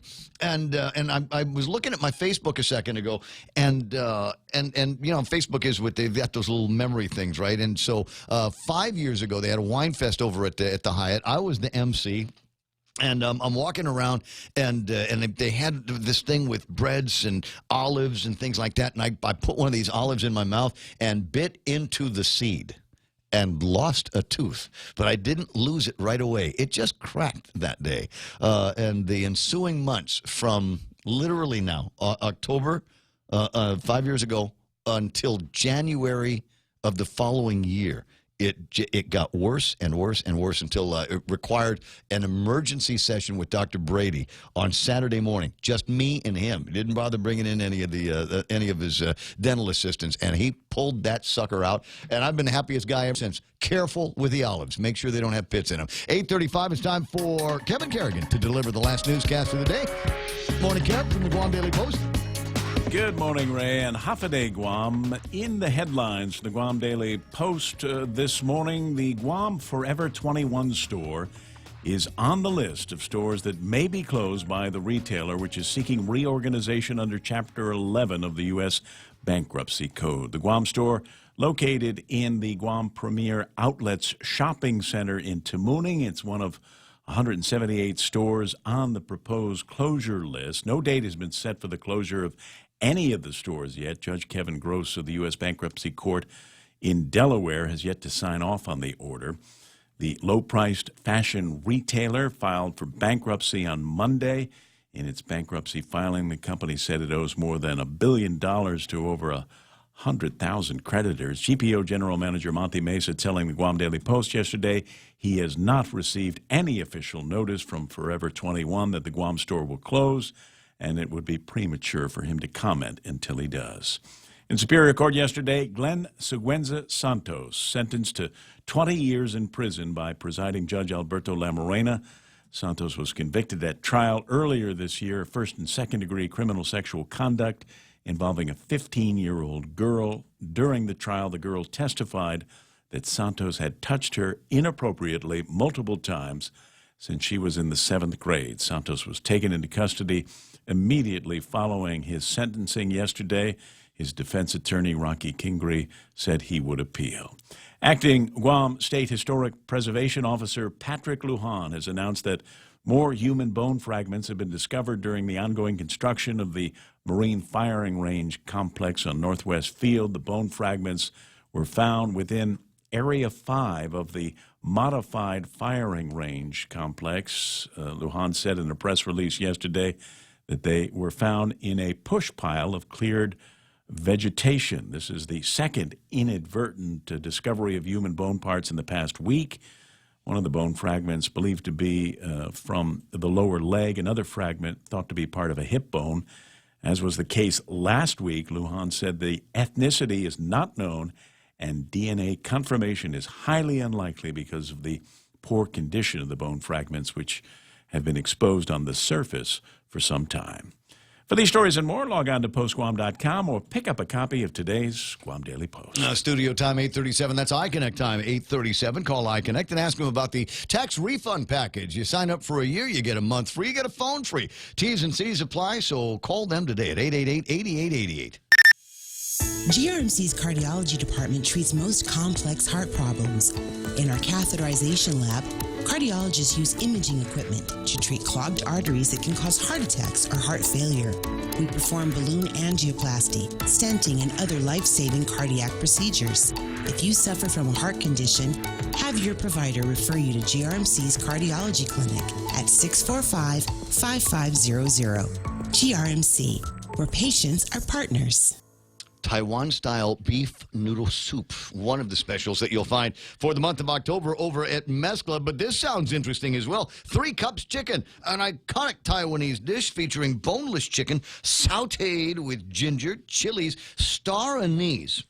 One of my favorite, although least used spices in my cabinet, scallions, basil, green beans, and a sweet soy mixture served with your choice of starch. Visit Mescla, Hinagatia, and in Tumon at the Grand Plaza Hotel. Reservation suggested. Call 969-2652. We can't buy this house. What? It has 4 bathrooms. Just think of all the bathtub rings, water spots, and stains, plus the cleaning products I'll have to buy. Didn't I tell you? The house comes with a non-electric Connecticut water treatment system. We'll have clean, soft water throughout the house, protect the water-using appliances, keep the tub, showers, and sinks looking like new, and help our skin, hair, and clothes look and feel great, too. The house even includes a Connecticut drinking water system. A Connecticut system in the house? We'll take it. American Water Tech, a passion for improving lives through better water. Quick look at right now traffic in the traffic gizmo. Usually around this time of day, there's really nothing that's going to slow you down except actual intersections, and that looks like it is the case right now. Not hearing about any accidents. Nobody's sending me any pictures of fender benders or anything like that. So just anticipate some of the usual spots being an issue here this morning. Well, maybe there is something like that. What have I got? This intersection over at St. Anthony School. Don't know what's going on there. Don't see too much happening on Route 8 these days. Maybe a little bit of line of traffic over by Cars Plus at that intersection. A little bit north of that, though, I'm anticipating before too much longer a little bit of action as they're opening up the new Payless. I was hoping it'd be open by the end of September, but it looks like they've got a couple of things that there's some finishing touches that they're doing. They've now gotten to a point where there's an overnight security guard that I see, and they're closing the doors because the air conditioning inside seems to be working, so I think they've got that going. Working on some parking lot stuff over at the Payless. Now, I think that's cool, and that's enough right now. Traffic here on The Point. Chili's Grill and Bar is now open at the second floor of the Two-Mont Sands Plaza. Hi, welcome to Chili's. Come and see what the buzz is all about. Grab your friends and savor their sizzling fajitas, big mouth burgers, and fall off the bone smoked ribs while sipping on their world-famous Presidente margaritas. Treat yourself to an elevated experience at Chili's and feel why they're like no place else. Now open on the second floor of Two-Mont Sands Plaza. Together, we Chili's. Half a day. Security Title is honored to join in sponsoring Ray Gibson on The Point. I'm Jade Uggan of Umatic, and this is where I start my day. Listening to the voices of our community and sharing thoughts about issues that affect all of us. It all boils down to our people and our land. Protehi itanonmo. Protect your land. When purchasing or refinancing your home, remember to call the professionals at Security Title, just like you call Ray Gibson in the morning. 19 minutes, it's going to be, what time is it in? It's 9 o'clock in the morning. All right, keep your eye on the clock here. We got a lot going on in the next couple of minutes. We'll hear in just a few minutes about a dengue fever update. What is the absolute latest? And one of the things that got me by surprise, I tell you what, and I'm going to pay a little bit more attention to it now, but I thought that my place, in the MTM area, I thought we were going to be doing all right. I see mosquitoes every once in a while. In fact, I saw one in the house just yesterday. And I thought, well, probably not going to be a dengue fever mosquito because, But then I found out a couple of these cases are in my neck of the woods. Oh, so yeah, maybe a little bit more concern.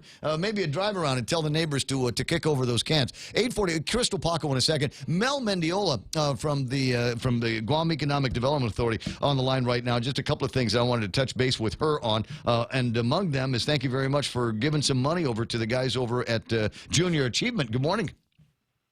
Good morning. Half a day, Ray. How are you?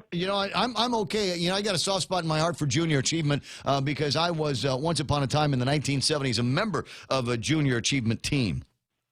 Oh man, me too.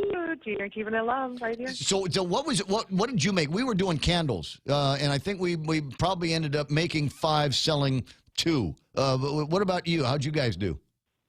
It's gonna blow your mind. We did a Finadeni making kit. Instant Agania. Nice. Yeah, well, no, that's what I'd call that, instant Agania. And I had an idea on a long distance flight, a long flight between Guam and someplace else, and I wanted to have Finadeni with the meal that they served me, but I didn't have any. I thought, well, what would be great is if I had a little kit, something you could buy at the airport, just a little kit called Instant Agania, and you add water or vinegar or something like that, and then you'd have everything that you needed to be able to see whatever it is that you're eating. 100%. So yeah, it was great. It was a good product. We won Product of the Year. I won President of the Year. I mean, we cleaned house. Nice.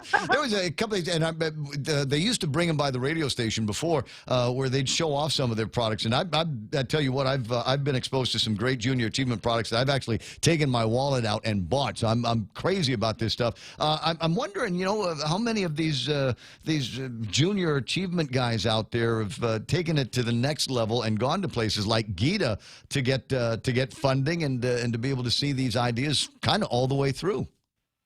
Right. I mean, we definitely, I think one of the reasons why, so this is our third year. I believe this is our third year supporting Junior Achievement.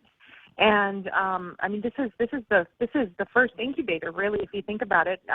It's an incubator for these kids to get their ideas vetted among their peers, and then among their advisors, and then out in the public, and get some feedback and really learn some skills about putting themselves out there. Yeah. And putting themselves out there, about profitability, about sacrifice. Right, all of those different things. I mean, all the skills you learn through the Junior Achievement Program. I mean, that's why I think under the former administrator, under Gio Rojas, we signed up, and that's why we maintained our support even this year. Well, I like to think I'm a big supporter of them, and as I said, I killed a bunch of nights with none other than Mike Nahalawa from the Bank of Guam. How's that? From a long time ago, he was our Junior Achievement coach, and I've always tried to be nice to him ever since. And because I know I'm one of those guys that gave him a hard time in there. I wasn't really in it because I had this great sense of entrepreneurial spirit or wanted to learn how business works. It's just that me and my buddy Andy and Ron, we went to Father Duenas. No girls. But Junior Achievement, girls. Chicks. Yep. Everybody got to have a reason, and that was mine. 8:45 in the morning, and I'm wanting to ask you something else about because I didn't see you. I saw Ed Camacho, but I didn't see you at the grand opening for the Guam Brewery. Oh, yeah. No, I'm not on island right now. I'm in San Francisco. So I was on Monday and Tuesday. I was at a conference for it was basically called a base land use or realignment land use type of conference, where they talk about when a base when you get land back from the federal government, how do you then plan, and how do you then get it off? How do you then get your assets working? I don't want to steal anybody's thunder. I don't want to steal anybody's thunder, but our classmate Josh Tenorio is also running around looking at opportunities for more returns of excess federal lands here on Guam. Are your missions related? Yes, they are in fact related. So there's a lot of environmental issues. There are oftentimes a lot of communities issue tax incentives to get development going in a specific economic zone, and of course the Economic Development Authority goes in, with incubators, with workforce development programs and things along those lines. So it's really so what's happening is you have our chief, our Mega Haga, and of course the lieutenant governor, who are kind of leading the charge, and then you have the worker bees like me and Daphne Shimizu over at RevTax, and Walter Leon Guerrero over at EPA. We're going and figuring out just basically figuring out how the usefulness, the utility that we can get out of any land that is returned. One of the biggest concerns with returned land is, what if it's dirty? Brownfields. Yeah, we got brownfields. That's already happened. That already happened. We already got a piece of land up north that was returned to the government of Guam. We can't use it because they had a dry cleaner on it, and the land is infested with chemicals, and we don't have the money, obviously, on Guam to be able to rehabilitate the land. So yeah, that ends up being a big question with these returns of federal excess lands. But again, like I said, I don't want to blow anybody's big story. I've got Crystal Paco on the other line here. And so I'm wondering, is this the precursor to an announcement of a return of excess federal land on Guam? Well, I think there will always be the governor. I think our MAGA Haga will fight until until we get back everything that we've ever given up. Having said that, no, I don't think there's any spoiler alert too. This is an ongoing effort of the governor and the lieutenant governor to continue to work towards getting as much.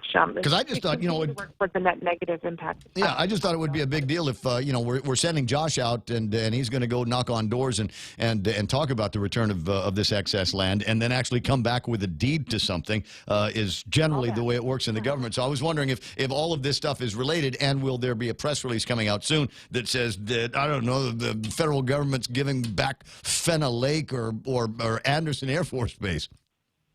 Yeah, I don't know anything about that, but all I know is I'm prepping myself for whatever it is that we do get back. Whatever it is we do get back over at GITA, we're going to be working hard to get it going and get it working and get it benefiting the people of Guam. But you've got my personal WhatsApp, right? So if you need to leak something, go ahead and send it there.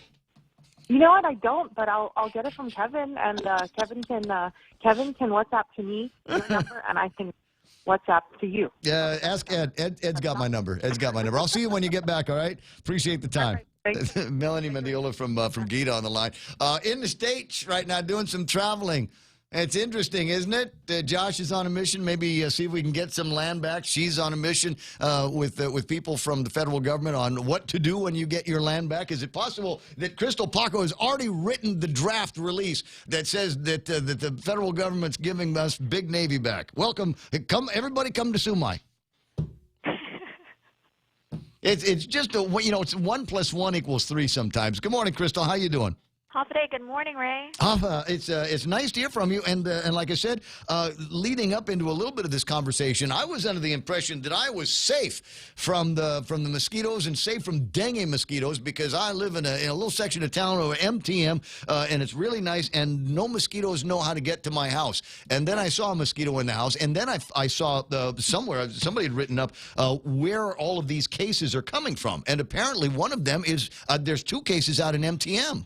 And, I'm a resident of MTM myself, and my dad is the mayor, eh? So we're all affected. That's the messaging we want everyone on Guam to know is no matter where you live on the island, we're all affected by dengue, and that's why we all have to avoid, ultimately, we all have to avoid mosquito bites. And it's a lot easier than it sounds, I think. Everybody goes, well, it's a mosquito. These things are small, and they know how to fly around.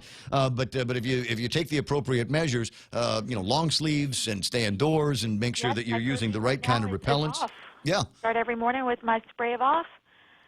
Well, wait, wasn't there a story at KUN? Didn't Chris Barnett do a story at KUN that said that some of these offs aren't actually good for repellents and something like that? They're not counterfeit, but what I understand was that was a misinterpretation of the primary source of the news, the information. So basically, if you're using off spray or you're using maybe your Burt's Bees, you want to look for the small print. You want to read the fine print on the back of the can that says either Guam or EPA registered or FIFRA, which is, some type of licensing that basically says it's exempt because it's an all-natural ingredient. So Burt's Bees is like one of those kinds of brands that is all natural. It has eucalyptus oil. It's known to be a repellent, and it's kind of like exempt from that kind of licensing. Nick Lee from EPA explains it better. But basically, you want to read the small print. A lot of the Asian marketed items that we're seeing, like the stickers, the bracelets, the other devices, our fear is that, those things look like candy. A lot of the messaging is not in English. It doesn't tell you what exactly is the active ingredient. And so it's not exactly, who knows if it's safe. So it's marketed for a different kind of audience, and so we're being very responsible about what comes in. And now I understand that there have been confiscations as well. Yes, Guam Customs and Guam EPA have to be alert. Everything that comes in that claims to have a kill or repel kind of anything that can repel or kill things, is definitely something we have to monitor. We have to be cognizant of. I had a friend who had dengue, and she said she used mosquito repellent, and she was so glad she didn't end up using it on her skin because the type of brand, I guess it wasn't a regulated one. It was peeling off the paint on her walls. Oh gosh. So we want to make sure don't put that on your own skin. Has anybody done any? Has anybody done any studies or anything beyond and analogies of the efficacy of burning coconuts to keep the mosquitoes at bay? I mean, it's a long time resource for Chamorros. It might, like I'm even hearing coconut oil.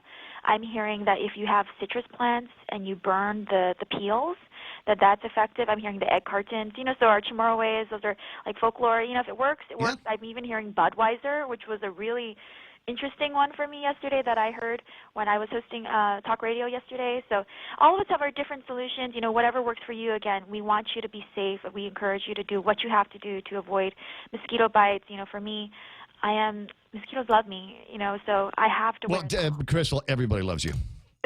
Thanks, but mosquitoes not to put too fine a point on it, and it's happening again. Every time I get into a conversation about mosquitoes, I start getting itchy all over my body for some reason, and just start to scratch up on things, even though there's no bugs in the studio. 8:54, and in just a couple more minutes. And now, you had a dengue outreach.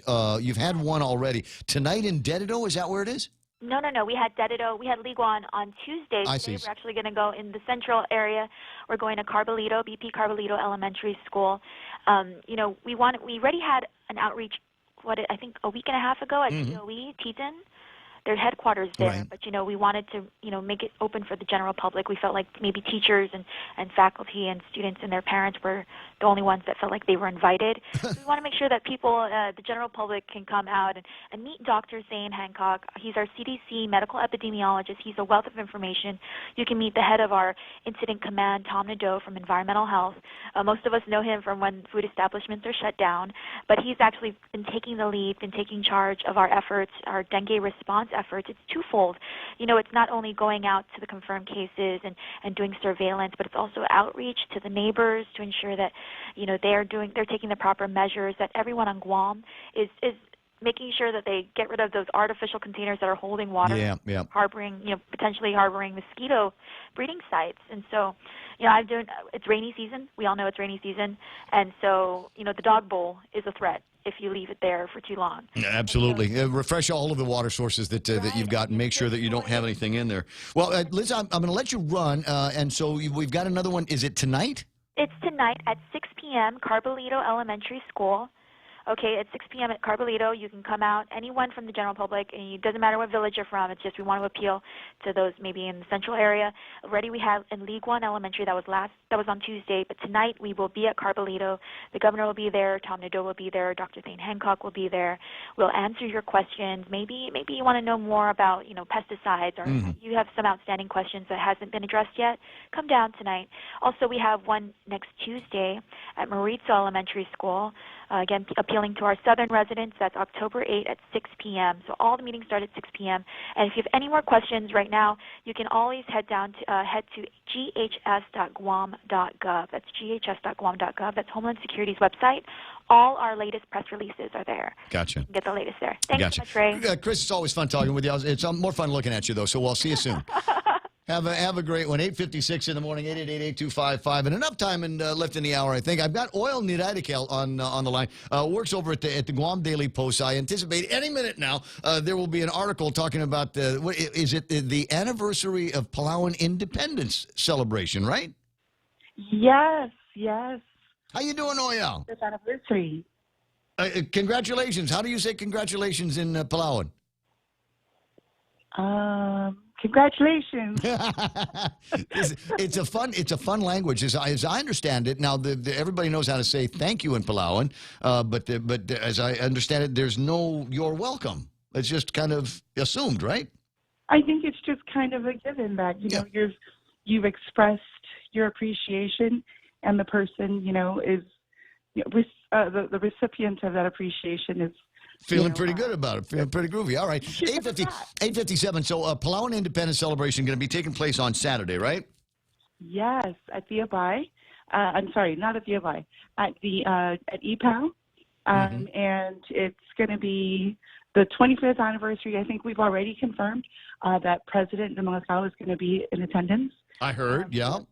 So the president, we're talking about a real life dignitary here. The president of the nation of Palau is going to be on Guam this weekend. Yes, sir. Yes. So we're always excited to see him. Do they not celebrate this in Palau? Why would he be here celebrating the independence of Palau as opposed to being in Palau? The celebration here in Guam always follows that in Palau. So they've been in Palau. They were celebrating almost the entire month of September. They've been partying out. And then when they get tired of partying in Palau, they bring the party to Guam. That's why we've had the haze. Yeah, interesting. What's in that? Hey, I like that. 8:58. So it's going to be Saturday over at Ipa Beach Park. At Ipa Beach Park, come down. It's by the amphitheater. There's going to be lots of food as usual. All the tents. Stuffed crab, baby. Represented. Yeah, all the states will be represented by the local clubs. And they'll have the tents and they'll have the food. That's the specialty of each of the islands. There's going to be dancers. There's going to be lots of speeches. Special thanks, of course, to Speaker Tina Munoz Barnes. Okay, I'm gonna miss the speeches. I'll call me when the speeches are done, and I'll run by. Let me know when Mixed Plate starts playing. Okay? Yes, just come on over. Come on down. It'll probably start around 11 o'clock. Okay. Ish. Ish. Okay, do me a favor. It's 9 o'clock now. I got the news coming up in a second. Can you remember to call me up tomorrow? Let's do this like at drive time, like 7:35-ish tomorrow, and then we'll spread the word even wider because I want this to be a massive party. Awesome. Awesome. I consider you guys family, so I'm going to let you run. I'll talk to you later. Sulang. Sulang. And there is no you're welcome in the language. 9 o'clock in the morning, we're KUSG Hagutnya 93.3. This is The Point. What was the timing? I'm Lisa Lacera, Fox News. New revelations about the whistleblower complaint against President Trump that has triggered the impeachment inquiry. In a statement to Fox News, Democratic Chairman Adam Schiff's spokesman confirmed, quote, the whistleblower contacted the committee for guidance on how to report possible wrongdoing within the jurisdiction of the intelligence community. Schiff's office deflected Fox's questions on timing, whether the whistleblower contact occurred days or weeks before the complaint was declassified. Adding, quote, at no point did the committee review or receive the complaint in advance.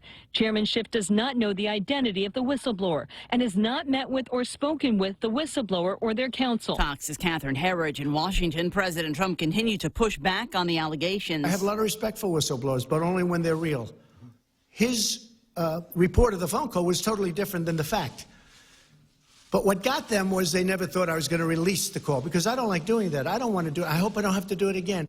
The president also accused Intel Committee Chair Adam Schiff of helping the whistleblower write the complaint, which Schiff denies.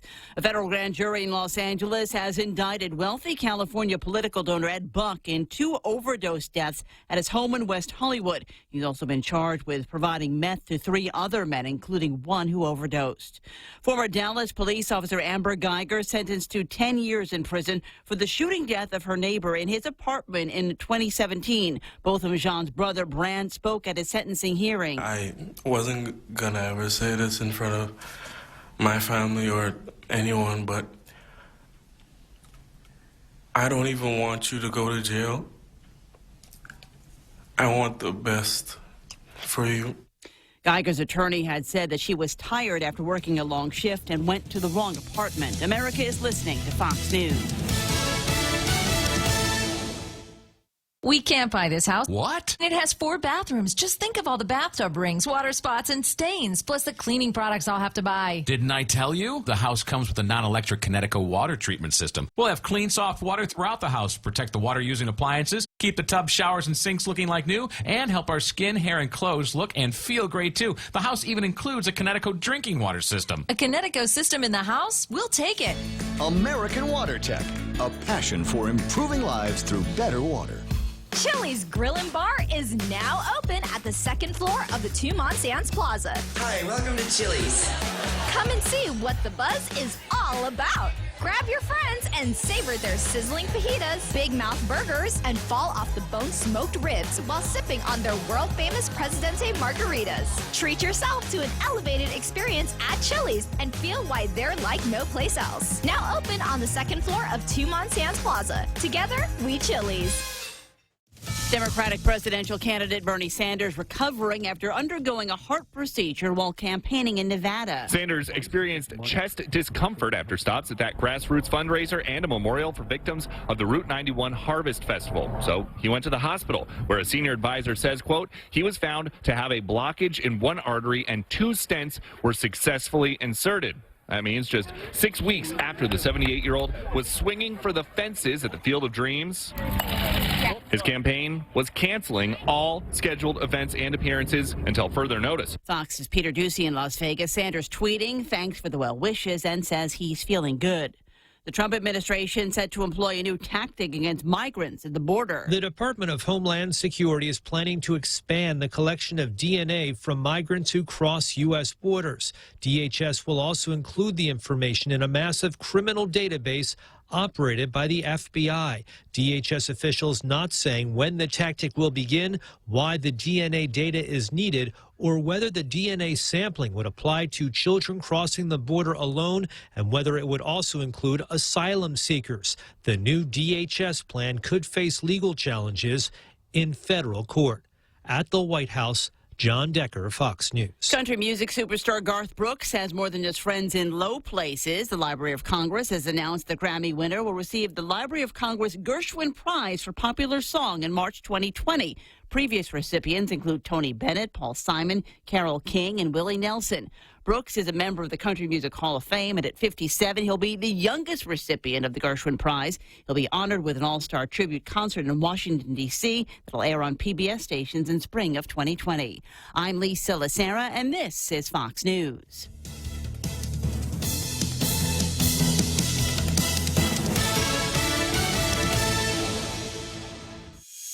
GRMC's cardiology department treats most complex heart problems. In our catheterization lab, cardiologists use imaging equipment to treat clogged arteries that can cause heart attacks or heart failure. We perform balloon angioplasty, stenting, and other life-saving cardiac procedures.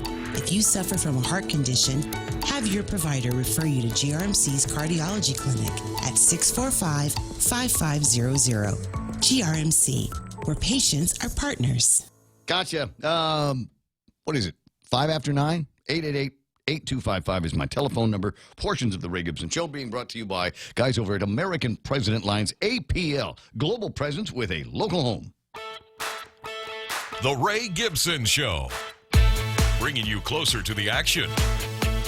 This is The Point, Guam's FM News Talk Superstation.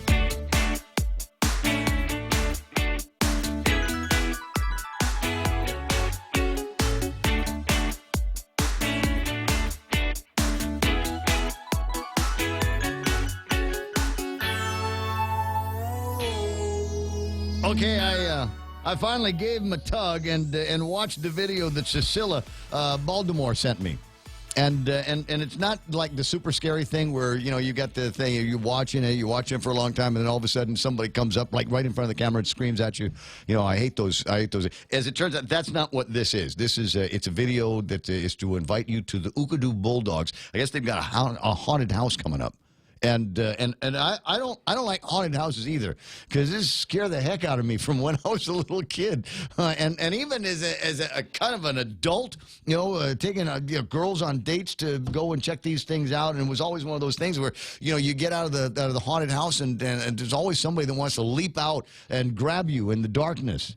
Yeah, the last haunted house I went to... Just wanted to throat punch somebody, right? Well, I can't go to him anymore because I literally hit the clown guy who jumped out at me.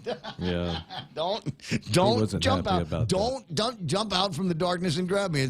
Nothing good is going to happen here. 7 after 9 o'clock in the morning, and that was a fun half hour talking with Melanie Mendiola over at Gita.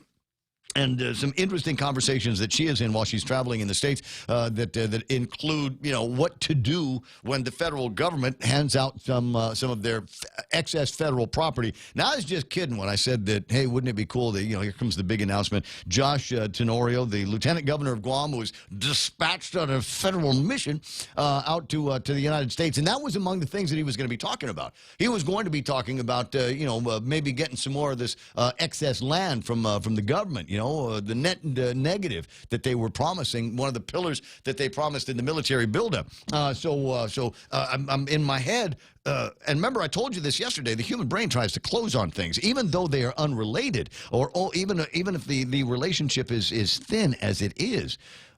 In my head, I'm still putting it together that Melanie's at a thing where they talk about what to do when you get excess federal land back. Josh is trying to get federal land back. Is it possible it's already been done? Is it possible that the deal has already been done? All we need now is to look for an opportunity to make a big deal and say that, you know, hi, the new administration of the Lou and Josh, and this is what we've done for the people of Guam, and we've got Fana Lake or Big Navy or Anderson Air Force Base or I don't know. They're just any number of things. Yeah, we got the golf course. Wouldn't that be cool? Yeah, there it is. The golf course is now back in the hands of the government of Guam. And what do we do when we get the excess federal land back? It kind of depends. There was once upon a time, you know where the airport is? That used to be NAS Agana. Naval Air Station Agana. In about 1995, they decided that they didn't need a naval air station on Guam and gave everything back to the government of Guam. And that began, I want to say it's a veil of tears that I believe continues to this day, because a couple of things that were going on was, okay, what are we going to do with this place now that it is back in the hands of the government of Guam? And there was a once upon a time where virtually everything in the government of Guam was on Tidzin. So you would drive, if you wanted to go to the Department of Revenue and Taxation, they had a compound there. In fact, it is where the Tidzin High School is. In that area is where Rev and Tax was for a long time. Problem was, it didn't actually come with any money. That didn't actually come with any dough, and they figured from the savings on rent or whatever, we'd be able to do some maintenance and upgrades on the facilities. Well, this is the government of Guam. There's never any money for maintenance and upgrades of the facilities.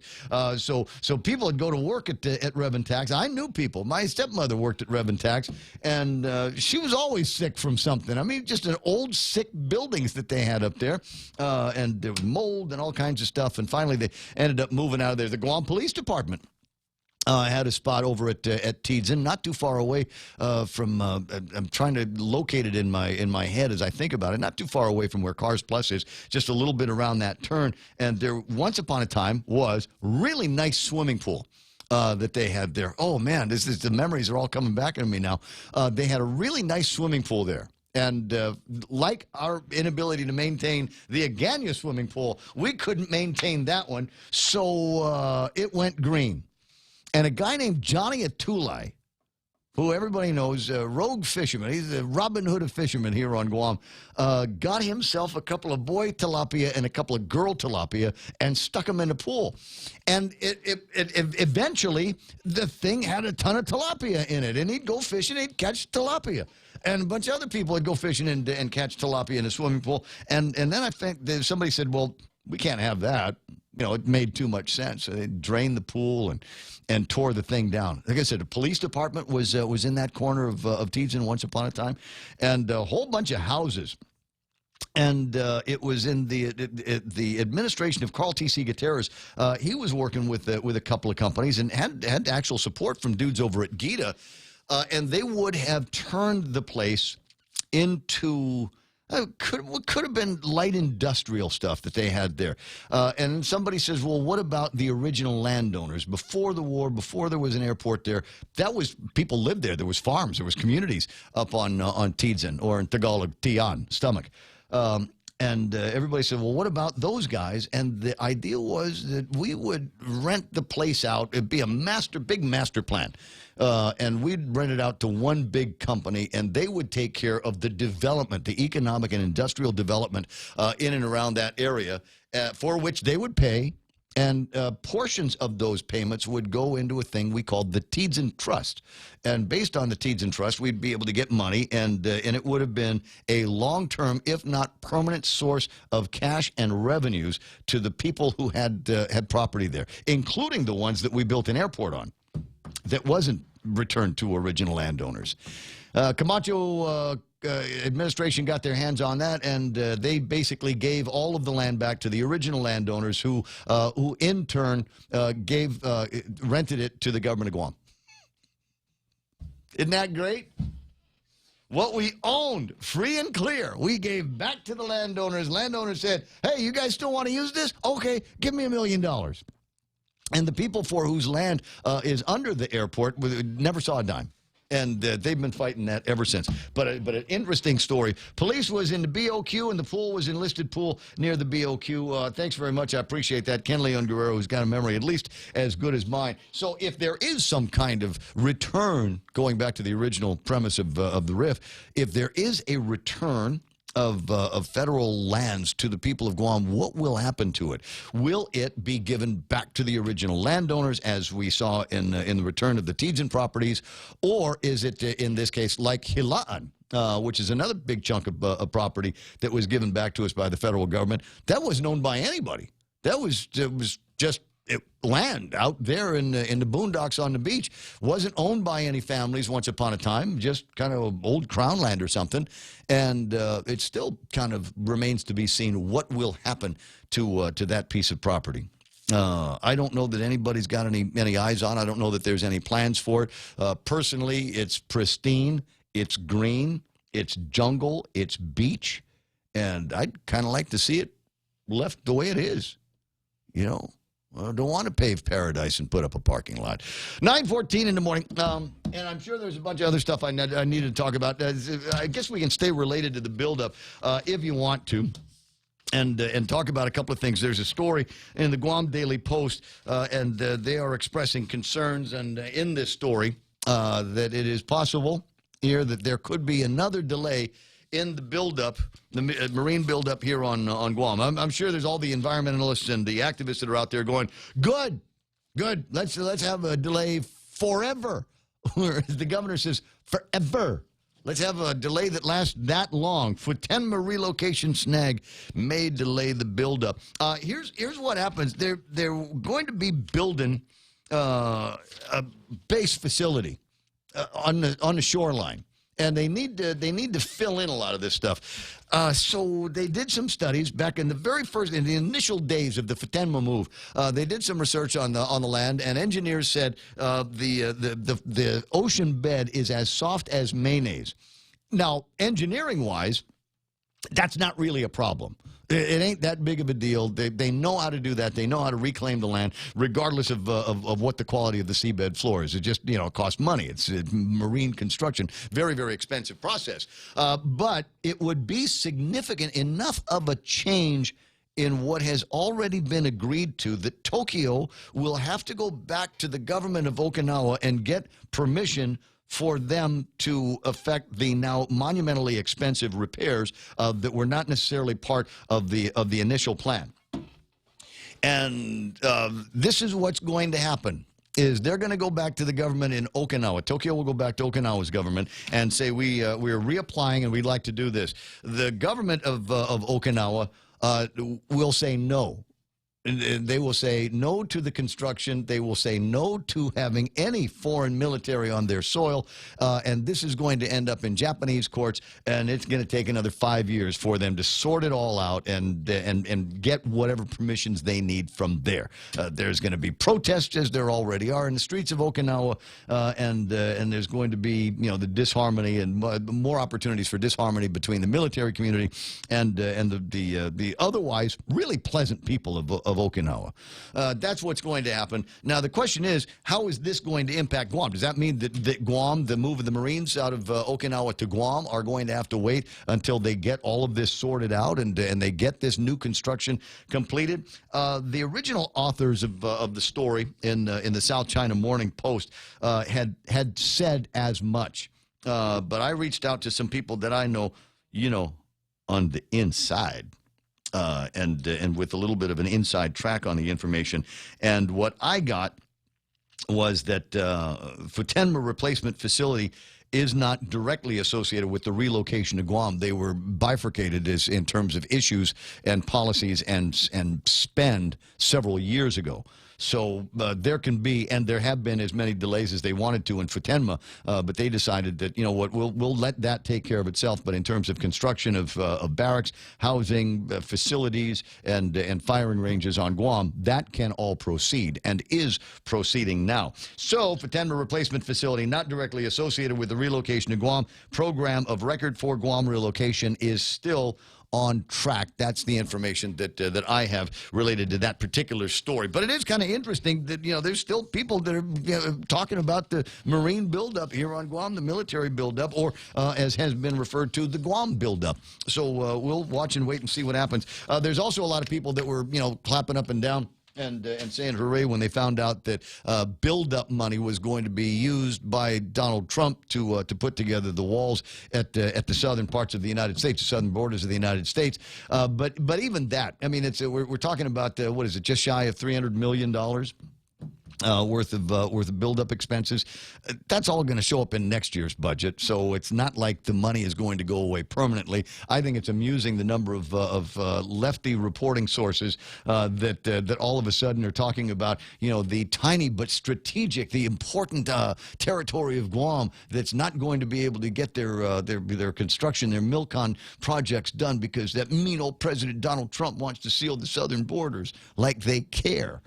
Like they care. They didn't know about Guam when the North Koreans were trying to zap us a couple of years ago. And as far as they were concerned, the only people that lived on Guam lived on the bases. They didn't know that there were 160,000 other citizens here. Yeah, not to mention those that are concerned that the buildup on Guam will actually cause the island to capsize. That's come up again. That actually came up again. Somebody was one of these airheads in the House was talking about specifically the ammo that goes into some of the weapons, 50 caliber guns and things like that. And she says, "Well, those things weigh 5-10 pounds apiece. My God, and they're going to be using those in the firing ranges. The island could tip over." It was right along those lines. I love it when politicians and celebrities talk about guns because they absolutely don't know anything about what they are talking about. It's even more fun when they talk about geography because clearly they're missing the boat on that subject. Yeah. Chris Chip agreeing this morning. So watch, these projects will move ahead, and there's not much that anybody is going to be able to get done about that. Even if you are the governor of Guam or Josh Tenorio knocking on doors in Washington, D.C. I do have... I don't know.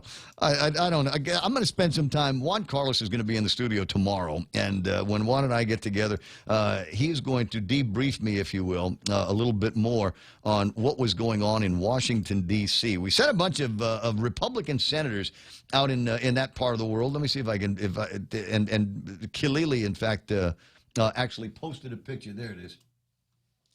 Hold on. Let me just put this up on the Facebook Live. Senator Gregorio Kilili Camacho Sablan, because, he's a politician from Saipan. They're like us. They use all their names. And he says, "Oh, look who came to visit me at my work." It's former Senator Antonio Ada. And there's Tello Taitagui, current senator in the 35th Guam legislature. Kilili standing over there, and there's Will Castro, motorcycle riding Will Castro out there, and they're all visiting Kilili. And doesn't Kilili look excited to have company from around the neighborhood? Oh, good. Okay, you guys, I got real work to do, so get out. You guys gonna be here long? Maybe there's somebody in the front office take you guys out to lunch or go shopping. You guys know there's a Walmart here, right? Yeah, that's a very exciting. There's Chick-fil-A here. There's a very excited Kilili welcoming Tony and Tello and Will into the office. I thought that was funny. Anyway, so I'm sure that they got some real legitimate work done. And maybe had an opportunity to rub shoulders with some of the Republican movers and shakers in Washington, D.C. to try to figure out how they're going to wrestle a majority of Republicans in the 36th Guam legislature, and maybe even a couple of years later be able to unseat Governor Lulian Guerrero and Lieutenant Governor Josh Tenorio, Democrat residents of Government House and Adelup. I already told you what my plan was, but, Mary Torres still hasn't reached out to me, even though I bring it up all the time. Mary Torres says, "Hey, listen, sweet, if you like, I'll be your lieutenant governor candidate." You don't want to tip the hand too early, bro, because it'll give the opposition an opportunity to, To start what? building up a case against you guys. Me? Yeah. My life, open book. Look, if you've heard something about me, it's probably true. And I've heard some of the rumors about me, and I think that's entertaining. And the fact of the matter is, the rumors that float around make it easier for me to get away with the stuff that I actually do, is the way I vote for me. It's all true. Will be the thing. My life, an open book out there. 888-255-888-TALK. What else is going on? I haven't even looked at the table of contents yet here today, and I probably should get around to doing something like that. What I don't have is a debrief on the Guam territorial or the Guam, whatever, the transportation plan that they were supposed to unveil at the Tumuling Senior Center. It was supposed to be last night, 6:30. I heard Daryl Taggarty riffing on that on the radio on his program yesterday afternoon, but I don't know anybody that went. I had other stuff I had to take care of. Somebody was calling me to eat pizza and drink beer. And that's far greater priority. Priorities, bro, seriously. Yeah, far greater priority. So I don't know.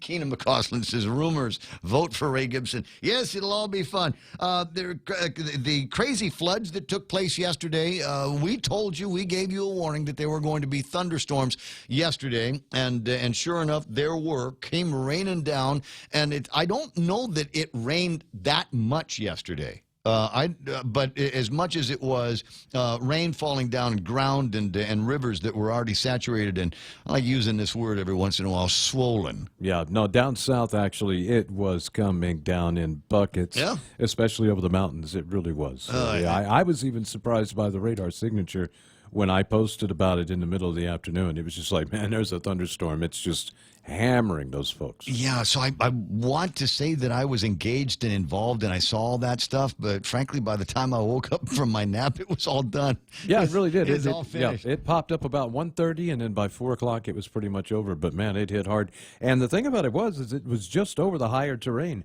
Once you get into the higher levels of, say, it just started like right around Agana Heights. I mean, right there where the rise starts. Yeah, you could see it. And then it went south of that point, and just rained everywhere from that point south. Gotcha. Who's hanging out here? Annette Ada Vasquez online. Chris Ship says, I want a position in the Gibson cabinet.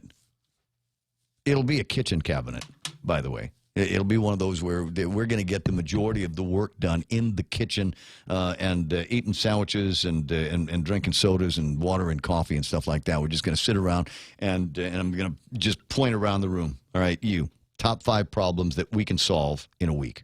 Top 5 problems we can solve in a week. What's out there that really all we got to do is get some happy labor weekend guys from DPW and just go start fixing crap. That's the way the Gibson administration as a lieutenant governor would work. And as far as travel is concerned, you already know I don't like traveling any further than Narita or Manila Airport, and then other countries and other places from there. I don't need to go to the States all the time. I don't want to go to the States all the time. I don't need any more frequent flyer miles. It would be one of those. Let's get crap done. And finish up. 9:25 in the morning. All right, back to the table of contents. I was yakking about the crazy floods yesterday. Not anticipated to have something like that happening today, right? You don't see that in today's forecast? No, not really. Looks like the winds are a little too hard, and we may not have enough moisture. But it is Guam, and again, we got more moisture out there than what I thought we would have today. So we'll see. Just keep your eyes to the skies. All right. And it's also a good idea to follow Michael Knight on Facebook because oftentimes he will see something on the radar and think that's worthy of sharing. So if you're not already a fan of his on Facebook, then I recommend that you become one. Or what's the name of that group that you're with? Typhoon something? Oh, yeah. Well, the Facebook page is Pacific Typhoon Season. We've got all 90-something thousand members now. Mm-hmm. What? Okay. 90,000. Well, some more followers than me. Good job. All right. Another story on the front page of the Guam Daily Post that I'm excited to report about today because I hated going to school with thugs. Even though I went to largely Catholic schools growing up, you get bullies everywhere, you get thugs everywhere, and even in the schools. And I remember in my freshman year at Father Duenas, there was literally a thug, and he was pain in the ass in the classroom, and it was rough to be around. And sophomore year, sophomore year, I actually showed up on the first day of school, but they said, no, you can't come here anymore. It's destructive. You're a toxic atmosphere, and you're not allowed to come to school here. And his dad says, but I'm paying the tuition. And the guy said, I don't care. He's not welcome in this school. Goodbye. And that's the message that we need to send out to some of these parents and some of these kids. And I'm just delighted to see that they're actually taking those steps. It's a headline. 13 students from JFK and Teanston High School have been asked to leave the property. Get out of here. We don't need you coming up drunk. We don't need you disrupting the class. We don't need your bullying. Just go. And the parents, I'm sure, are saying, well, where are we to go if we're not allowed in the Department of Education system? And the answer is, we don't care. Just go someplace that's not here. You had an opportunity and you let the kids blow it. And we've got other kids who want to take advantage of this opportunity for a free education.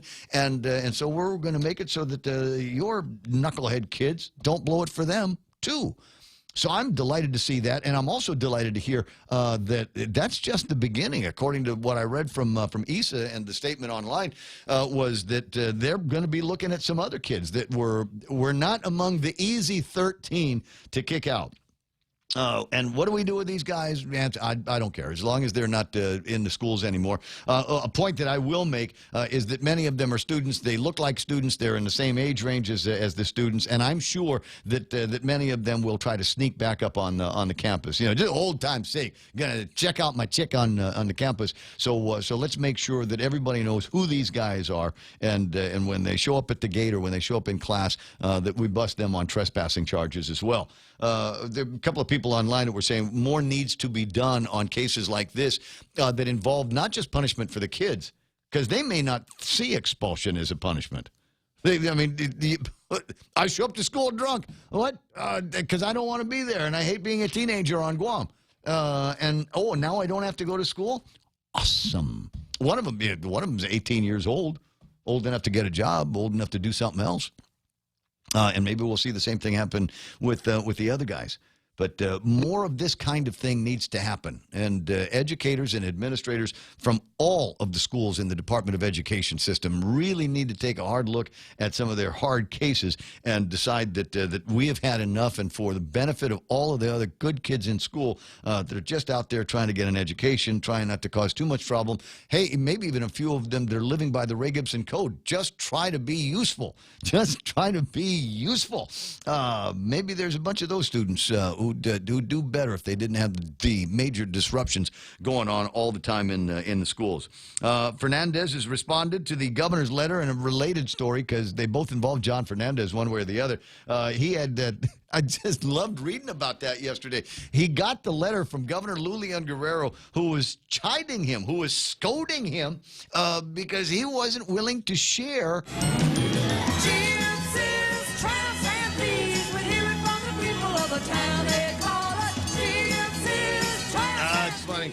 Because he wasn't willing to share what he's got with Judy Wanpat over at Guahan Academy Charter School. And since the beginning of the charter schools, I cannot think of any charter school on Guam that has not been more mired in controversy than the Guahan Academy Charter Schools. Somebody remind me, did they not go out and spend $10,000 over at the Deucet for some kind of charter school get-together recently? Is it like we couldn't do this in a cafeteria somewhere? We've got to do it at the Deucet. Wonderful, wonderful. And so it's the case here of the Department of Education that has its own set of problems, has riots in the classroom, has got kids that they've got to expel, has got teachers that haven't gotten their increments, and when they do, it won't be retroactive. They've got facilities issues like at Simon Sanchez High School, and here comes Guahan Academy Charter School, which in my mind is supposed to be able to stand on its own 2 feet. And these guys are coming around saying, hey, you know that building you're using? We want that. And we've already got that building and that building and that building. Now we want that one. And I'm just wondering when it is going to be time for Guahan Academy Charter School to stop winning and let John be able to do something with his facilities. And then to have the governor say, sharing is a vital skill. It's never too late to learn how to share. It's what we're trying to teach our children. Imagine the example that you're setting for these children by being unwilling to share with the other poor kids at Guahan Academy Charter School. Hi, Eddie. It is what it is. JP Torres Alternative, nice idea. Nick Delgado is hanging out online as well from the Guam Daily Post. And Nick has a story.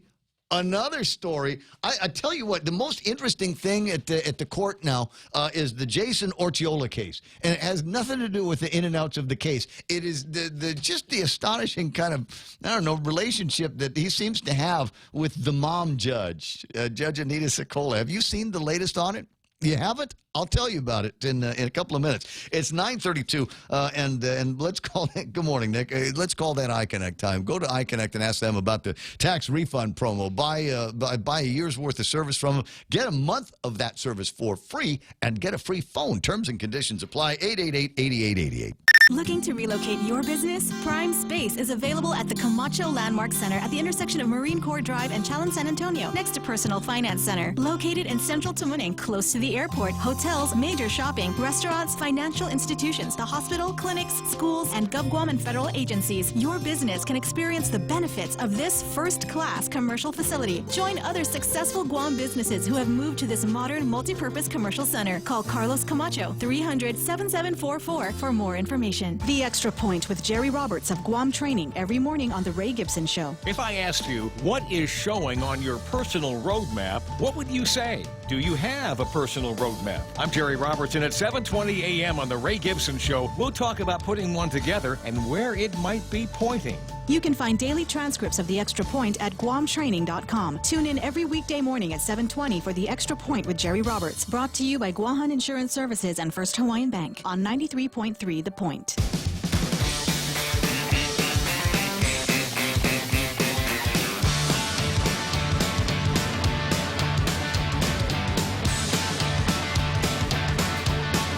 So, 9:34 in the morning. It's not Friday, though. When I say it's 9:34 on Friday mornings, I'm a little bit more excited about that. It's a little bit more throaty. Like, 9:34, Friday morning. Yeah, what you got planned for the weekend? We're going to Wine Fest tomorrow night. Who is going to that? I will be there. And I'm trying not to replicate the great tooth-breaking incident of 5 years ago, because it's going to be fun. And my understanding, I don't want to say that there might be sold out already of all of the tickets they've got. Yeah, I don't go to the Wine Fest because when I do, people try to give me money and a tent and other things. It's the wino guy. Last night. Right? Wine always starts yeah, with there I was. Last night, I'm hanging out with some buddies. You know, we got pizza and beer, and my buddies, he had a wine. He was drinking wine, and so it got to be my turn to get up and wander over to the bar to get drinks. And I said, "What kind of wine do you want?" And he says, "Chardonnay." I said, "Okay." So I get my beer and I order up the Chardonnay, and the bartender puts the glass down in front of me, and it's a sparkling white, and not sparkling white, but it's a white wine, and I'm looking, going, "Oh, I ordered a Chardonnay," and the bartender looks at me like, "Yeah, I know. Here it is." Chardonnay. This is how bad I am with wines. Okay. Chardonnay sounds like it should be a red wine. Right, but no. It's not. It's a white wine. But it sounds, the word Chardonnay in my head, if you said the word to me, I'd close my eyes and I'd envision a glass of a red wine. But it's not. And so I'm, going back. I brought the drink to my buddy. I said, "This is what you wanted, right?" He says, "Yeah." Okay. So maybe a wine fest maybe is not the appropriate place for somebody like me, because I'd just be walking around just stumbling and being very, very obvious in my complete ununderstanding of all things wine. What's this pretty pink one? But the ridiculous thing is, and I'm 57 years old. I'm almost 60 years old, and how do you get to be this age and not know off the top of your head that Chardonnay is a white wine? You drink a lot of beer. That's my thing. Yeah. But even still, I like my beer. I like my beer. But people start talking to me about stouts and ales and IPAs and all of this stuff, and I start to glaze over. I get a little fuzzy too. I mean, it's not my thing. I like craft beer. I like some of the tasty stuff that's out there. And somebody says, "Oh, that's this, that, or the other," and I just kind of agree because I don't know any better. Yeah, okay, if you say so. Yeah, it's just Mr. IPA. My first question is it cold?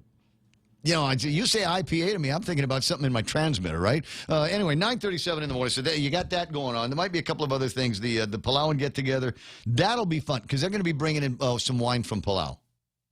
Totally made up. non-fact, but if you need an excuse to go looking around for something, maybe that's it. I have to go from one tent to another to see if anybody brought in some palau and wine. And if you're wondering what kind of food you're going to be eating, son, you're going to be eating palau and food. And it is, in my mind, there's nothing better than the way my Palauan brothers and sisters fry up parrotfish, and they grow them bigger down there. And then there's the thing about stuffed crab. If you've never had the opportunity, I urge you to number one, sample if you can find it, because it goes fast. Some stuffed crab, and specifically stuffed crab from an outfit called Llanos in downtown Koror. That's the place to go get it. That is the reason why white people like me fly from Palau to Guam with coolers.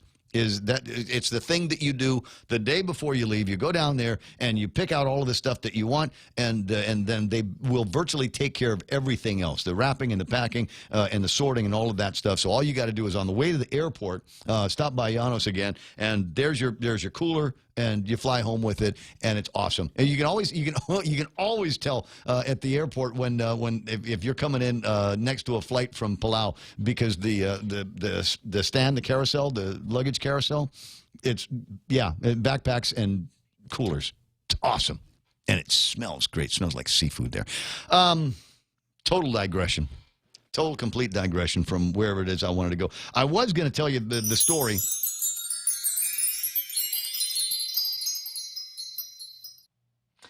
Chris writes, white or red, as long as you stick your pinky finger out when drinking, then you're going to be in.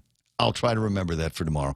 20 away from the top of the hour. And Nick Delgado, who's probably one of the best cop beat reporters ever. I really mean that. He's got an aptitude for being able to take some of the stories that come out of the crime / court beat, and at least maybe he's doing it for me. Maybe he only does this to make sure that I am entertained on a daily basis. Page 5, Guam Daily Post. Judge to convicted ex-cop. He's already been convicted. This is your last clear chance. This is Mom Judge Anita Sokola. And wasn't it Orchola last week who she remarked about, oh, you're looking really good. Yeah, you don't look like it. This is a nice shirt there, buddy. What is that, a little Vaseline? Maybe you put something in your hair? Yeah, prison looks well on you. Yeah, you're looking good in prison. Yeah, the reason is because I'm in prison, lady. They don't give you drugs in prison. So, yeah, I might have cleaned up a little bit. Anyway, so they're going through some more of these motions. Said in the court during Wednesday's hearing that co-defendant Jose Santos, yada, yada, yada. No further discussion whether a plea deal would be given to Santos as well. But Orchola's able to get something going, and his plea agreement states he would be sentenced to 3 years in prison with all but 6 months suspended. He was detained for 9 months and 3 weeks, according to the Adult Probation Services. So now I think they're talking about letting him out. And here comes the quote section. As Orchola awaits sentencing, the court again put him on notice. As much as they do this, there's one thing, Jason, that I have observed. You cannot have friends that are felons. Really, you gotta spell that out, don't you? With some people, you cannot have friends that are felons. I think that might be something along the same lines that my mother and father taught me when I was growing up. Is try to run around with a circle of clean friends, and not any of these felon boys there, Raymond.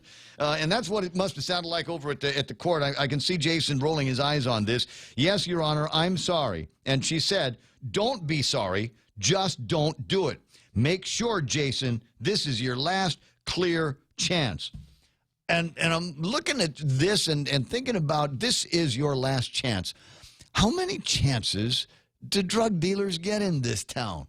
How many stories has Nick Delgado and the Guam Daily Post written just in the last month? I mean, just since you've gotten there, Nick, how many stories have you written where you got a guy convicted out on some kind of release? Because we want to be big on releasing and correcting you by making you go to Lighthouse and places like that, where apparently might be easy for some people to just kind of walk around that place and find some drugs. Not that the people at Lighthouse want it that way, But, when you're dealing with those kind of guys. But how many cases where, so-and-so, the marshal's probation guy said so-and-so had been tested 5 times. He tested bad on all of them. He's been seen hanging around with felons, and all of these pretrial, all of these release conditions has been violated. And you get these guys over at the court, and they're going, well, you better knock that off. I'll give you another 5 years to knock that off. I'm serious this time. Yeah, clearly you get all the chances you need up until the last chance. But whatever number that is, I don't know. It just seems to me then the way it would work if it was you or I, they'd throw the book at us. You'd have to find a new producer real fast. Yeah, you got that long hair. Yeah, I know, right? It's your last chance, and this time I mean it. Sure, yeah, I'll believe it when I see it. 9:43 in the morning, and that's another one of those really interesting cases that is before the court. Mom judge counseling former former police officer, saying this is your last chance, and no more hanging out with felons, those thug kids. Come home, middle of the night, you smell like you've been smoking cigarette. Is that a hickey? Jason, is that a hickey on your neck? I'm quoting that song. It's an old Wham song from back in the day. Cigarettes and love bites, right? Yeah. Alcohol, fist fights. That wasn't one of their more popular tunes, was it? No, I didn't think so. Still like hearing it though. Anyway, 9:43. That's where I was headed. There's a few other items on the written table of contents that I think are going to be interesting. Public Utilities Commission had a hearing, first of their hearings last night, basically to hear from people that don't want the new generation thing to be built up at Route 3 versus Simon Sanchez, all of the other commission members, and all of the other management team at Guam Power Authority, who frankly have been working on this replacement for the Cabras units down south, and an opportunity to finally buy some new generation around here for a long, long time. And you got everybody else that's running around. No, we don't need any more of this fossil fuel stuff. We don't, because it's expensive, fossil fuels and that kind of thing. It's not cheap, and then we got to do low sulfur diesel to get burned in this, and that's not cheap either. But with new technology in these power generation plants, it should be a lot more efficient. And when we bring aboard the LNG, there should be very significant savings on the cost of the fuel that gets burned now in these very, very efficient deals. There's always room to disagree with the Consolidated Commission on Utilities and the Guam Power Authority, but in this case, I really think, that's the way it's got to go. We're locked into centralized power generation with centralized the solar farm, and they got these little wind propeller things up in APRA that are spinning sometimes, making electricity. I was up there, and APRA is one of the breeziest places on the island. And when I was up there over the weekend, I noticed for a little bit that what are those things called? The propellers. Yeah. The windmills. Yeah. Yeah, they got a windmill up there. And for a little bit in the day, it was spinning. But later on in the day, when we need the electricity that it generates the most, it wasn't spinning. Yeah. So technically called a turbine, I think. A turbine, a windmill, propeller, whatever it is, the gizmo. A spinny thing. The thing up in APRA. And it's really, really pretty. And some people say it makes noise, but I didn't hear any of that noise. Because, I've always got a noise that just goes around in my head just kind of anyway all the time. But so we've got an opportunity, they say, to use more renewables, but we are not yet at the point where, especially with solar energy, where, we've got the battery storage that can keep at base load numbers working at night. So that's one of the problems. It's like they're not going to be much of a choice in front of us. And the population of the island continues to grow. The number of folks that use electricity continues to grow. My electrical consumption demands continue to go on a regular basis. Yeah, well, we need to get towards renewables, because I've heard that fossil fuels make cows fart. Wait, I'm thinking of getting my streams crossed. but anyway, you get I think I understand the idea. 888-825-5888-TALK. 9:47 in the morning. Judge Sokola means it. Debbie Canetta says she means it. Her record shows. Yeah, I'm not fond of that particular record. I hate to single her out, but she's not the only one. It's just that she's the one that I seem to get more of these cases. I guess she's just stuck with all of these cases where somebody is doing weak sauce prosecution, and she doesn't have much choice than to let these guys out and do a whole bunch of these releases and all of that stuff. We do hear about the same thing coming out of district court from time to time. And I'm trying to see if there's what it was that I wanted to talk about here that is even of interest to me. Forever 21. I don't like losing any businesses around here, but it looks like Forever 21, the big corporate in the States, is having some financial trouble. They've applied for protection under Chapter 11 protection. I believe it's Chapter 11 in this case. And it looks like they're going to start closing down some stores. The possibility that the Guam store is on the list has some people kind of concerned. I am not one of them. I've been in Forever 21 exactly once. And you might be thinking, well, that's because you've got, a daughter and she wanted to go shopping at Forever 21. And, nothing could be further from the truth. We were just trying to kill some time one day. We were movie or waiting for something to open up and said, let's go to Forever 21. She's like, okay, let's. Yeah. And so we went in there and walked around virtually the entire place. Here I am, Dad, credit card, right? Is there something here that you like? And she's supposed to be in that age group. Right, yeah. And she's supposed to love everything that comes out of a store like Forever 21. It's supposed to be, it's all the rage. And she just was having a hard time finding anything that she really liked. And we ended up walking out without getting anything. And I think maybe that's the problem Forever 21 and many other vendors are having a hard time with is the rapidly changing attitudes and fashion trends from kids in that age group. Frankly, she sometimes, her fashion sense sometimes more resembles her brother's than it does hers. She's just as comfortable walking around in a jersey and knee-high socks, knee-high old basketball socks. You know the ones I'm talking about? And what she calls step-ins. You know what a step-in is? Those like Zori's, the right, slippers, yeah, right? Little Nike slippers. You just step into them, and that's what she's just as comfortable wearing that as she is wearing anything else. And I think that's kind of a problem here. I don't need any of these highfalutin clothes. Don't need to look like Hollywood. Don't need to look like Tiger Beat magazine. And the kids around here are kind of banging on their own drums these days. At least that's the way it looks to me. It might be something where it's good for prom time or something like that, but not all the time. If Forever 21 goes, what's going to replace it? And the answer is I don't know. You take a look at what's happening in a lot of the shopping places. You're going to see a lot more vacancies and a lot more different kinds of stores that are opening up in there. And where it used to be that you could look at Guam and say, yeah, it's pretty healthy retail businesses that we're doing these days. I don't know that that's the case anymore. I haven't really spent a lot of time talking to dudes in the retail industry. But my guess is, with more and more purchases either being delayed or put on the internet, maybe that's one of the reasons why people are saying that they're not really interested in these franchise stores as much as they used to be, because most of the things that they want I can get online. I bragged about this before a couple of times, and today one of the other things I'm looking forward to is, and what did I say, it was 9:50, so I got another 9 minutes to kill, right? And in 11 minutes, I'm going to go next door, because next door is where I get my mail, and I've got a box from Stitch Fix next door. Stitch Fix is one of these companies. You sign up with them, and every other month I get a box.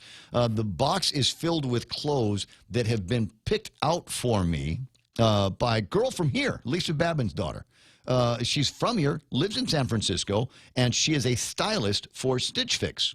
And so she knows me because we've met. She knows the climate that Guam is in, so she knows not to send heavy wintry clothes. And she also knows that I'm currently size 32, wearing a medium shirt and light short pants.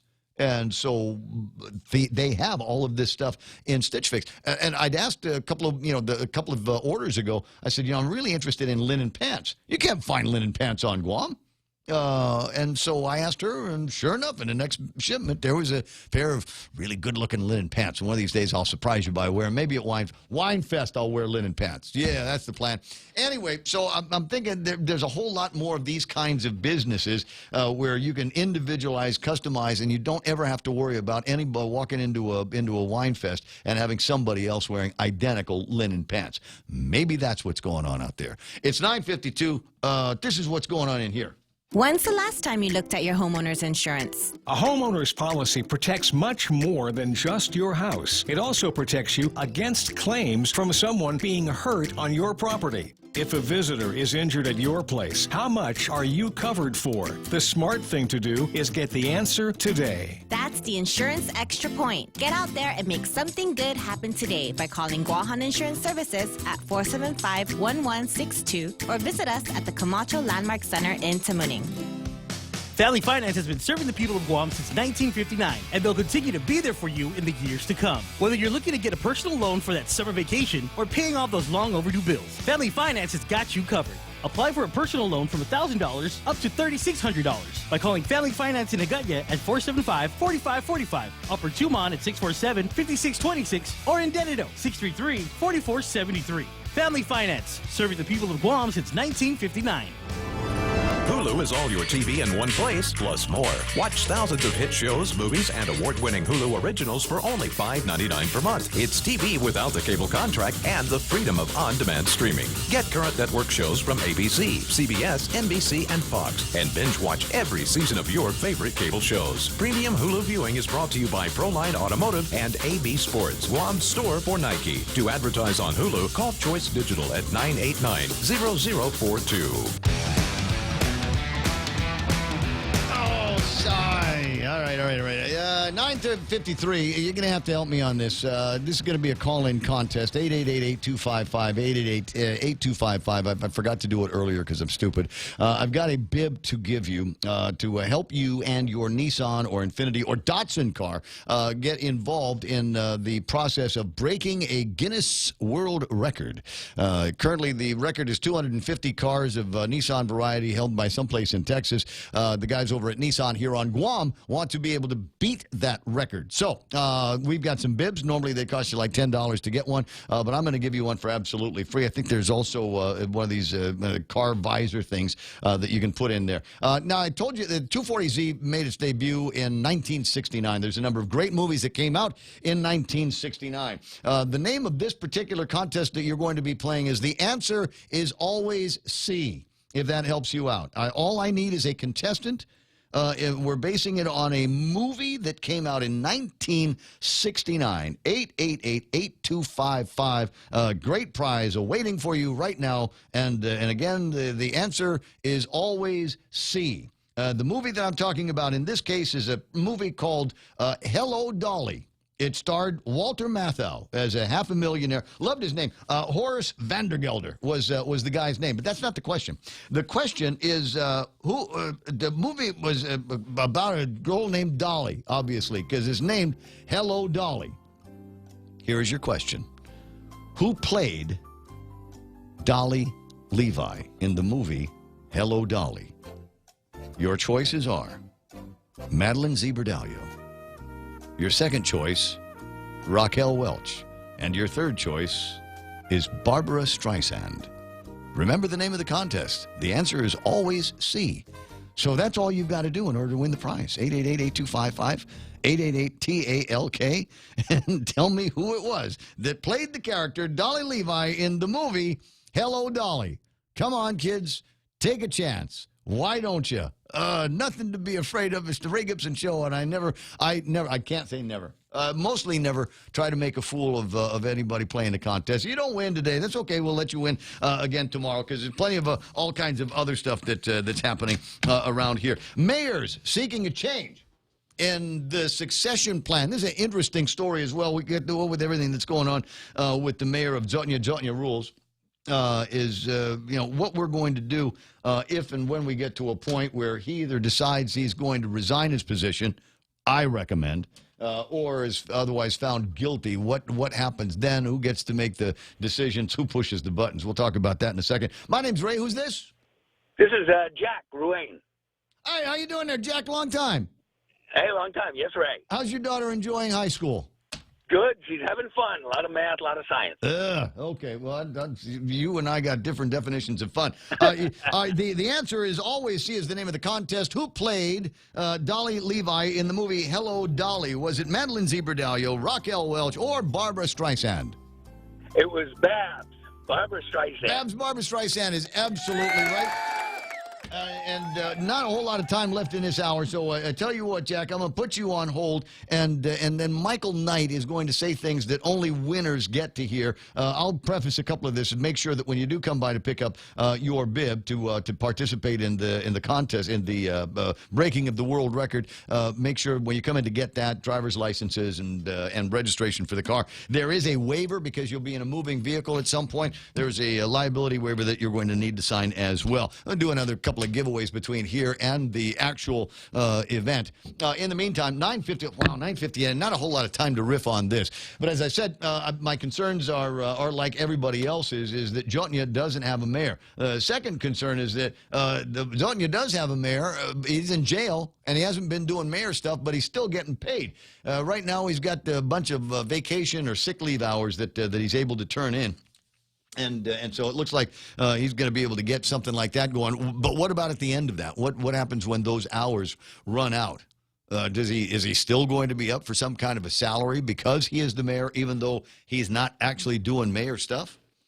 And even if he was released, which he's asking for, he doesn't, because like everybody else, I don't want to be in jail.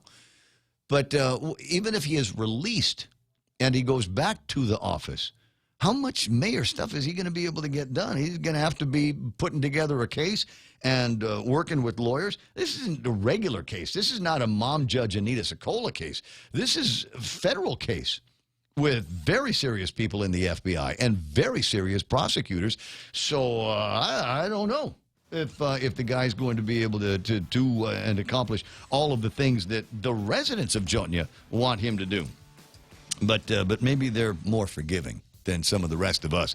Hey, would you look at that? 9:59 and change. Where do we get to go now? Where's the fun going to be? It's Thursday, so we've got rock throwing, bomb throwing, right wing guys on the radio for the rest of the day, including Rush Limbaugh. Some of you only listen to the morning show or Tall Tales, but Rush Limbaugh is on the radio on Guam, and if he's a big conservative favorite of yours, this is the only radio station where you can find him at. V. Sablon getting into the program late, but it's always nice to see you. Bex Salazar, good to have you online as well. You guys know the show starts at 6, right?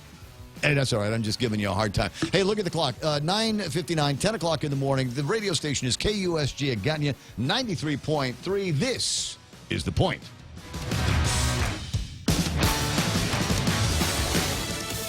Investigation. I'm Lisa Lacera, Fox News. The National Transportation Safety Board now on the scene of the crash of a World War II bomber while trying to land at a Connecticut airport. It killed 7 people. We are looking at how these were regulated right now, under what part, and what the inspection requirements are. That's part of our investigation. We'll have more information on that as this goes along. Jennifer Hamundi with the NTSB. 6 others were on the plane. Officials say they suffered injuries ranging from minor to critical. The names of the victims have not yet been released.